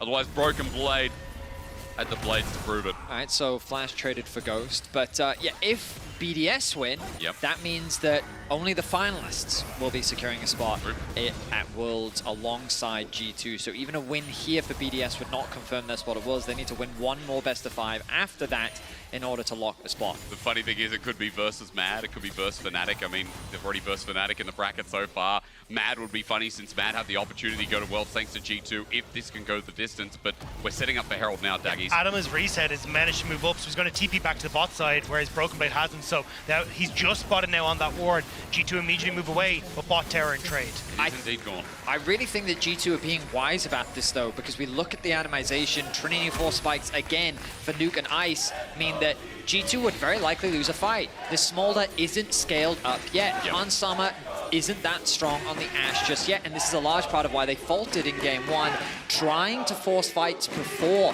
they were really ready to take them. And knowing how strong Adam is on this Rumble at this point in the game, I think it's wise to just concede these objectives and prioritize stabilizing the game as much as possible. I do think you're in a bit of a pickle here as G2 though, because you don't win out on side lanes as easily as you'd like. Yes, we can see the Broken Blade in the isolated 1v1 can beat Adam, but Adam can easily clear out waves. Nuke demolishes Caps in the side lane at the moment, despite the Triforce match. Corki just does more damage in the 1v1, so that's why you're seeing Broken Blade trying to match up against Nuke in this top side, because if you're able to isolate Corki to get chip damage on tower, you can always play for that tower take, then use Rift Herald on mid when Dragon spawns in 50 seconds, make it very tough for G2 to hold on to a lot of these outer turrets. My only contest at that point is I feel like at a certain point Smolder should ship that match. Yeah, but it's while Rift Herald's available. That's fair. Yeah, in the next like 10 minutes. Yeah, I will say that I'm not really sure at what point Smolder kind of would beat a Corki in the 1v1. 2.5 to 3 items. That's where you're really starting to go. So that's why I think you've got about a 10-minute window here as BDS to try and leverage that advantage. Yeah. I like the conversation piece because, again, yeah, it is a ticking time bomb regardless, isn't it? I mean, Nuke has been great on the Corki in this series, and I think reliability for BDS is... I love the fan enthusiasm. Let's go G2. I go to bed and I still hear it. But again, I feel like that's what they need. G2, they are Europe at this point. G2, coming as from an Australian, when I think LEC, when I thought EU LCS, I thought G2 and bit of Fnatic. But Dragon's up. That's what's more important. Third Dragon here, TP coming in, Daggies. Set me up as arrow comes through, never mind. Double TP, Smolder's mum finds the rift. There's an engaged depth charge as well. Equalizer comes out as Shao's ulti is a little behind. Hans Sama untouched as Mickey gets low. Massive rocket from Nuke, but Dragon resets. Still an option there for BDS with the health buff. We're starting to see the BDS patience slip, and G2 are punishing well. Ice steps up, tries to push back Hans Sama, but Adam hadn't arrived, so Hans Sama does a really good job of ulting him, getting that damage down, and Adam ends up getting pick off the back of it as a result. We gave a lot of praise to Ice in game 1, him getting the better of Hans Sama, but here in game 4, Hans Sama regaining his confidence. BDS looking to contest this. Hans Sama regaining his position, or should I say Mickey is, as the Hexgate Rift makes things fast. Broken Blade with a big pick share, re-engages as Hans gets poked on out Ice. The position is huge! He re-engages as Brock gets the 3-man knockup. Wait, BDS have woken up a little bit as Broken Blade gets tagged down, but Nuke is free firing. He's got an ace machine, and Caps ain't gonna be clean. BDS chased down. There's the Valkyrie forward. G2 running for their life as Nuke makes it a hard battle. They get the Dragon afterwards, and individual players from BDS make that a close fight. Just as I say it, Ice goes ahead and pops off. His positioning in the fight was fantastic. He landed a multi-man ultimate. He arcane shifted over the wall to put himself in a great position to follow up on the engage from the rest of BDS, and they were able to catch off Hans Sama. We're seeing the second half of the fight where G2 felt like that they were strong enough with the numbers advantage, but look at the HP of Hans Sama. Keep your eyes on him. Ice sees the angle, connects the Q, ease over the wall, lands an auto attack, and is able to find that pick. Then the follow-up from the Brava, 3-man knockup. A 4v5 is just a well-played team fight from BDS. And that could be the beginning of BDS closing out this series. I think they can see the road, much like I saw the road in that team fight, and he started walking it. Now for G2, after that fight, we have to think about the repercussions. What happens to BDS? Well, gold is even. Dragon did go to BDS, but importantly as well, kill over to Nuke, kill over to Ice too. And in this early game, we've got 2 item AD carries through BDS that are now gathering power. Hansama not close behind, or rather, sorry, not too far behind, I should say, as he's almost at the 2-item threshold himself. It's a tense situation. BDS showcasing that their team fighting composition is very strong. The Brav is an effective front line. The follow-up with Sheo, his ultimate, providing a huge amount of zone control. And whether they're the first on the objective or the last, they have ways to answer.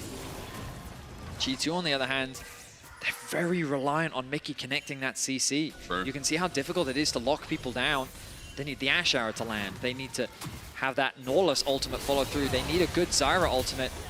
But if those things are gone, then what real ways are G2 to have to start a fight outside of Broken Blade, maybe finding a flank? It comes back to this game 1 scenario. The beauty of Maokai is it just makes your comp very simple and straightforward to execute. True. Arrow.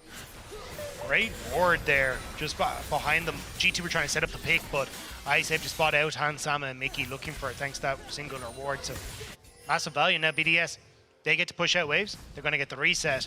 And it feels like it's just waiting until now. They go shove in mid, they start to establish vision, and it's pick off G2 trying to hold on to these side lane turrets. And once you're in that position, it becomes way easier then to control how G2 get to operate in the map. But Caps, look at those stacks, 193 already. He's starting to tick up towards that 225. Is there a reason Ice is glowing purple?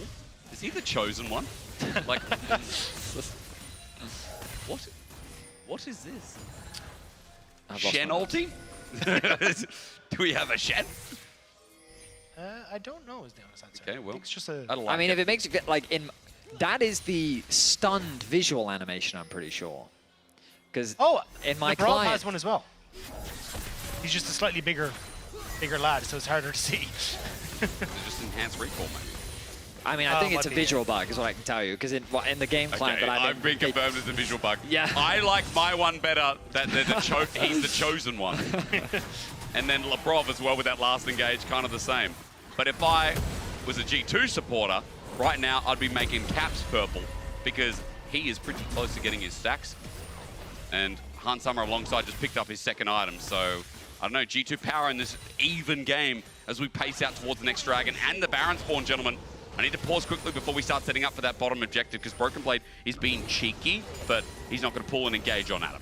Yeah, you can see this is where BDS are trying to leverage the fact that they have control over the map and have, well, specifically that mid lane turret down, because you're just playing off of 3-man mid into setup pressure on top side, so then you can try and take the top tier 1, but G2 are doing a good job of responding by quickly shoving out mid and then leaning to control that top end as well, using Hansama's hawk shot to spot out where BDS are moving.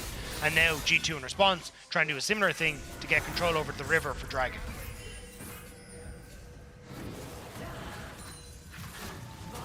It's a tense moment. 15 seconds. G2 find themselves in the river. BDS pushing out bot. Caps has to go and answer. The tower still there to be able to catch the wave. But at any point, we feel that a single fight could swing the momentum of the whole game. True. Because Baron is now on the cards. I like that BDS is whispering. He's telling me that something's about to go down, but he doesn't want to wake the neighbors.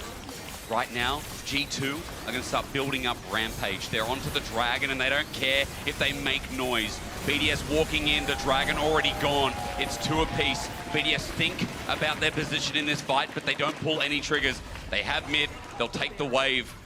But Dragon just goes over to G2, and BDS do not want to overforce. BDS might be able to get the mid tier 2 here, though. You can see that K'Sante stayed on the bottom side. True. They could stick around, but... Scared. Yeah, I'm kind of surprised. I thought they would actually go for that. Especially with like the Triforce procs, you should be able to take it relatively quickly, but looking to set up Baron Vision instead. Asholt goes a bit wide, trying to see if they could fish for someone off those resets. Nicely done by G2. They get to the objective first and take the Dragon. Caps is continuing to scale. But overall, I will say that I feel that Nuke has had a better series than Caps when I look across all the games that we've seen. Nuke is in a great position right now on the Corki himself. He's already broken one record today. Yeah. He may be able to break another personal one if he's able to take down G2 in this best of 5. But yeah, like the slower game really just goes to show the tension that is mounting. G2, if they could win here, you have to think of the mental advantage that they would gain, given that BDS would be on the cusp of being reverse swept again. Very true. They would be in the 5th game, and G2 would ride the momentum of winning the previous 2 games. However, BDS know that all they need is one more game. And they're in a good position, the goal is very even, the randomization is good. Like, they have all the tools they need to win, they just gotta win a fight. And so both teams are hyper-focused, they're locked in. These are the type of games where you see that attention to detail, and a single mistake is all it could take. Could this be it? Well, LeBron might be caught out. Dredgeline could be that, but it could be a ruse as well. We question with a headbutt that disengages the fight, and Caps comes on in now with his executors. Mum flies in as well. 1Q, Lebrov knows and has to flash away. Good poke that comes through from Nuke and Ice on the back end as G2 have gotten rid of the engage tool from BDS. Ice is doing so much though. Oh, Caps equalizer on the back end. Adam has flash available, but Caps is out of range. He's low, he has to back, but he has TP. That was huge from Ice and Adam. G2 were immediately starting up that Baron, knowing that Lebrov had no ult, no flash, little to add to the engage tool. So the fact they managed to push Caps back buys the space that BDS need to shove G2 away. Keep your eyes on the minimap here. Notice that Nuke immediately pings out the bottom wave, knowing after the chaos of topside, sees the wave, wants to push it in, maybe even secure this tower. He's very close to level 16. A nice upgrade to his ultimate would be a lovely boon to have. Recognize that, you know what, the rest of my team is resetting, I can't afford to overstay, so I'm now going to go back to base. Has enough for his rapid fire cannon as well on reset, so should be in a very good spot off the back of this. Also just buying time for Lebrov to get his up back up kind of dissuades G2 from a lot of the shenanigans they were looking for on the top side. You know what's made this game interesting though is the Hex Tech portals in this 4th game. Like, these chunks come through, but of course with this kind of rift, it doesn't mean as much as it normally would. They have to disengage, okay, we wait for our supports to come back out, and they're out within 5 more seconds, so it changes the whole dynamic of the game here as we start approaching potential 3rd Dragon for either of these teams. 1 minute 40 until that. Baron, of course, warded by both as G2 go and clear that control ward. Scuttlecrab will also help out with some of the vision here for the meantime. That buys time for BDS so that G2 can't start this willy-nilly. Yeah, and Ice just throwing out the ultimate, knowing his Qs will get that back off of reset. Every spell you hit gives you a 1 second reduction on the cooldown of that ultimate, and also just get some damage on towards the Ike. Especially when you just saw Nuke enter into bot wave. There was a window where G2 may have tried to start up the Baron just to try and force Nuke to TP in, get that summoner spell out, but both teams very tense around this mid-game point. Neither wants to give any space on the map. You can feel it. I can. Yeah, that was supposed to be like a dramatic pause, you know. But yeah, I can't feel it, but you're not wrong. 45 seconds until the next dragon. The attention turns towards the waves. Caps, level 16 on the horizon. Will he be able to get it off this wave? He's going to stay for another. This means that BDS is first on the bot side river. Lebrov hunting for a deep ward. A little dangerous going this far in, but he's able to do it unscathed. All right, he's going to go for another one, and he'll get it. Great vision now for Lebrov, which means that there's the potential for flank TPs from both Nuke and Adam, should they so see it. Cap saying, you know what, screw it, we'll concede all control over the bot side of the map. I'll trade this for another tower. Level 16 is secured. I wonder if he has the gold to buy an upgrade. Yeah, he's setting up a Baron, is he? The potential thereof. Sheo getting some vision. Ice is here too with Lebrov. Bot side completely cleared out of vision, and that dragon is now spawned. It's very risky for G2 to try and give up this dragon because Hextech Soul is just so incredibly powerful, but they did draw BDS up. Mickey flash forward. It's from flash for flash. Step charges there. Dredgeline arrow as well. The follow through, but where's the follow-up damage? The ulti all burn. Nuke is about to die, but he takes a while. A 1-for-1 trade is in the meantime. Ice has to get out of there. Broken Blade is charged in. Lebrov almost burning down. What a pick. Mickey sets it up, and Nuke is down for 45. The return damage from Nuke was so devastating, but it wasn't quite enough. After the arrival of Broken Blade, he's able to secure that kill, get that shutdown, and this will put G2 on Soul Point. So much of the damage now gone for BDS. Question marks on Mickey's Nautilus, and he comes up clutch there. Now Caps trying to put pressure on mid. LeBrov is back. Sticking around for this. There's still good damage from the Ezreal. Caps flies away and gets a turret in the end as well. You can see that execute threshold still scares BDS enough. They lose mid, they lose the Dragon. G2 on Soul Point. And that was just really well orchestrated by G2 as Mickey finds that hook, and there's just nothing that Nuke can do. Sheo maybe could have tried to flash in front of any sort of follow-up there, but there was just pure panic as they try to save Nuke. Now BDS turning back over towards the Baron. Caps is on reset, he has no TP. Yeah, he has no TP. Adam's got the equalizer back up and available. Ice tries to zone off Yikers. Remember, the wild growth was just used, but it's almost back up and available. I think we've got a timer on it as well. G2 run on in, and BDS are trying to flip this game, give themselves a match point to remember. Mickey jumps on in, the zone control huge from Sheo. They go for the Baron, they take it down, while LeBrov sacrifices his life, and Mickey has to get zoned away. Almost dies to Isis. 4 Barons up and available. Count it down as BDS run for their lives. The Smolder Mum gets some damage down as Ice is in the front line, but Arcane shifts away. G2 can't get any more kills. 4 Barons for the big BDS power play. BDS with a great read of the map. They recognize that Caps doesn't have the HP to stick on the fight. Even if he does, they can turn it into a favorable 5v5, but he ends up going back to base. He's late to rejoin the party. LeBrov soaks up so much time. His ultimate doing so much work for BDS to allow them to secure the objective. And initially this play looked slow, but BDS are able to make it work. And the whole thing here is them trying to get that Banshee's Veil off of Yike. You see that Rob not quite able to get it there, doesn't quite get it, but it doesn't matter. He's bought enough time where they can't get into the pit, and BDS just barely managed to escape off the backside. I got very nervous when I started to see these slows coming through, but now BDS opening up on the bot side. They shoved in mid, rotate over to the bot side, and want to get as much value as possible from this Baron. This Baron, you kind of look at the gold and it hasn't given a huge swing in the favor of BDS, but it's gotten their carry slightly closer to completing that 4th item.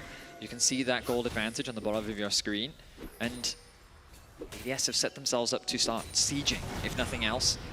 They do have great poke, especially with the Rumble ultimate. Sieging onto these towers is going to be very effective. The wave clear, I think, with Smolder is solid from G2, but I would argue if it's enough to weather the pressure. But the question then is BDS actually going to put that pressure down? Because right now it looks like that they're just they're neutralizing the game. They're just continuing to farm as G2 is just catching waves. That's the thing, you've only got 2 more waves to play off of here with those resets coming through, so it feels like for BDS, yeah, you got the outer turrets, but for G2, they're going to be very happy with that. And you're not really going to crack anything open that puts pressure onto Caps, who is still stacking, who is still becoming incredibly strong with Infinity Edge coming through next. Well, Nuke does have the push in the top lane.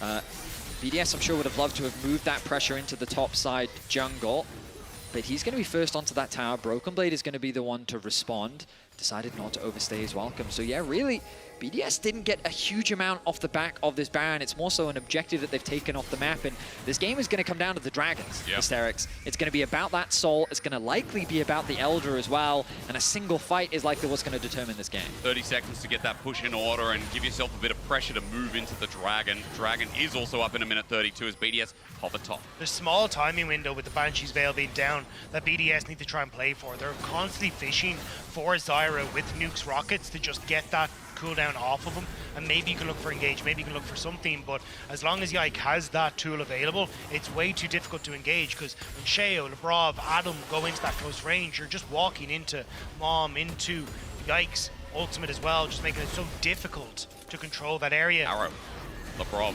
caught out. LeBrov having to ult. LeBrov might now have to flash. The grasping roots predicts it, but he waits. He gets out from the wild growth as well, but the burn, the execute. LeBrov LeBron backing where he had no business being, and G2 used that experience button again. The advantage that BDS has is that there's no real objective on the map for G2 to play for. They'll be able to get some vision control, but again, there's no Baron available. The Dragon is still 30 seconds away, and LeBron will be up in time. You already mentioned the Hex Gates. Those are available to help him get back into the space. It's just about that control that BDS is going to lose off the loss of their support. And there's a potential here where LeBron just shouldn't have flashed. Should have just accepted his death. Adam in. I mean, he's got a shield. He feels comfortable, but for how long? Equalizer down, but you have no support. Engage. Caught out. 2 picks against BDS. And now Broken Blade brings himself into 3. A triple knockback. A disengaging ult. G2. There's blood in the water. And BDS are caught napping. Now LeBron's back on in, but you've lost your mid lane carry. Ice has to get out. LeBron's dead again. And BDS, the curse keeps on going. One by one, they roll into G2, and one by one, they're stomped into oblivion. G2 want to push this to a game 5, and BDS are getting caught consistently and giving them that chance. A game where focus was at its highest, where both teams recognized how much was on the line, results in a lapse of judgment from BDS. As 4 members, they tried to contest the space that they weren't allowed to contest. It is a 4v5. That river does not belong to you, and Adam was in a position that he should not have been in. You mentioned the Banshees. He thinks he's safe, but you can't walk up here. This space does not belong to G2. Definitely want to have a fight, and that's exactly what they got. Great job by Mickey as well. Throws down the E to get that Banshee's fail off initially, follows up exceptionally quickly with the depth charge, and just routes this in place. BDS here thought maybe we can wait for LeBron to come in, but G2, they cut down Nuke, they cut down LeBron, and they kind of cut the chances of BDS coming back in this game to slim to none. Hextech Soul with an Ash. One of the most oppressive things in the game, I feel like. Smolder can add to that too. But the chase down, the lockdown, the beat around, G2 have found momentous picks in this game. BDS may have started 2-0, but G2, it doesn't matter, fighting back from the brick ain't their hardest task. They now run mid, teleports burn, and BDS have to think about how they'll approach this Baron in 15 seconds. Trying to get mid control initially, Adam playing off towards the side, hiding there, seeing if maybe he can get a big equalizer, but marked by Mickey and some good vision. Caps again pushing in that top side, creating pressure on the map that BDS have to respond to, have to do something to contest. Look at Broken Blade, he just walks up with no fear. The flash stretch line arrow goes into Lebrov. It's an okay start, you'd say, but G2 with the Hextech Soul are right on these frontline carries. Nature's Grasp rolls in though as Nuke gets hooked on in, poked down, and hit around. There in the back line, eyes go sky high as Lebrov goes down low, but BDS too slow. G2 with another fight, and this time they're going to open up the base. G2 have scaled too well. Caps is online, Broken Blade is unkillable, and game 5 feels inevitable. G2 move over towards the Baron as a right prize for them. The Kings of Europe are kings for a reason. They are not a team that will go quietly into the night. They will fight with everything that they've got. And BDS, those tiny mistakes have resulted in disaster. Broken Blade is truly unstoppable as he looks for another fight. Casante is only the start of it as well. Every time BDS go in, now G2 pick them apart. Arrow misses Adam, but that mid lane turret is going to die regardless with the Baron buff as well. BDS, I've talked about rabbits in hats so many times on this broadcast already. You better pull out too. They need some kind of miracle. They need some sort of magic to spark once more, but G2 feel like they've just shut down those embers. Completing just everything on the map that you're going to push out now and start to push in towards the base. There was a moment of tension, kind of converted into so much pressure for BDS, and it's Broken Blade exerting it all. Look at how he just menacingly walks up. Ice is immediately forced to retreat. Look at Nuke on the bottom side of your map. Yike is trying to zone him away. Mickey turns his attention. Good damage comes out from Yike, and he's able to work with Hans to finish off that kill, while Broken Blade is single-handedly pushing the rest of BDS away. They can't get through him. He led that fight, walked up menacingly and stood there and said, what are you going to do? And they didn't even get through a quarter of his health bar.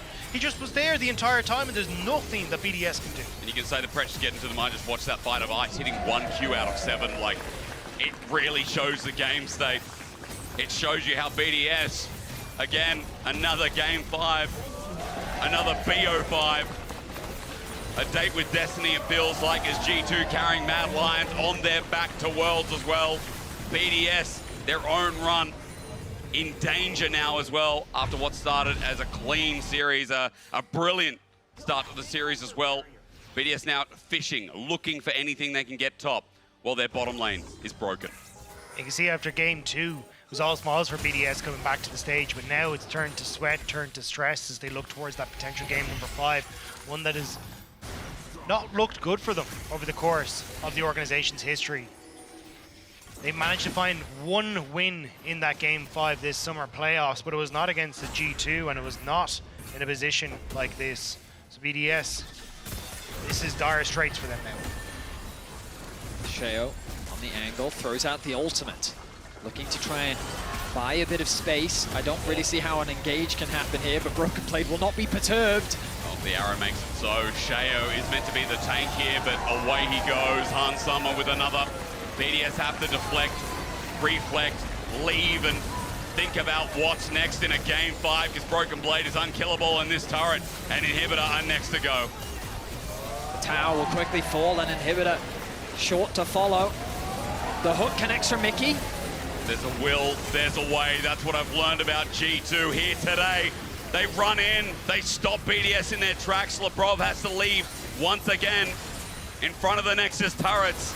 They've got a date with destiny once more. There's nothing that BDS can do. They just have to watch as their base falls apart. G2 continue to fish for hooks. They continue to look for picks. Sheo alive in 8 seconds, but even if he's here, I don't know if he can stop this. Nexus turrets are melting like butter with Broken Blade having a demolition. Now Mum to fly through. They have to flash away, but a bare Nexus with a Nature's Grasp. G2 deflect once more, but then go back on the counter-attack. Good flips away as the minions are coming in. Dredgeline catches 2, and Caps is now cleaning up. From a 2-0 start to BDS to now Silver Scrates. G2 are indeed inevitable. Game 5 on the docket. A 2-0 lead for BDS. But they found themselves in that position before. The pressure of G2 closing that series, bringing us to game 5. We're gonna go to a break, but don't go anywhere, because game 5 is coming your way.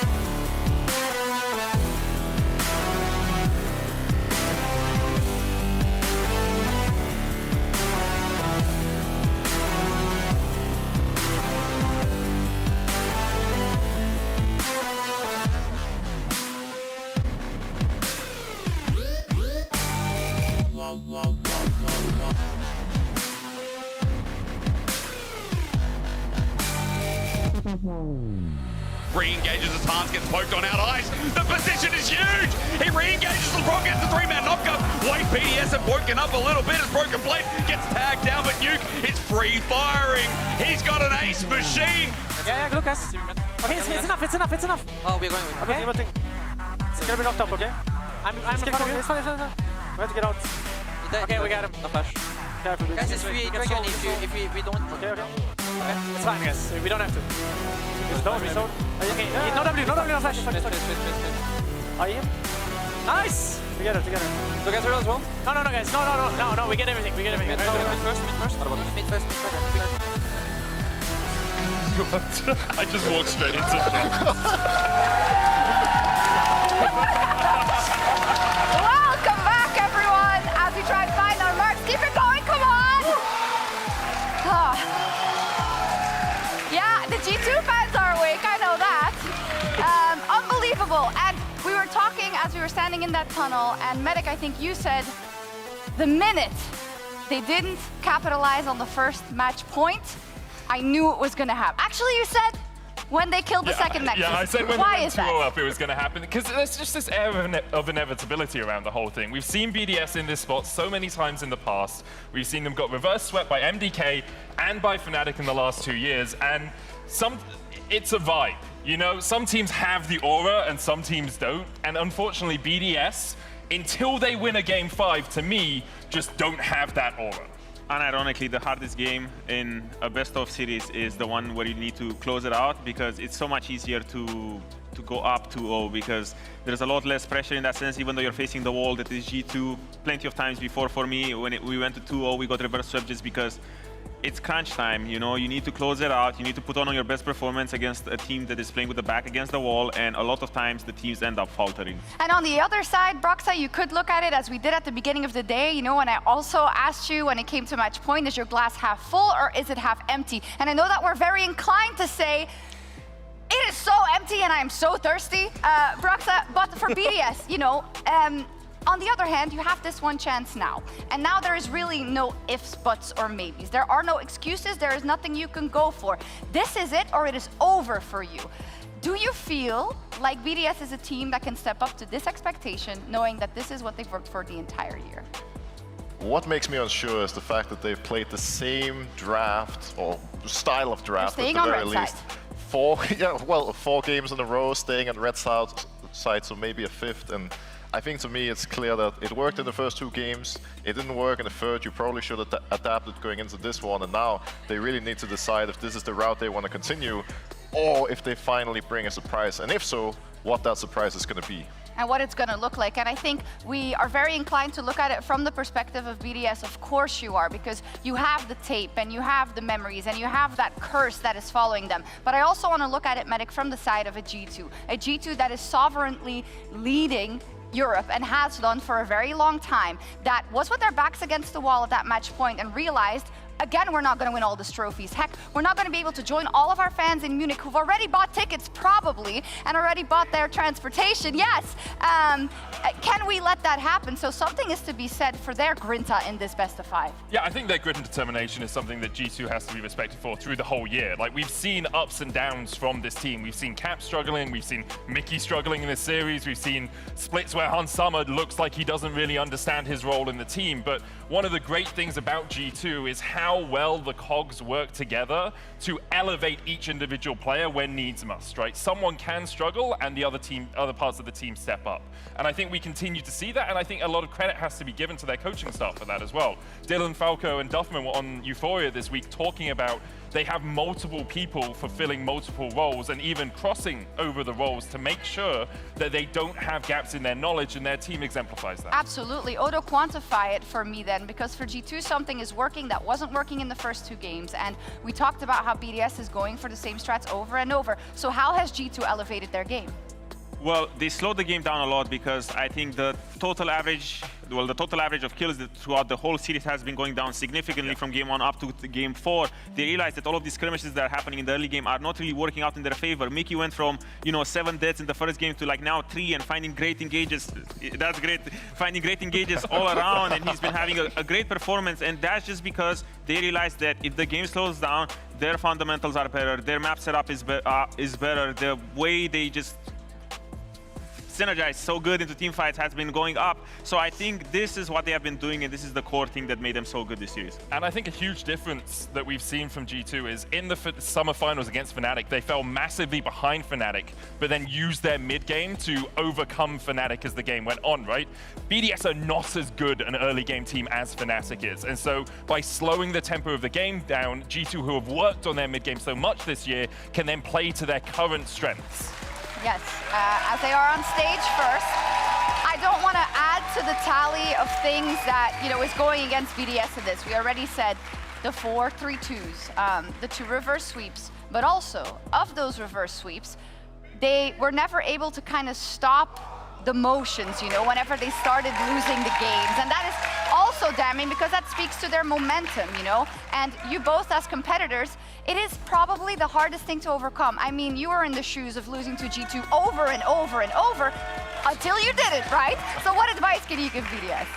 Well, I think both me and Odo have been in situations in the past where it felt like we had a curse that needed to be broken, and eventually we both overcame it. And in the same way, there's a good chance that these guys behind us are about to do it right now. How will they do it? I know they can hear you, right? That's life, baby. I think they have to focus on the things that went really well. They did amazing in game 1 and 2. They did really well in game 4, and it was close in a lot of ways, but they need to find a way to shut down Caps and to get a stronger team fighting comp, and then they're going to be in a good spot. Yeah, most of the adaptations that I would go for would be a little bit in the drafting department, because the drafts look good, the skeleton is good, but there's just always this one pick that doesn't really fit the draft, and last game it was Rumble. And I really, really hope that they make this sort of adaptation, because their fundamentals are still really, really good, and the way they get their leads is still like, okay, but now if the game slows down, you cannot go back to the same style and the same style of drafting that you had in game 1 and 2, and you need to kind of pick a little bit more for late game, I would say. Who wins game 5? Medic. I'm a BDS ambassador, so I'm going to say BDS. Okay. Broxa? If they win, you'll sound amazing. I want to say BDS. I'm going to go with BDS. I'll go for the spice. Okay. Odo? Because we have Mr. Ambassador over here, he's inspiring me so much, so I would go for a BDS win. Just so we don't have another G2 final storyline, we need a new champion in Europe. Well, we're all going to be very wrong in about 30 minutes. Yeah. I know more than enough about Jinxes that I'm not going to give my opinion about this, because they did that for me. But what a game 5 we have. BDS, this is it. Your season is over. You are not going to Worlds. You're not going to Munich if you cannot win this game 5. And G2, will you really let your fans down and not make it to Munich next week? Let's find out. All those tickets that people bought in advance thinking G2's a sure thing.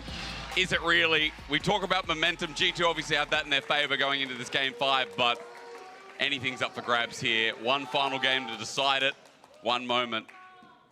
Mum spaghetti. opportunity. Yeah. Exactly, Thaddeus. We're going to walk you through it because drafting was something those guys down there talked about quite a lot, considering that I feel like the drafts have been both interesting, but like the dynamic that's evolved in the series, especially with this Ashe pick as a priority, this Rel ban as a priority, and what gets picked up in early jungle.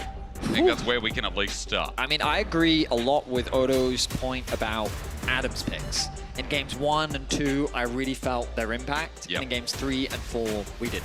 We did not. Now, admittedly, again, I'll reinforce that in game 3, the bot side of the map was collapsing before he really had an opportunity to do anything.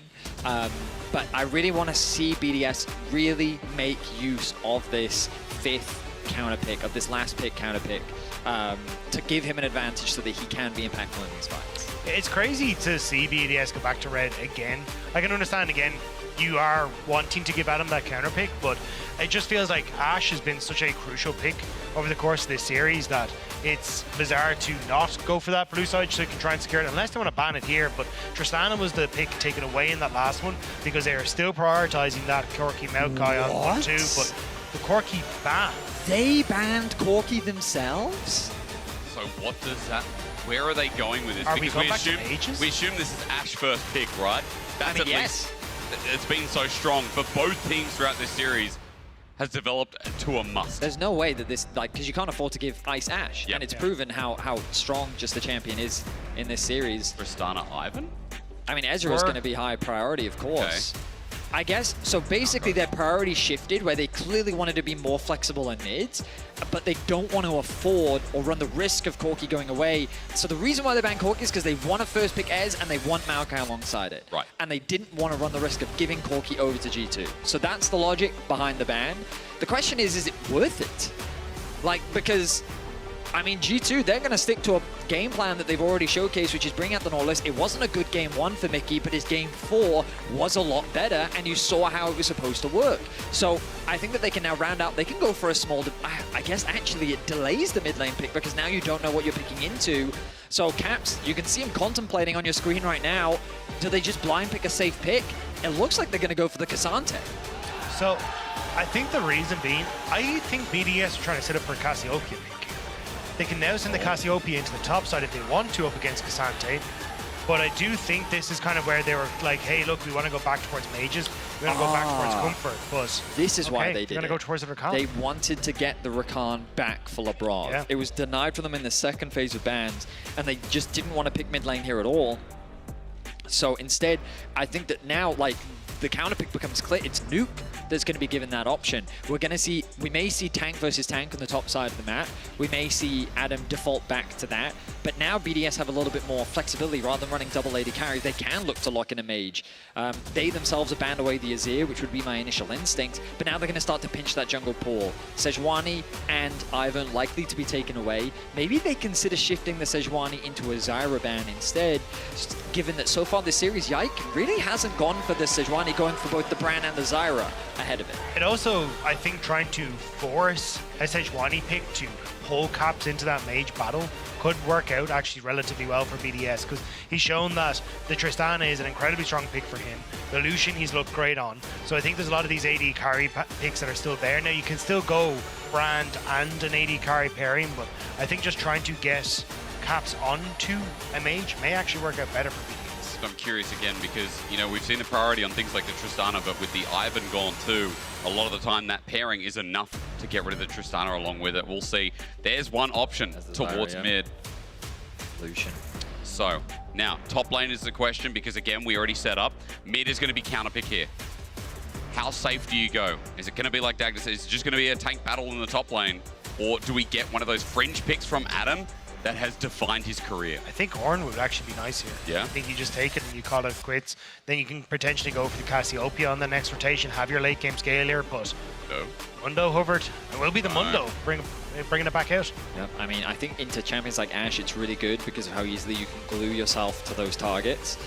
Of course, Cassante and Nautilus are great PL champions. What do you go with your Caps here? What's the logic? What's the ideation? With the Zir gone, that's one of your safe AP champion options. You need something that can help shred through this Mundo, and there aren't that many. Do you just go for something like the Smolder once again, that kind of scaling late game? But then what about the counter picks that Nuke could potentially bring out? Stunner though, doesn't matter that Ivan's gone, they're going to pick it anyway. So that's going to be their strategy once again.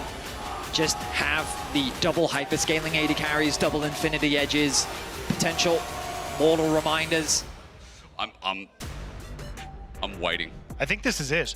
Cassiopeia can throw in the miasma. Tristana can't jump away. She doesn't get her rocket resets, and yeah. Game 5, Cassio. Now, just a bit of context for people before I let my amazing co-casters sum up what this draft does. This has been a flex in the past. Obviously, it's going mid this game. Both Nuke and Adam have played it, and Nuke had a really good time on it in the playoffs so far. So we get it in a game 5 with a Mundo as well. Gentlemen, who wants to start in this game 5, rounding this up? It does feel to me like this is very much a comfort for BDS. Nuke going back towards the Cassiopeia, 17 games played, nearly a 65% win rate on the pick overall in his career.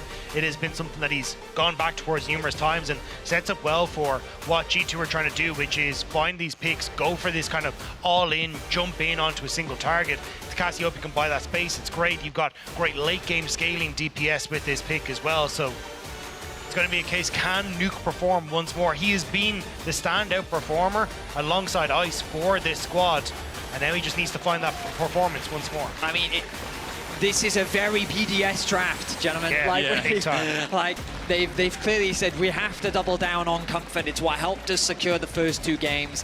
They've also diversified their damage portfolio more than what they've shown in the series. It's not double AD carries forcing Adam to play AP tops. Instead, they now have an AP carry and an AD carry that both scale very well into the late game. If they can't win with this, like, this is really the best that they have to offer. This is the best version of themselves, and they're putting it all on the line against G2. Game 5, everything on the line.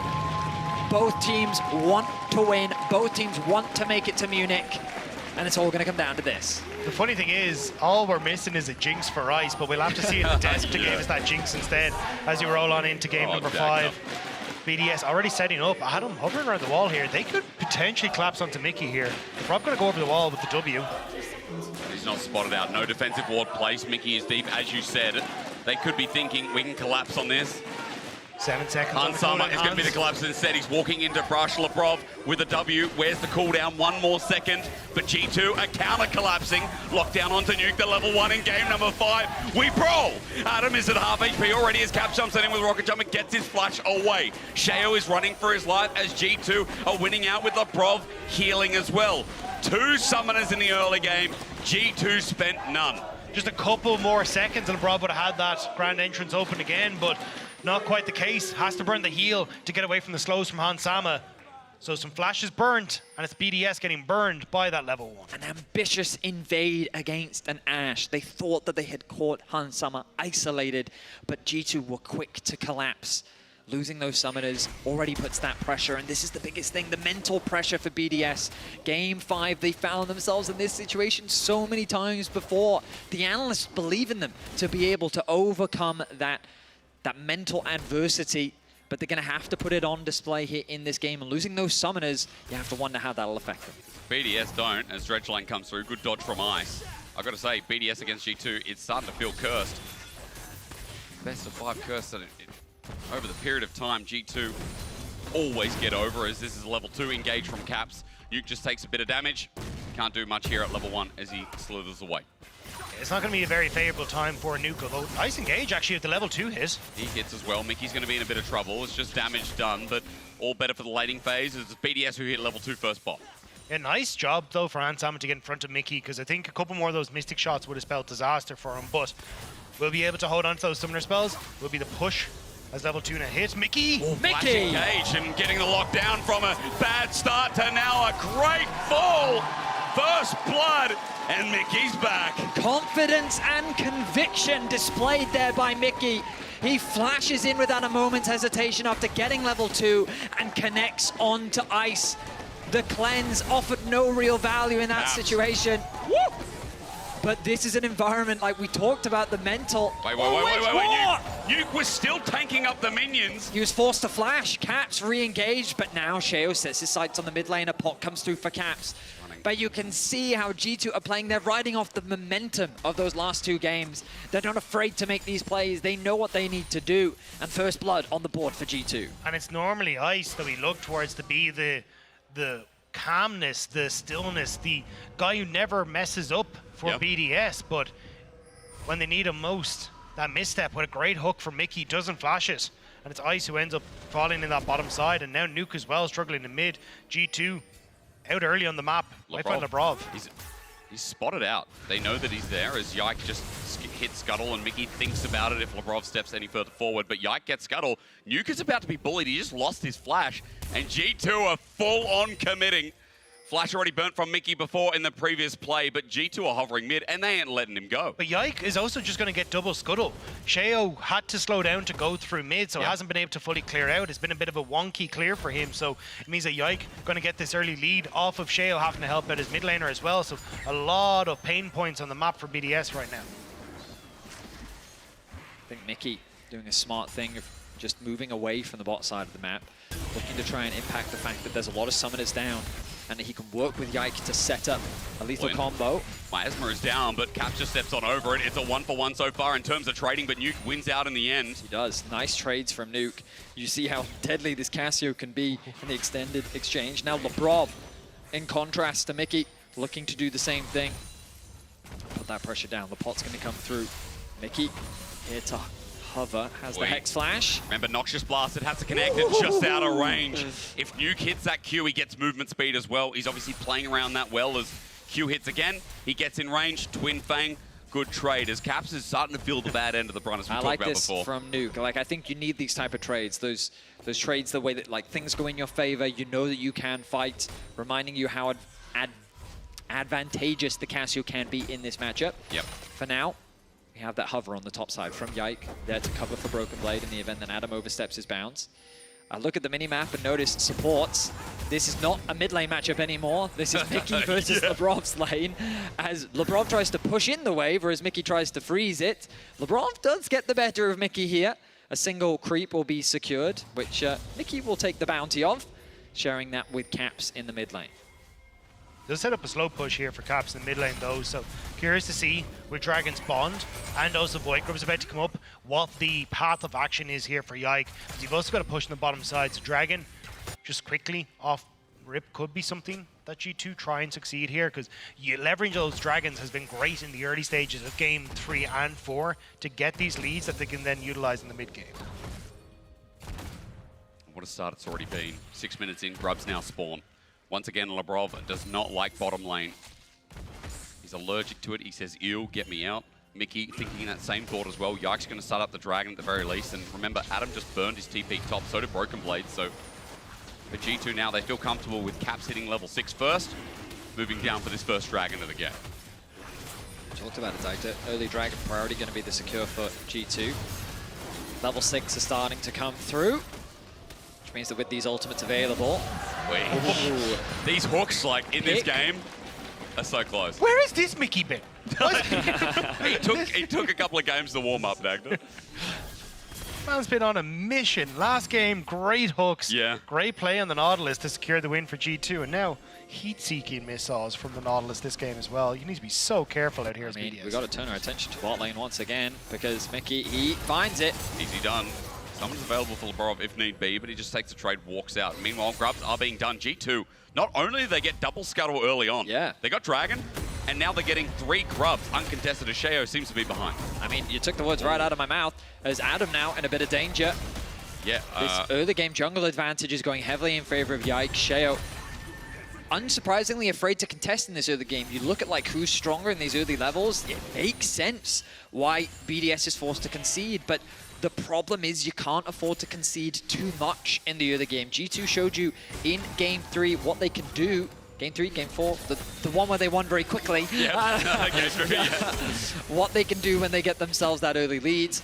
And they're leveraging their pressure all across the map. Adam is feeling the weight of it. He's doing a good job, though, in his isolated 1v1, staying relatively even with Broken Blade. But Yike is starting to build a pretty healthy advantage in that jungle matchup. Unhealthy, I'd say. 400 gold lead, at least for Yike. Sheo only just hit level 6. Yike is half the way to level 8. That's the difference right now. I have to say, we came into this series being a bit wary of Yike, I think. Only from season finals, the end of summer as well. We're thinking, what form is this going to be in? Arrow pauses me and hits! Nuke locked!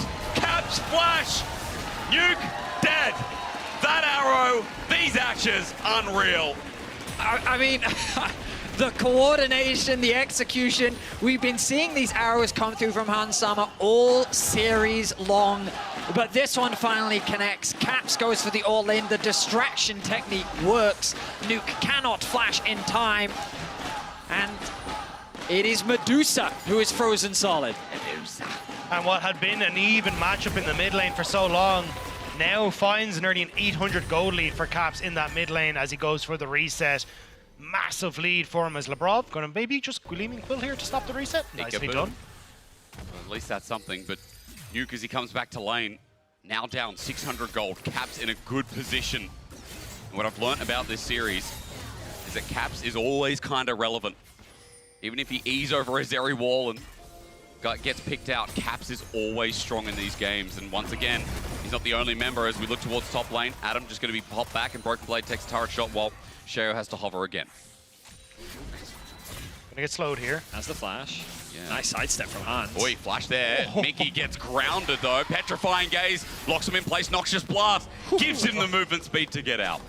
Well, that was about as well played as it could have been from Nuke. He doesn't even lose his flash off the back of it. Mickey ends up losing his as well. Level 6 now secured for Mickey. G2 with a nice little roam from bot up towards mid as Caps catches that bot wave. Sets themselves up with a bit of vision towards the bot side of the map. But overall, G2 hold on to the gold lead. And you can see advantages starting to build in jungle, mid, and bot. But that's the thing. Every game that G2 have won, it has been them getting firm control in the early stage of the game. And right now, we're seeing a very similar story as Ice wants to trade against Caps, has Labrov here. Ult is available. Labrov commits with the flash as well, but Caps just buffers out. W is gone, Ice is out of range, and Labrov's flash now down.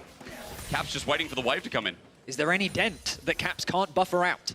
That's the real question. So he's a panel beater. I get it. I mean, we've seen time and time again, many teams try to lock this man down on the Tristana and have failed to do so. Now, Mickey, are we in season 1 Ashe mid? The mid lane are now down bot. He doesn't have TP. Don't Ashe ult in and TP in on top of it, you know? TP revive over, yeah. Yeah, there are viewers that have no idea what I'm talking about. Isn't that crazy? And people don't remember Revive. Like, that's also season 2, season 3, right? Karthus, the good old Revive. Oh my Karthus god, strat. abusive is. I'm just going to pause. Every time I look towards top, Broken Blade is doing serious damage to Adam, but passive, and the fact he's got Crystalline Bracer, if I can say it properly, is enough for Adam to stay healthy enough. As topside, they're positioning because you can see Grubs have now spawned yet again. G2 have picked up all the objectives this game, and Hansam is still bot, as Nuke now shows. I mean, if this is only equaling up the 3 Grubs that have already been taken by G2, you're happy, because G2, they have Hansam pushing in a bot, they're going to be totally fine. As I say that, Nuke gets some nice poke onto Hansama, but you can't really push up and may even look for a potential dive here. Mickey's back. Yeah, and you've got Yike here as well. That's a lot of damage that can come out very quickly, but looks like Dragon would just be what they're looking for at the moment. Nuke's got to be sick of seeing Mickey on his screen so nearby all the time. No, Sheo unfortunately hasn't been able to cover too much, and Mickey is just in their face. Dragon being taken. Labrov, you're right, it tries to get predicted by Mickey as he waits out the cooldown. True Shot Barrage for the steal, but it's a smite down from Yike. 2 Dragons for G2 in the early game. That 2k gold lead is there and in the back of my mind. But BDS pulled off of Void Grubs to do it. They only got a singular one, so those 2 Void Grubs still up there. And they didn't really get into a position to cover as Mickey was spotted at Labrov's coming. But again, it's still G2 winning out because they're getting proper objectives off the back of this, even if BDS are quote-unquote defending it. Now with the recalls being interrupted there, frustrating for G2 because there's a world that they can reset, actually path up towards top and look to contest these Grubs. They have vision on it. They know that they're alive. Even if they could just get one, they'd have access to the full Grub buff. Sheo has to be cautious now, knowing that these resets have come through. But now that Hansama has made his presence known once again on the bot side of the map, it looked like he went for a few more creeps. I wonder if he was close to the Blade of the Ruin King upgrades. Yike looking to contest though. This might be bad for him, but it's not enough. Hello. Sheo is fully committing, but the blast cone's taken. He's ended up in Narnia! Depth charge, lock up, lock down, Caps here for the TP, and Sheo gifts the kill over Call an ambulance, but it ain't for Yike. I thought BDS were going to pull off. Ice completely disinterested in following Yike up, but Sheo's like, oh my beer, I've got this, as he goes on a magical journey he never wanted to go on. And that's another pick for G2. 3 kills to 0, and the pressure only continues to mount. A steal from Ice, but again, we mentioned it earlier, G2 only need 1 more, and they're going to be able to secure it. This game already feels like it's rapidly slipping away from BDS. The reverse sweep, a curse that has plagued this organization so many times before, is at the cusp of doing it once more. But the good news for BDS, oh, tell me, they do still have a scaling composition. We've talked about the Casio. We've talked about how they have a solid front line. That's no easy feat to break through once they get that itemization. What's important is that they're able to control the bleeding as much as they can, and this is not good for controlling that bleeding. It's not, he's got to get out, he needs help, but he's dead! How many times this series have we seen Lebrov die for deep vision? How many times have we seen BDS in this game just caught out 1 by 1? Yeah.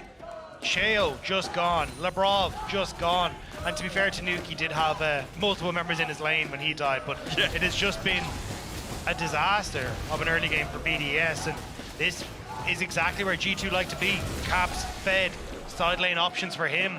He's going to take over on Tristana. Oh, they're going to give the Herald to him as well, as they often do, so that he can be a split push menace, because we've come to learn that they don't use that Herald to siege towers. They use it to give Caps an extra escape route when he's split pushing. And now with that option available, we'll see Nuke at least able to defend, but while we speak of Caps, I should also mention 1,600 gold is the lead. If he gets that top turret, it's going to get close to 2K. Cull's almost finished as well, and you guys were talking about BDS before, but I have to pause. It's Caps versus Nuke. And a good dodge away, Noxious Blast rather, wasn't actually avoided, but Caps doesn't stick around for the Twin Fang range. But the support's now roaming up. Someone is going to make a play on towards this top side, so Caps may just try and reset before that happens. But the fact you've already got mid lane turret down without needing Riftheld is phenomenal for G2, because they just get to control so much of this space now with Caps, do what they want. Just stop Nuke's back as well, be annoying. G2 have an almost 4K gold lead, by the way, as Lebrov is making his move up to the top side. Lebrov is only level 7 in comparison, but he can't do much without Nuke there, and especially since Mickey's coming back. But TP holds my breath. Caps is looking at buffer here, and Dagner's waiting on edge, but Lebrov doesn't even try. Is there an arrow cross map? Is the next question as McGee. Dredge line doesn't connect either. Replay that BDS takes into consideration, G2 seems to be ready for. The gold lead only continues to grow. 4K now on the board. You've already highlighted the individual differences at the bottom of our screens as items are being completed. Third dragon of the game spawns in 50 seconds. G2 have their sights set on this top outer tower for now that they're desperately trying to defend on the side of BDS. With the TP being used from Nuke, they need to get Adam up towards the top side because he has the TP available. And you can see G2 now resetting. Look, Caps is the one being sent bot. Broken Blade can now be sent to go and catch the top wave because he has his TP. So G2 are quickly fixing their lane assignments, ready for the upcoming objective. And Hansama just used that sweeper to show that there is absolutely no vision on that bottom side for BDS. So Mickey going to be perfectly fine and just wander in here, set up his own vision, and slowly clear that. That ward just placed by Mundo, but they already know that everything is going to be shallow. So G2 foregoing a lot of that shallow setup to get deeper vision. And this is where I need to see BDS cross map. You are not taking this dragon. You are not capable of fighting. You need to find something somewhere on this map right now. Rod of Ages, only 4 stacks here for Nuke. He's got 6 more minutes to build that up to get towards the second item, which assumes should be the Archangels for better dueling. And Cap's already there at his second item. Cap's got a bounty again. And while CS is even, there's so much gold, just keeps going over to this Tristana with 4 grubs. They just got Dragon as well. Every time I look at the map or the game, it's just a G2 good story. But they're taking multiple objectives at once. Yeah. BDS aren't even trying to defend at this stage, and even when they're away from it, Adam, if you can get the auto, I was trying to see if you could get the passive off the Mundo, but it's just, at this stage, G2 taking everything that they want. Ice wants to try and fight back here. Hansama's just dueling, arrow comes out, and yeah, Ice did want to fight because Sheo was nearby, and ulti out. Meanwhile, bot is in severe danger. It's the Ralph Wiggum of bot lane with the Herald charging in. Look top as well. You're right on multiple angles, but the Cassante ult makes it even worse here as the 1v1 is happening. Look towards the top, the flash away, and Nuke gets out, but Broken Blade almost solo kills while bot turret is barely left standing. It feels like the BDS are trapped in a room as the water continues to rise. They're running out of oxygen and the pressure just continues to mount as G2 are flooding in from every single angle, top, mid, bot. There are too many holes in this ship and BDS is quickly sinking. And unfortunately, this would be the 4th time they found themselves in said room. Twice they've been reverse swept by Fnatic, once by Mad Lions, and now potentially by G2, because this is not a train that is going to stop anytime soon. G2 want to mercilessly put down BDS in this game. I mean, as I said at the start, a lot of fans bought ticket to Munich who were expecting G2 to be there. Now, they're obviously smiling right now thinking, hang on a minute, we can still go. But G2 in a game 5, in this reverse sweep that it's looking like, and again, it's not over yet. We talked about BDS scaling. I don't want to sell the story short, but G2 are in a good position. They're on sole point and have looked like the better team in the past 3 games. And it is crazy how this team just turns on. That's the most wild thing. When the first 2 games looked very BDS-sided, and granted game 2 is a mix, G2's ability to change up draft and just switch on is nuts. The thing I respect about teams in general, that like, we've all cast many games. I mean, I know for a fact, Derek, you've cast many LPL teams where you've sat there and said, I see you play that champion in game 1, I don't think you should play it again. And then they just bring it out again. And they just completely change your perspective, because then in the second game, they sit there and remind us all. You talking about Nautilus? Yes, I am. That was a bad game 1, but that's all that was, right? And Mickey did just that, right? He showed the confidence, why they had value on the Nautilus early rotation, why that game 1 was just a blip, and the impact that he can really have. This is probably his best Nautilus game of the series so far. Arrow sidestepped.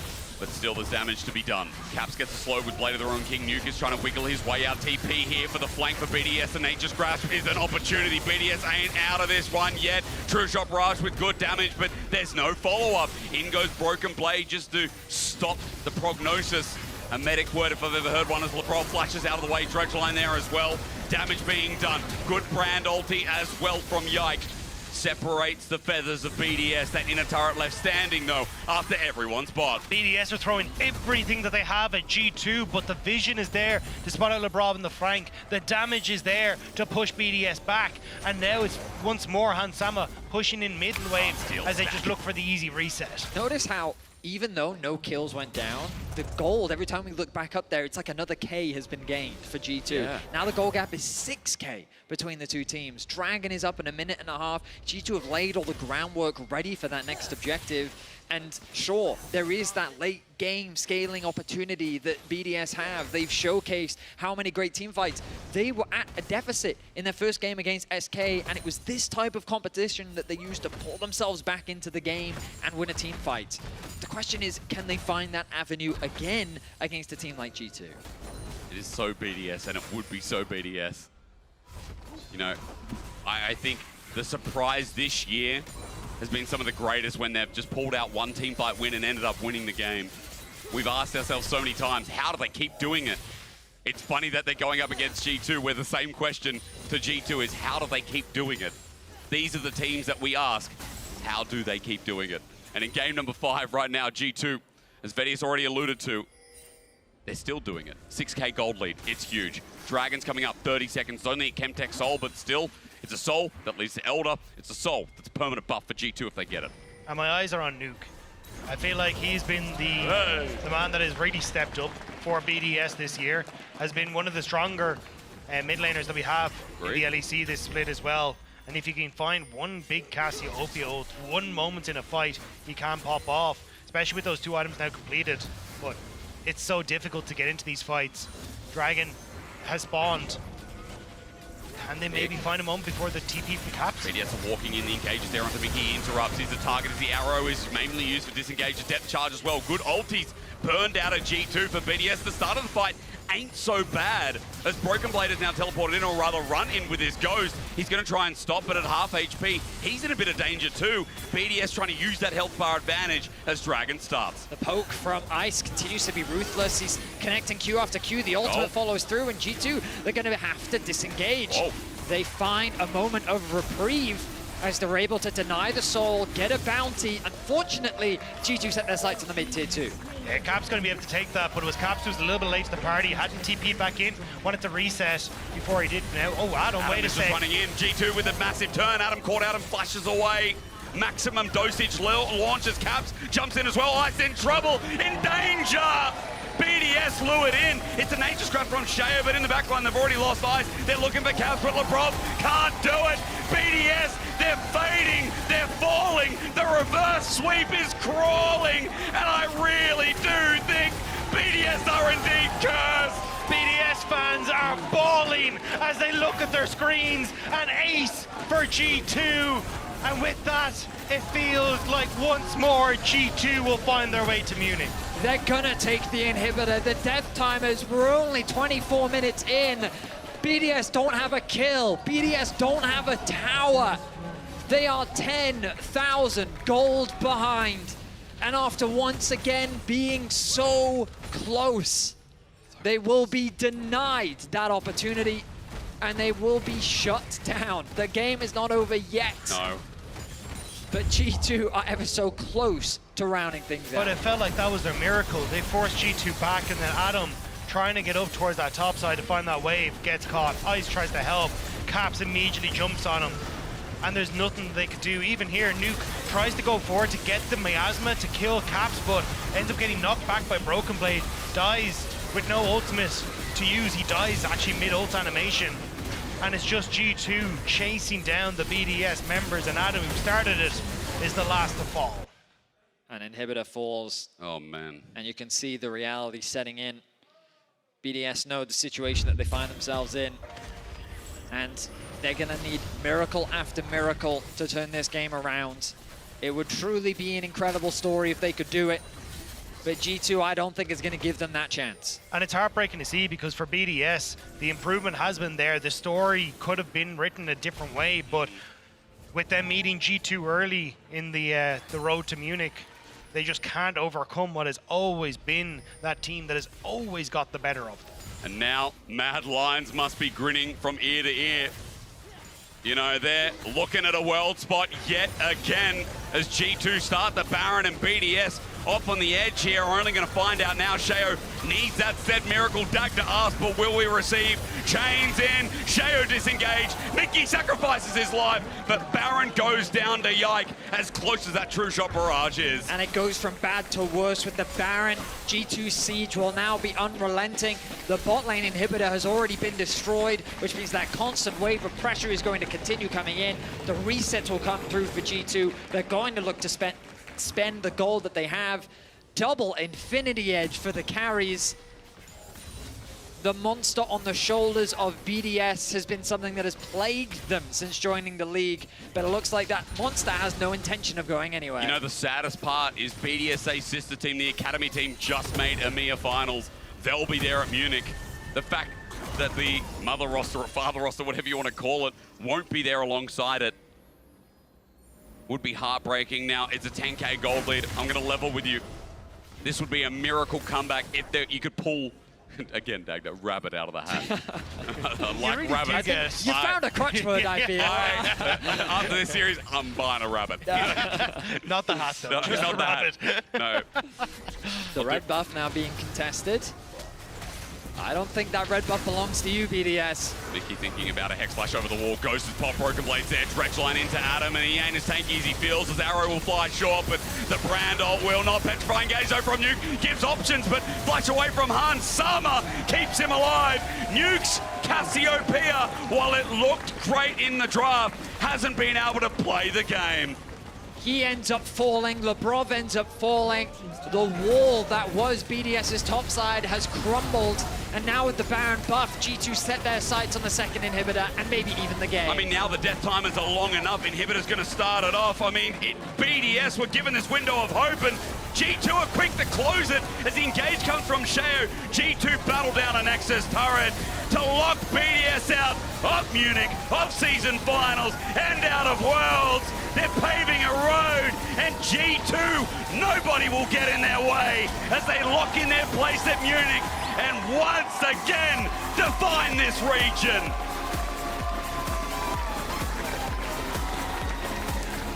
An incredible reverse sweep for G2.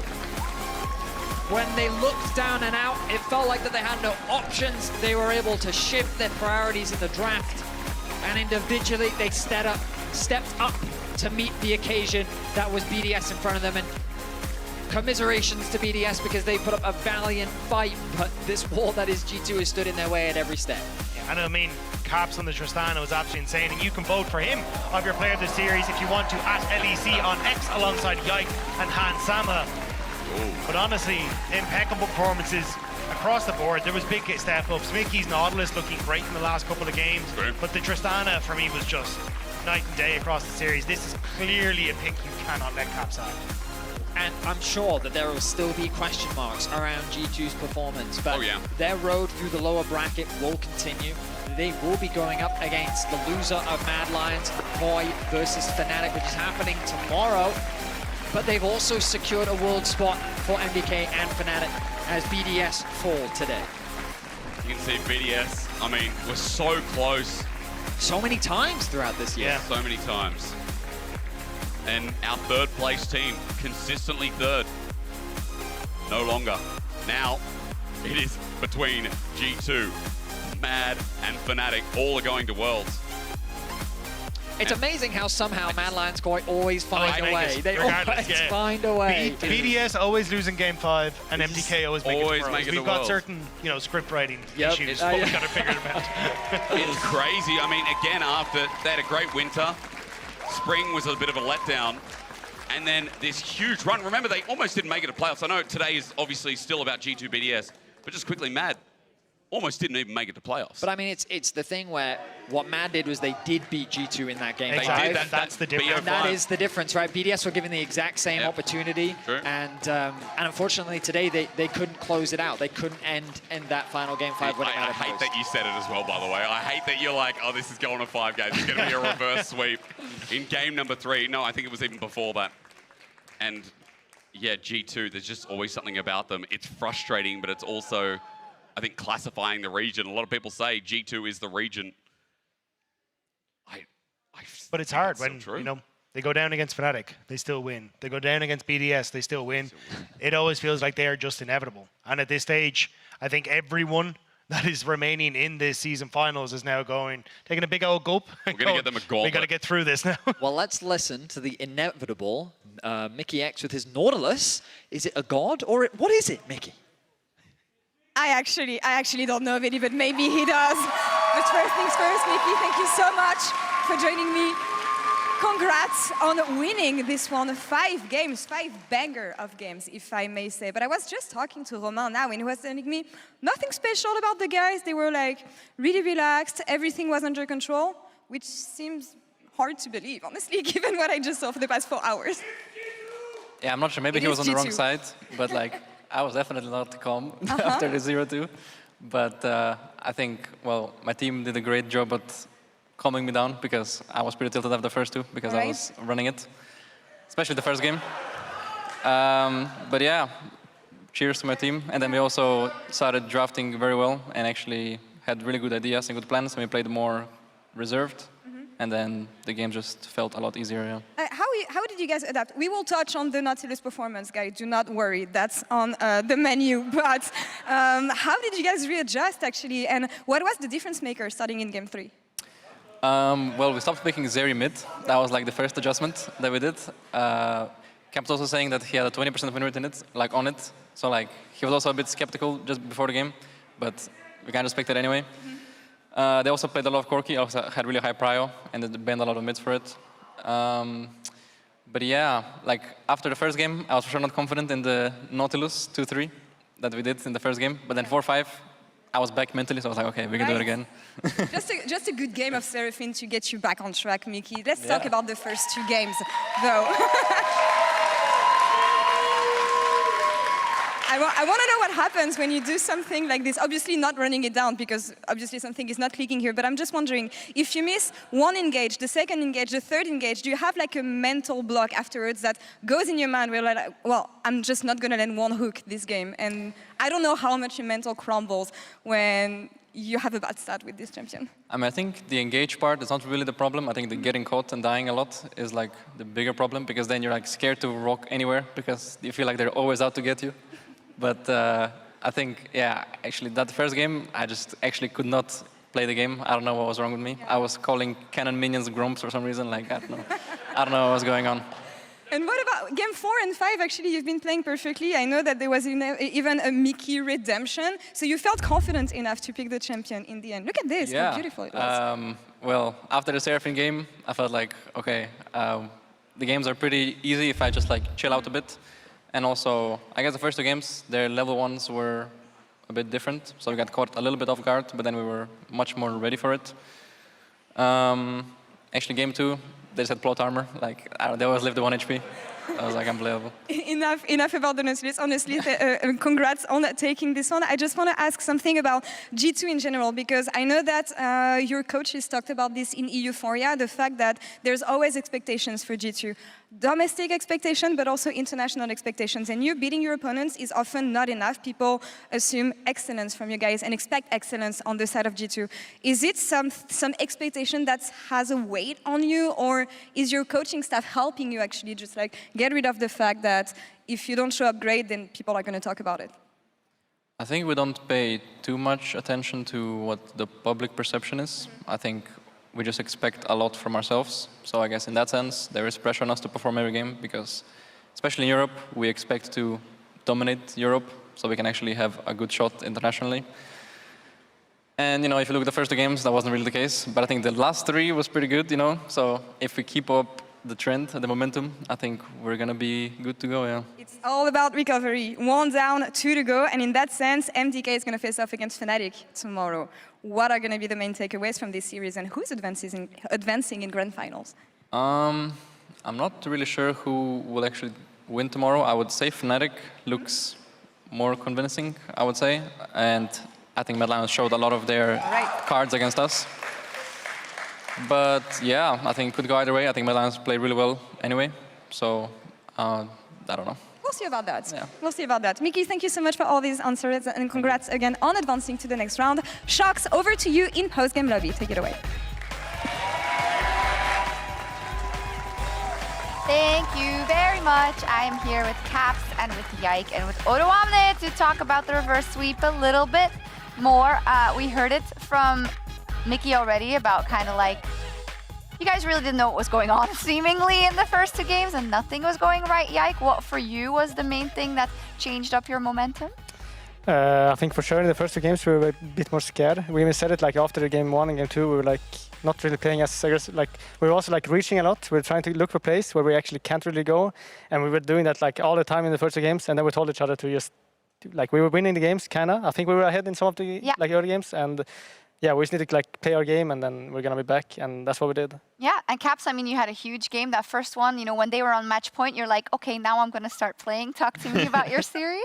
Yeah, you know, so it's a slow start to this series for sure. I think we, as Jack said, we were like overreaching a lot. I think we had some okay early games, also some maybe some not the best. The second one was a bit sus, but we bounced back anyway. And then I think we just ended up overreaching a lot. I think especially like when we were trying to kill Rakan on top in the first game, I think it's like we could probably just get Drake, and if we fight there, we'll probably be winning. But instead we make it a 4v5 and we just lose. So yeah, a lot of unfavored fights. And the later half of the series, okay, let's not go for outnumbered. Let's just take the good fights. Yeah, we were talking a lot about, obviously, after that game 1 about Mickey's deaths, because it's kind of the lightning rod that you used to talk about everything. But we also always add, that's a team thing too, because like times when you get caught with 3, but he's the one that dies, etc. Is there anything you say about that? Because you know that he's probably coming off the earth thinking, oh my God, I had such an awful game. Yeah, I mean, is there anything in the team talk that's like... Usually it is just like Yike calling for it, right? So that's why Mickey dies. Oh, it's Yike? Okay. No, I mean, it's team calls for sure, right? And I think some of the times there was just like very bad team calls we had, and it was like Mickey was trying to force through it, right? And I think the later games, I think he also got better at calling off like, okay, this is just like very in if I go here, right? So I think like... We know, I mean, I don't know exactly how he feels after a game like game 1 where he died a lot, right? I think not so good. But for sure, it's not like on him, it's just on us. And I think he realizes that as well. He's played a lot of Nautilus games throughout his life with a lot of depth, so he's used it. Yeah. Would you say that there was a lot more pressure given that you guys lost obviously to MDK last week, and now we come into this series. You're down 0-2, and also I felt like it was extremely ballsy that you didn't switch sides, which you did against MDK Game 5. So would you say that there was a lot of more emotional luggage coming into this Game 3? For sure. I mean, I think Capsule said after we just played that Game 3 you were the most nervous, and I was also a bit scared. But I think we just went Ivan Tristana, and it's like a very good combo that we always played, and we were always like successful with, even in like internationals. So I felt very calm going to that, and I think we just took over the game. And then for the next games, it just went easier and easier. So that was nice. Yeah.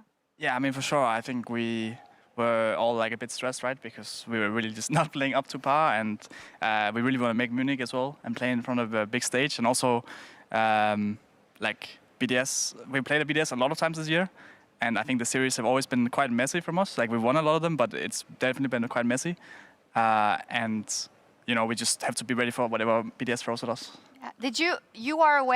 Were you aware of the fact that BDS does have a history with best of fives, with reverse sweeps, with 3-2s in general? And is that something that you kind of channeled, or did you not know? I didn't know that. Oh. Yeah, not really. I think they're always losing the. Yeah, they always get a reverse sweep. Unfortunately, this is the third reverse sweep and like the 5th time they've lost 3-2 in the last 2 years. That's a bit sad. Yeah, it's quite sad actually. But it's also the first time G2 reverse sweeps since 2019. I don't know if you're on I don't know if you're on Fnatic side or on G2 side in that one. G2 side. That's the MSI year. Oh, was it? Know your history. Yeah. Anyway, we're looking at some Caps stuff. You are the Kia player of the series. Caps, congratulations. Thank you. Rob.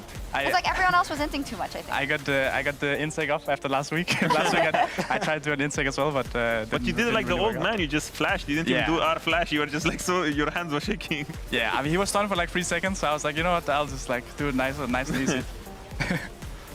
What about you, Yak? Is this your first reverse sweep? I think so, actually. Career? Yeah, I think I've never done a reverse sweep. Have you been a reverse sweep before? No, I don't think I've been reverse sweep. So it's a first. Not yet. So yeah, this is the first like reverse sweep I've done, so it feels nice. I was very fucking happy. Very happy after the game. Oh, the first F-bomb out of Yike, let's go! Is it actually your first F-bomb as well? I don't know. Game 5 is getting to him. I would too after a Game 5, my God. Don't worry about it. We've got like 5 we can do a day. But Yike, I did want to talk a little bit about your performance. I feel like this year's kind of, or let's say the entry into the league was really, really insane, and people kept singing your praises. You were going on the up and up. You were getting all these liberties from your team. Then internationally it was going well, etc. And then I feel like it was a little more up and down. How have you experienced that personally? And is there anything you can point to? Yeah, for sure. Last year when I joined, I had a pretty good start. Like my first split winning, and then MSI doing pretty good, and just having a good year. A lot of praise, and that was very nice for me. Kind of boosted my ego a bit. And then this year for sure, it's gone a bit worse. Like it's been more like ups and downs, as you said, basically. And yeah, it's for sure been harder, and yeah, like more hate and all of this, of course. But that's just what it is, being an esports player. I just have to get you have to get used to it. At some point, someone is gonna hate you, and yeah, I just don't care about that. I just want to win the games. Absolutely, we got an expert here on that. Yeah, I mean, not winning as much as Yike no, did. The hate. Oh, the hate. Oh, yeah, I've been through that. I'm a master. I can teach you all about that. I can teach you how to piss off a lot of communities. Okay. But yeah, it's also kind of a transition period because you're coming over on a rookie, and especially when you come on G2 side, everything is just so to the moon. Everyone's just so passionate. In the moment, everyone's hate watching G2 ready to lose, and then when G2 loses, it's like with a little magnifying glass, who's inting? Oh, this guy. And he's not a rookie anymore. Let's hate on him even more, So it's just sadly trial by fire at this point. It is, and it also was for BDS, and unfortunately they did not make it. And Lore is now sitting by with Striker in the Marriott Bonvoy post-game check-in. Striker, thank you so much for joining me after the series. I know it's not easy, and it's obviously not the result you guys expected today. Quick reaction about this series. Is there anything that caught you off guard with G2? Because you guys started phenomenal again. I'm just wondering what happened here. Anything that caught us off guard? Not really. I think that we kind of knew what they wanted, and we drafted accordingly. Started well, but yeah, it was not enough. Did you perceive any change in the players' attitude? Because from game 1, game 2, you win. We know what can happen with BDS sometimes, and I do feel like that's something you guys had to be careful about. Maybe just like not let the situation get out of hand. So, did you notice any change in attitude for your players, or the way they were communicating, maybe? I mean, I think there is some fluctuations always in the BO, but I don't think it's specific to our team. I think that's just part of competition when there is emotions that are involved. I think that game one we were a bit, I would say, not fully proactive. I think that we could have been way more. Game two we played a bit better, but I don't think that the game three decided the BO. I think that we are still in there mentally. We just didn't manage to win one more game. You talk about emotions, and I'm actually wondering the impact of emotions in a situation like this when game three slips from your hand, game four as well. You arrive game five.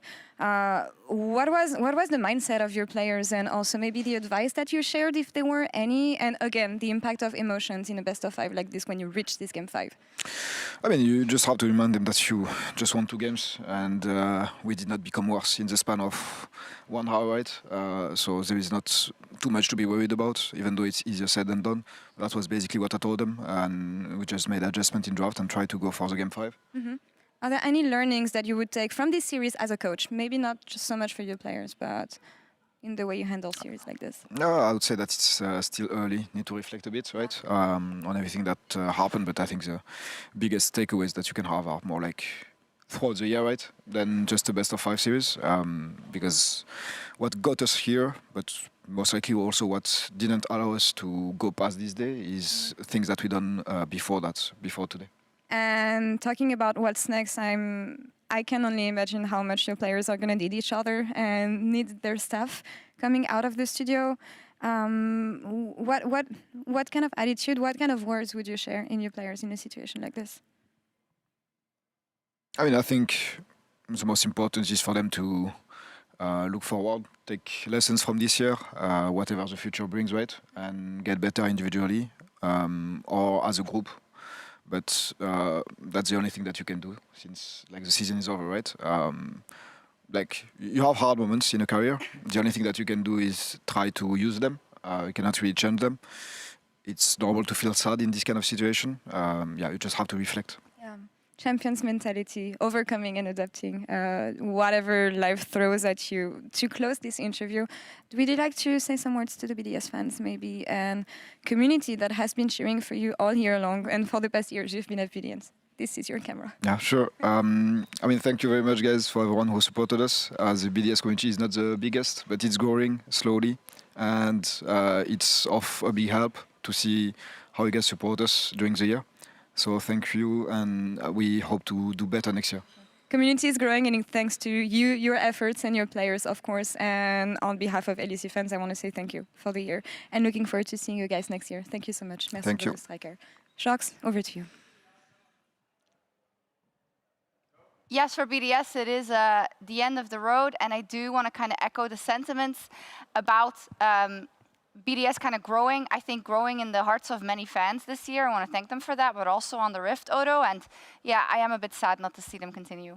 It is sad, but at the same point, we have to be cutthroat here because they have been a contender for a lot of time now. It's been 2 years, I think, where they've been consistently going top 3, and they have always fallen short at the finish line. And it's sad because, as Striker said, the BDS community is growing. People, like, everyone just kind of starts liking BDS because they're a serious contender, attracts everyone. But at the same time, they always fall at the finish line. And yeah, I guess it's next year to see what the expectation is, because when they fight these guys every single time, when they get into playoffs and they end up losing, it's just sad, you know, because you start getting remembered as the guys who are always losing to G2. Always losing to G2. And also, I think, you know, this is a league where you have to beat G2 if you want to reach anything, right? And MDK did it. And that's why, partly why MDK finds themselves in Munich. MDK, Fnatic, and G2 all heading to Munich. And those are also your 3 representatives for the World Championship of Europe in Europe. Caps, what do you think about the fact that you locked MDK and Fnatic in with you at Worlds? I mean, definitely I feel a bit bad for BDS just because they got third both of all the 3 splits they actually did so so far. well this year. So it was like really looking up for them to like be the third seed. And I think us losing to Mad last week was like, we basically, like, I mean, we didn't deny them the chance because they could have beaten us today, but we denied them the chance of like taking out like a Fnatic or Matt. So I definitely feel bad for that. But again, we just have to win against Matt now, win against Fnatic, and I'm sure they will represent us well at Worlds. Yeah. Yike, how excited are you to head to the big stage that is Munich? Yeah, I'm very excited. I was a bit scared as well, today if we're not going to miss it. But we made it. We're going to Munich. I think it's a good top 3. I think Fnatic is looking strong. Mad Lions, they beat us, so they're for sure good. And yeah, it's going to be exciting for sure. And also us, after going 5 games today, it's probably going to be some spicy games coming. Hopefully. For me, what's the most interesting is that I think we haven't had a clear dark horse in a while, because every time, every year we would look at the playoffs and be like, ooh, who's going to be our dark horse? Do we even have one? And it always used to be a clear-cut, top 3 with G2, Fnatic, BDS. And right now with MDK, they're just so weird, man. You don't really know if they're going to win LEC or they're going to get Storm 3-0. So for me, it is a really nice addition. There's a lot of flavor and spice going into Munich. I will say, out of the 2 scenarios, I maybe would have liked the one where it was still all for Worlds qualification. That would have meant that G2 wouldn't have made it. But this one is also nice, because I have this hope that because you're all already locked into Worlds, you're just going to play your hearts out and play with a little bit less nerves, and we're going to see kind of the best version of these teams that we could. One can dream. Right? Yeah, I definitely prefer this one. It's all right. We're also still in there. No, for sure. All these G2 fans have bought their tickets already. Like, it would be a little sad. Okay, we're going to take a look at the bracket. So tomorrow we have MDK versus Fnatic. And MDK, forever the underdogs. They are still the underdogs tomorrow, I feel like, right, Odo? And that's fair enough? Definitely, because it's a really weird thing, because if you beat G2, you're technically supposed to be the favorite, but it was so flippy, and as Cap said, they kind of showed their hand, because they had a lot of this unknown factor, and they always come by surprise, and they always brew up a storm with the picks that they're going to, and they always surprise people. But now that they showed their hand, it's on them again. Can they show a different hand? Can they show a different hand? Yeah. They have to, Because Fnatic and G2 are consistently the top dogs. I mean, you're the top dogs for the whole year. It gives you a lot of prestige going into a series like this. So that's why I think that Fnatic is still the favorite tomorrow. Yeah, we'll see. I think whenever you put your faith in Fnatic this year, there's so much. But we'll tell you about that in Munich. And tomorrow, when we have MDK versus Fnatic, we're going to sign off. And you'll see G2 in Munich. They won't be back in the studio this weekend. So yeah, we'll let them go. We'll say goodnight, and we'll see you tomorrow for Fnatic versus MDK to see who gets their ticket straight to that grand final. Bye-bye. Okay, bye. Okay, bye. The biggest summer blockbuster is coming back to the LCS for the first time in years. The drama, the action, the upsets, the unthinkable miracle runs. The quest to qualify for the LCS Championship and a chance to prove yourself against the best teams in the world. There's not just a title on the line. On this stage, you're trying to punch your ticket to the greatest show that League of Legends has to offer. When you throw down this playoffs, will your team be stoked by the flames of battle or reduced to ashes falling through the rubble? It's all in. A high-stakes, no-holds-barred, turbulent, all-out brawl as teams fight back up the mountain for one last chance at glory. Every match matters as LCS Playoffs revisits an old favorite in the clash for the championship. No more second chances. No lives left to lose. Just you and the team across the rift. Welcome back to the Gauntlet.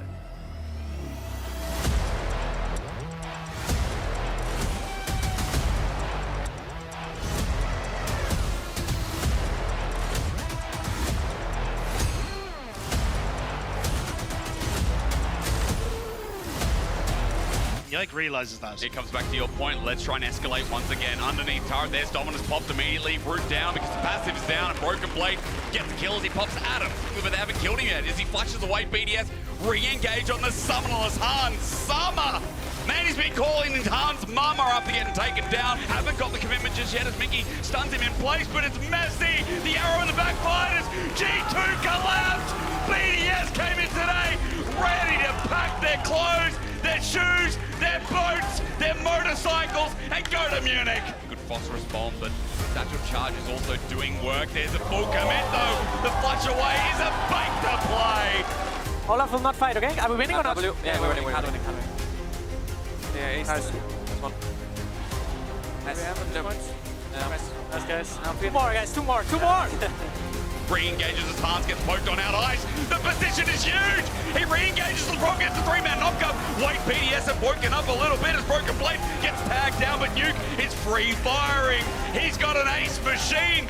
Yeah, Lucas. Okay, it's enough. Okay? It's gonna be knocked up, okay? I'm still it's fine. Let's get out. Okay, we got him. careful. Guys, it's really tricky if we don't. Okay. It's fine, guys. We don't have to. Just go, resolve. Okay, no W on flash. Are you? Nice! Together. Look at her as well. No, guys. No, we get everything. Oh my god. Kill him. Oh yeah, the reverse sweep. Oh my god. Oh. Nice, guys. That was fun. Nice. Let's go, guys. Okay, good job. Good job, everyone.